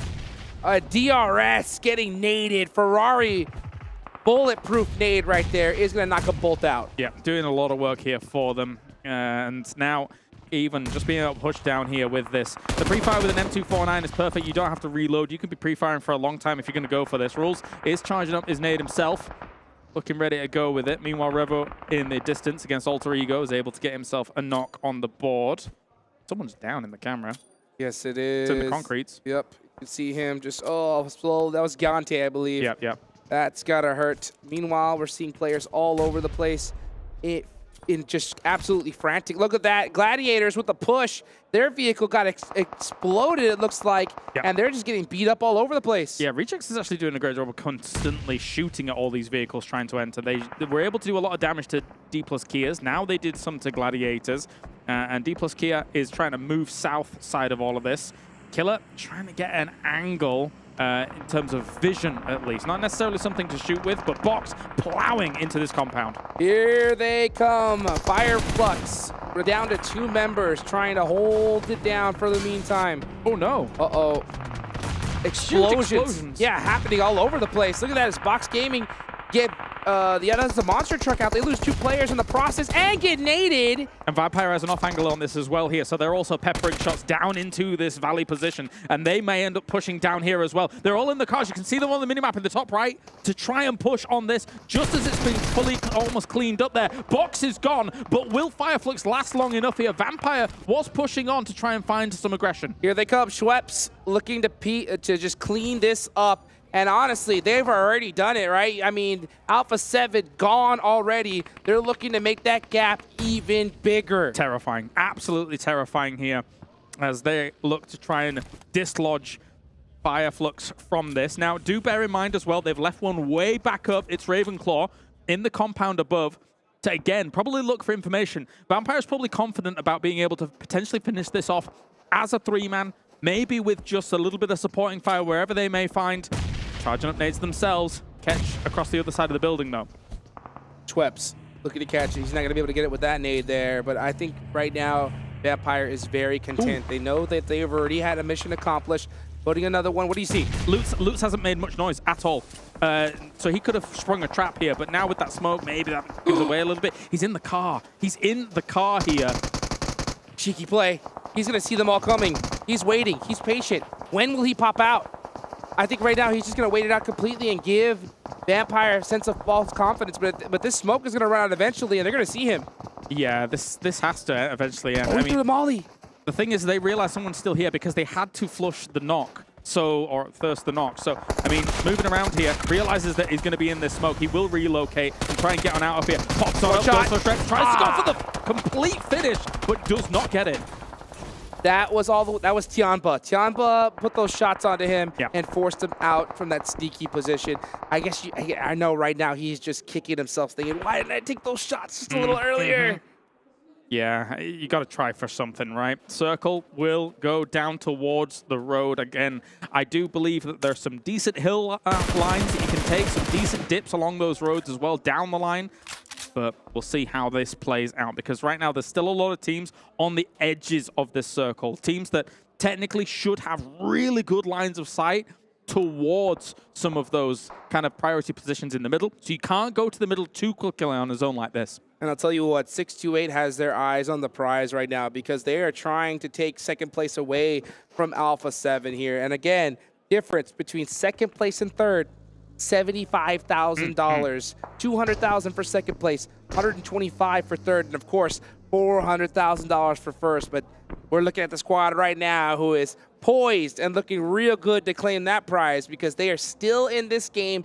4 eliminations to this name. It's like they cannot play a game without at least one squad wipe. Yep, they are doing well.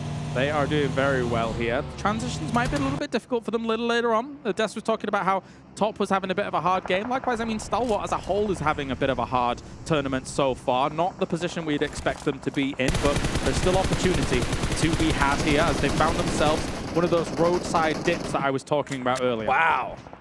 This could be 628's game, honestly. I mean, that's 8 eliminations. Yeah, big. They got to be feeling themselves big time. Right now, Jing, the only one member not to get one yet, but they are playing so well together. They have to finish strong. Yeah, so Stalwart already being knocked in the middle. That's what I was talking about going there too early. Those are shots from up on the high ground on the west side. So those lines of sight are deadly. You got to be careful about when you move. Speaking of deadly, yeah, I think Tokyo Reject smelt danger as Vampire, top team in the lobby, are just far too close to him. Schweppes going to have a huge angle here, though. He's going to get one. Big. And he's going to get the confirm as well, most likely. Yeah, Oh, maybe. barely. I mean, even if you try and go for the res here, it's very, very difficult. Although across the way here, Tiamba saying, nuh-uh, get out of here. Hey, leave him alone. Leave him alone.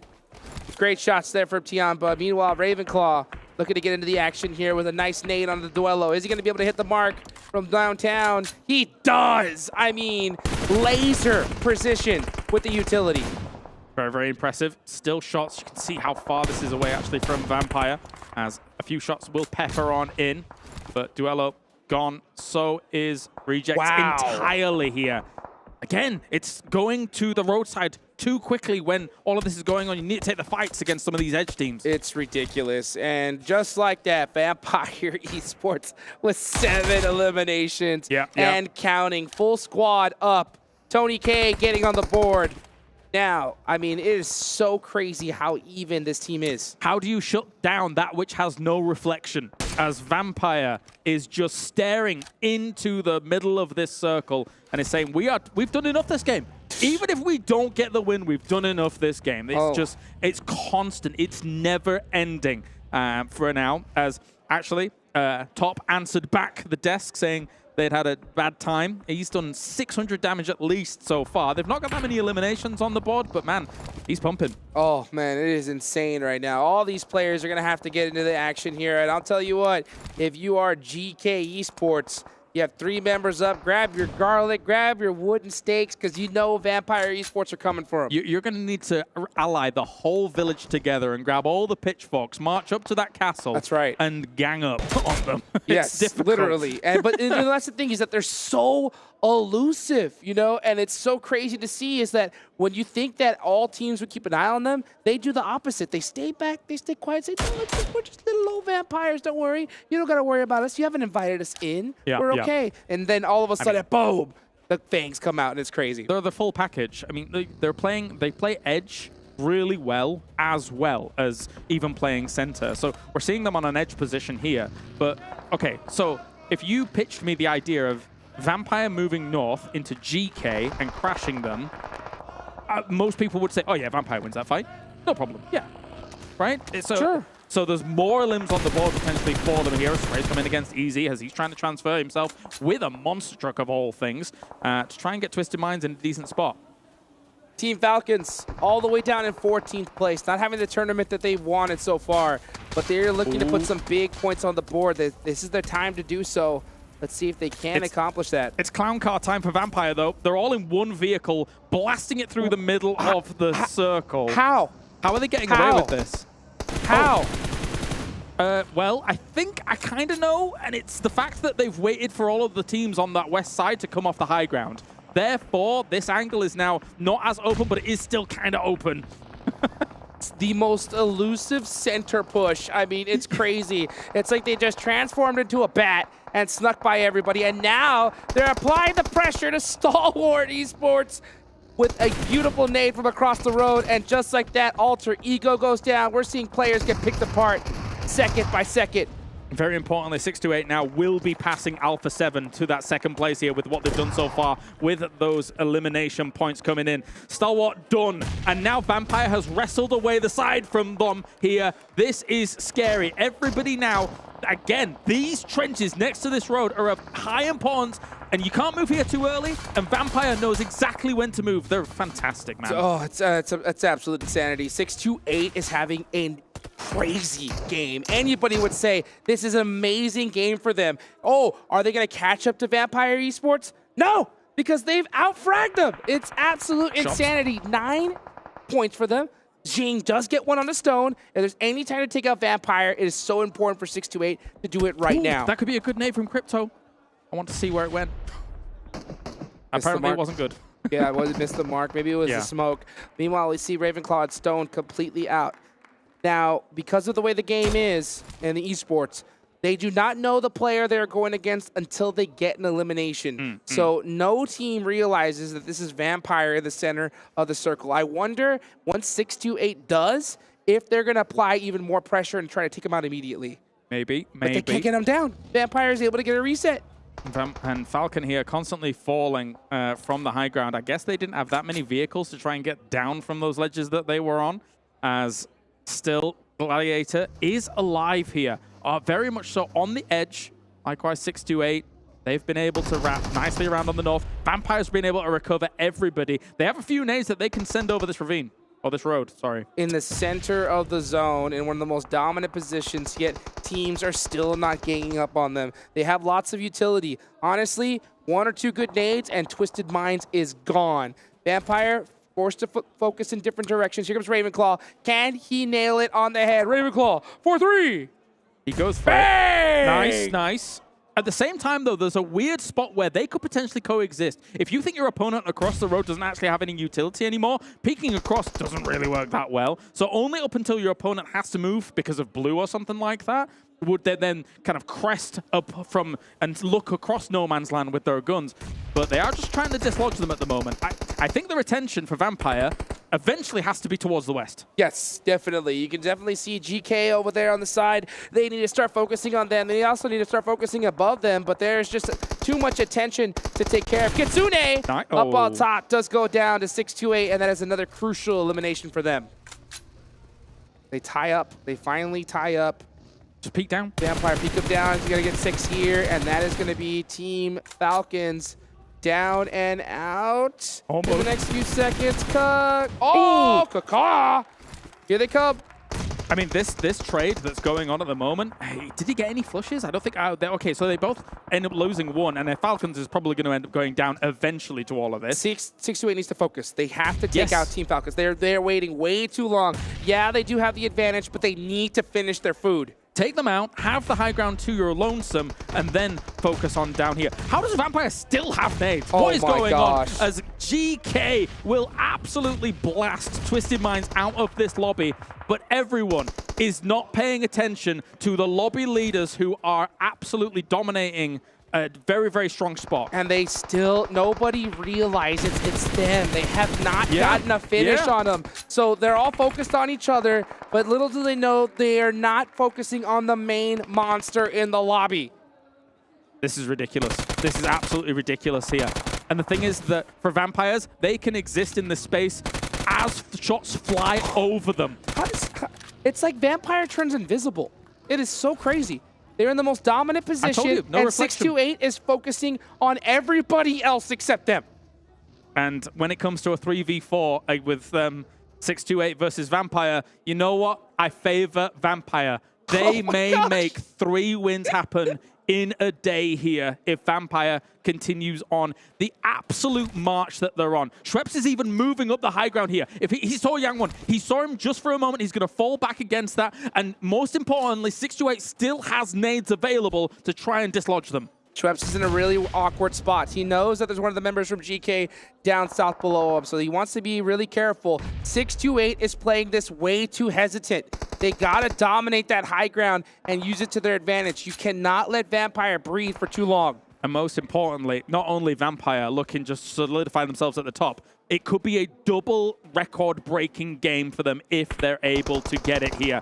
Guyth even, sorry, gonna make it go down. That's a great angle here for Yang1. He's gonna have to just finish him off. Huge, finally taking advantage of that high ground. They take stoned, and that's gonna even out the playing field. Now Vampire at a huge disadvantage positionally. 628, by all accounts, should win this game. Yang's already got 7 this game. They've got 16 eliminations throughout it. That is massive here. Guy's going to try and go for it for GK, but the big spray on through. And it's Tony K that's able to finish him off. It's another elimination for them. 13 on the board. 3v3 here. If they get this win, that is absolutely massive. Tony K, 6 eliminations to his name. Oh, what a shot. Jing taking out Schweppes.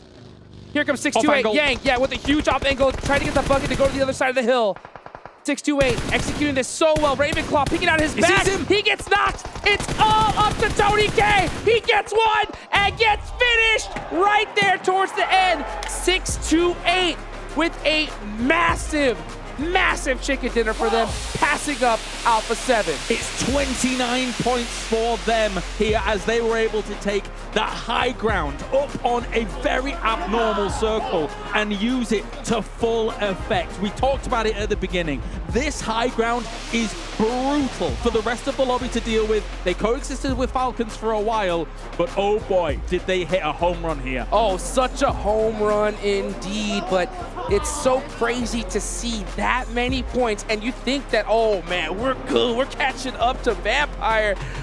They still had a monster performance as well, a second place finish and tons of eliminations. I mean, Vampire probably got close to 20 points that game. Yeah, I think if 19 not more. or 20 points. I think they had to have gotten more. Yeah, something to that degree. So you got yourself a situation where, okay, great, we've done this, but unfortunately, the absolute Goliath that is Vampire Esports is just constantly making that goalpost move further and further. Why am I doing so many sports ball references? Yeah, and I mean, it's because it's crazy. It's crazy. I don't know how Vampire does it, how they're able to almost like become invisible in certain situations where every other team happens to focus on everybody else besides them, and then they just pop up and say, yeah, you know what, we'll take all the points. I'm going to tell you right now, there's moments where they're just making transitions at exactly the right time. I said again about just Circle 2. There are these great trenches alongside this road. You have to move to those at just the right time,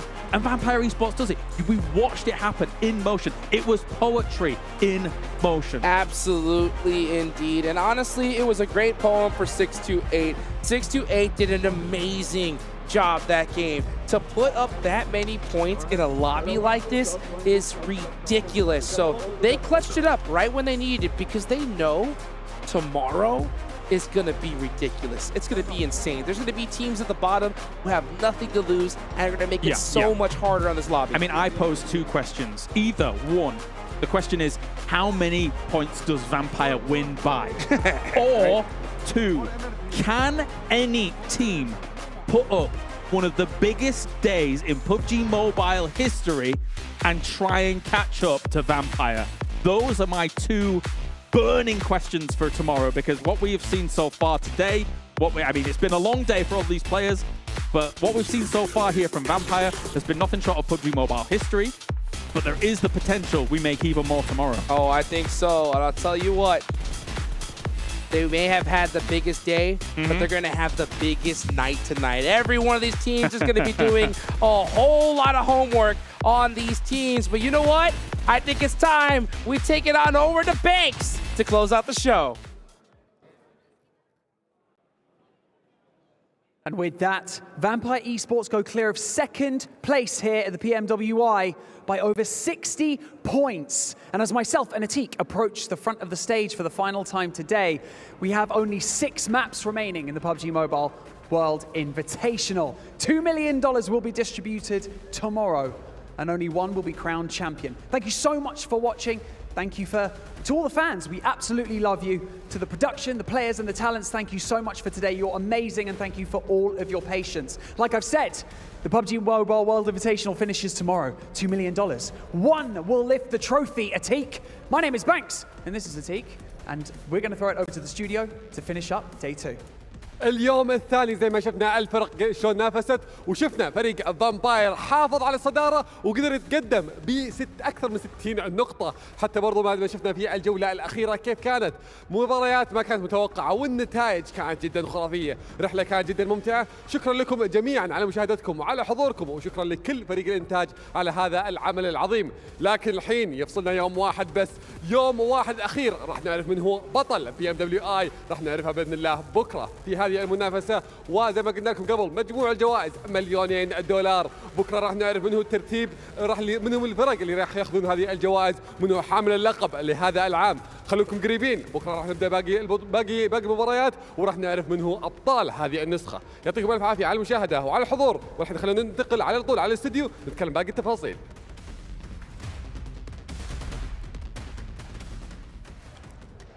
Thank you so much, gentlemen. As you can see here, Sevens Worlds Gaming. Looking fly, looking cool, looking good. I'm making I'm looking like Vampire Esports pushing into Star Wars there. Not caring about anything. They just went for it. That was one of the craziest push we have seen. Yeah, they didn't end up winning the game. But the confidence that this team is playing with right now, absolutely ridiculous. That's a bad game for Vampire. That's a bad game for Vampire. I don't think any team out there wants them to have a good game. Let's take a look at the match rankings here, get an idea of the points they got. But of course, 6-2-8, we can't forget about them taking home the chicken dinner and getting themselves potentially ahead of Alpha7, which in its own right is massive because that's a lot of extra money in their pocket. 29 points. One of our biggest points, if not our biggest point games we've had. For the main tournament, tournament? Yeah, because we had 22 elimination for Egon in the All-Star stage, but this is potentially the biggest in the main tournament, and it's great to do it once again here, 7, because twice in a row, 6-8 get good points, and Alpha7 get nada, nothing. They got 1. We finally got our answer, though. Could they get a win, Max? You were asking about it.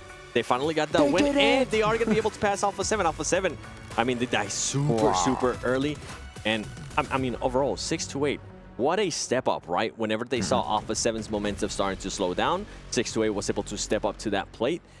I think it's going to be a little bit too far for them to try to go after Vampire Esports, especially, I mean, with what we've been able to see over and over again, and the confidence that Vampire Esports is currently playing with. You have like one option if you want to catch Vampire, which is like the worst option.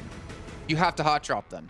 Yes. Oh, I don't do that. But the thing is, if you fail the hot drop, other teams are going to pass you, and you're going to lose a lot of money. So realistically, I wouldn't expect any team to be hot dropping them.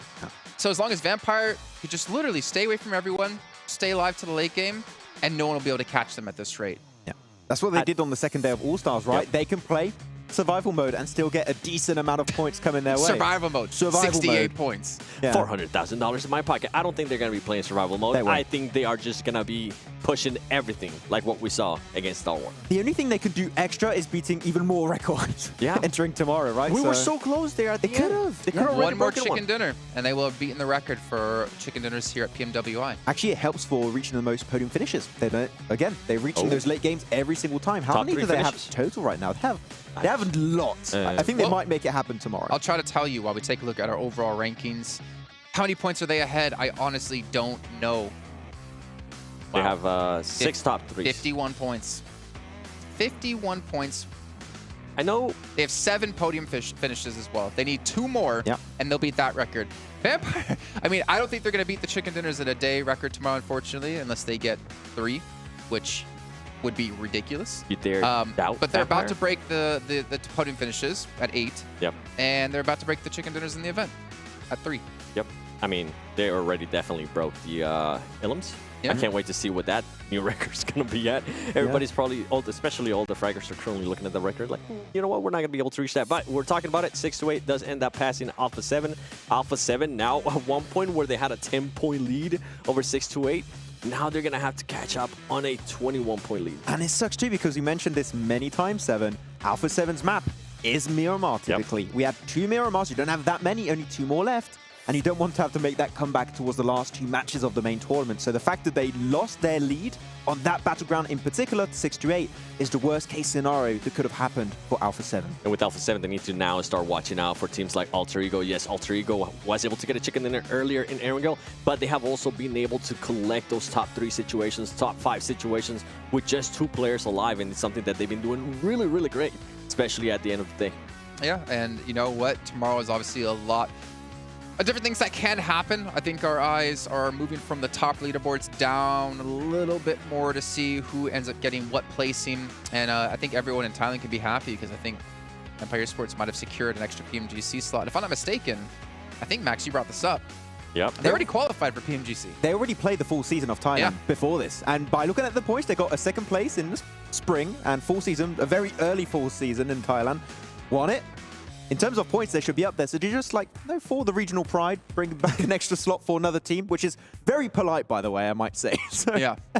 Well, let's actually take a look here at our Colonel's Choice by KFC of the day. I'm not going to make you guys predict because we've already had a long day. You guys at home already had a long day as well. So we'll just go ahead and take a look at what it's going to be. Oh, it's going to be the push from Gladiators. Oh, that was a nice engage. That opening nade that we had on top of the rock, those rocks are very strong on that hill on Sanhok, and they made full use of it. And then Kitsune flank over to the side to try and get the finishing blow on the final players of Fox Gaming. Good presence from Gladiators, which we saw a little bit more throughout the rest of the day. Yeah, we did. And I mean, they did everything that they needed to do right to still maintain themselves there within the top 9. Agreed. Agreed? Yeah. You know who's not in top 9? Uh-oh. Stalwart. A lot of teams not in top 9. Max, calm down. 7 teams aren't in top 9, Max. Jeez, what do you think I was trying to call Stalwart out for? We actually can also take a look at our save of the day brought to you by Dr. Suleiman Al-Habib. Honestly, I don't know what it's going to be. It probably has to be someone finishing off Vampire to save a team from being eliminated by them. That's how I was going to say here. Looks like it's going to be Fireflux. Fireflux. Gens. What happens Box. here? He gets to confirm, I think. Okay. Nice. It doesn't matter because Vampire third party this fight right after. Yeah. There you go. They're coming in the background. He was able to pick up his teammate. He saved him for another day. more like a couple seconds. Not even more like a couple seconds. 20 seconds after that. And he got him. You can see him already and coming. then he went down. you see all the vehicles just like, and then clip ends. Got it, right there. Okay, well, you know what? It's good to see that one coming in. I mean, Fireflux, we haven't been able to talk too much about, and I know the Turkish talent. I saw Scott earlier, and he was a little sad, you know, his head down. I'm like, what's man? He's like, Fireflux, 50-something points. I'm like, it's okay. Could be worse. It could be SDG. Oh. Whoa. Okay, too soon? Oh, sorry. Okay. I was going to say it. Never mind. I'm not even going to say it. You're going to get a lot of messages on your Instagram. Oh, yeah. Actually, I don't know. I don't know how many people from Turkey may be watching. They might be watching the Turkish stream. Yeah, go watch the Turkish stream. Yes. Okay. Much love over What about there. the Ride of the Day by Abdul Latif Jamil Motors? This one, we've There seen was a a lot couple. of we've seen a lot of runovers today. Yep. Yeah, it's Probably gonna see multiple a lot more. anyways, so we'll see. up? It's multiple clips anyway, so It's just we'll going to be a clip of you, Photoshop, just like... Please, elimination! Oh, yeah. I hope somebody does that, actually. Tag us. Yeah, there's already been in a meme. You just say you're hoping so... No. What? Does the Photoshop. Whoa, calm down, Jason. I know it's been a long day, 7, but don't wish harm on people. Come on. That was actually an aggressive push off Jamba that worked onto Infinity IQ, which I'm happy to see. Fireflux again. Nice. Oh, wow. DRS. We haven't actually really seen much of DRS. Is that always the answer? Like, a team does bad, who? Forgot about it? Oh, that guy had no chance. He turned around and he's like, oh. That looked like us earlier. They were playing the Dragon Ball Super game mode. Okay. Whoa! Oh! I think I see a part of him on the wheel. Now that's just mean. You can't do that. Getting rolled over by the monster truck. Okay. You know, if I were to go buy a car, it would definitely be a monster truck. Yeah. In-game, obviously, not in real life. Yeah. I want the Dragon Ball Super vehicle that we've been on, Dude, that on all thing those is matches. sick. That one. The boost? Don't let Max drive it, though, because we... 7 took us literally in a tree, okay? I wish... know what you're talking about, Max. 7 isn't here. Who's 7? Who's 7, who Max? is he? Oh, okay. The camera didn't cut to so don't worry about that. We're used to it. But the MVP, I think we know who the KIA MVP of the day is going to be. Ready? On 3? In 3. 1, 2, 1, 3. Tony K. Hey! There we go. Wait, show me the elims. Hold on. Wait a second. What's his average elims on the day? 12. 20 something. 14! 4 times 6? So to put this, like, to set baseline, a good average, like a really good average, like 2, that's really good at this level. He's doubled that. You know what's insane to me is that Vampire, I think John Allen was doing this for us backstage. I think they scored around 180 in the All-Star event. And they're already at like 150, was that? 150, 160? In a tougher lobby. How are they doing better in a tougher lobby? Like, that blows my mind. Jason, today, their placement, their lowest placement was 6th place. And they still managed to get 5 elims on that one too, so that is ridiculous. Almost 25 minutes of average survival time out of Tony K. That's what I'm saying. Like, we keep saying it, a bad game for them is the best game for some of the bottom teams. And this is something we mentioned yesterday at the end of the day. Couldn't be a more perfect scenario for Tony K to be in this team right now with the way they're currently playing and the way they're currently... He has the freedom to pretty much do anything. And we've seen that over and over again. Look, if 2022 PMWI did not make you a Vampire Esports fan, I'm telling you, this year, this PMWI definitely has made you a Vampire Esports fan, because what a performance of a lifetime, and doing it 2 years in a row. Normally qualified into PMGC, this is the year of Vampire Esports, it seems. I'm not going to doubt him anymore. I almost doubted him, actually, a little bit, coming into All-Star. But, wow. Tony K has changed my mind, especially Ravenclaw, too. He was able to do some great plays there at the end. The whole team, man, the whole team has just been popping off. I want to ask you, did Tony K redeem himself for that one game on day 1? Let me think about it. With all of this. I think he did it the next match. I don't know about you guys, but I ordered my cape back to the hotel room so I can come in tomorrow like this, because Vampire Esports have made quick work of this lobby, but they still have 1 day left to go. That means you guys at home as well get to enjoy 6 more matches until we can crown our PMWI champion. We're going to head off for the night. We'll be back tomorrow. Thank you guys again for all sticking around, for tuning in, and we'll see you tomorrow for some more PUBG Mobile action.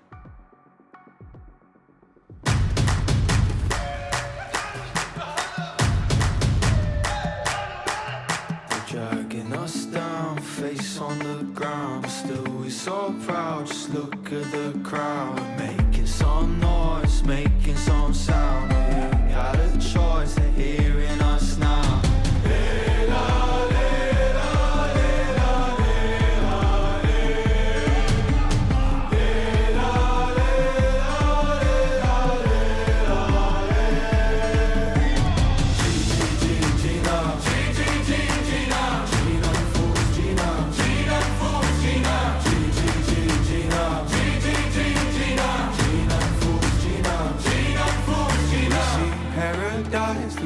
In our eyes for us.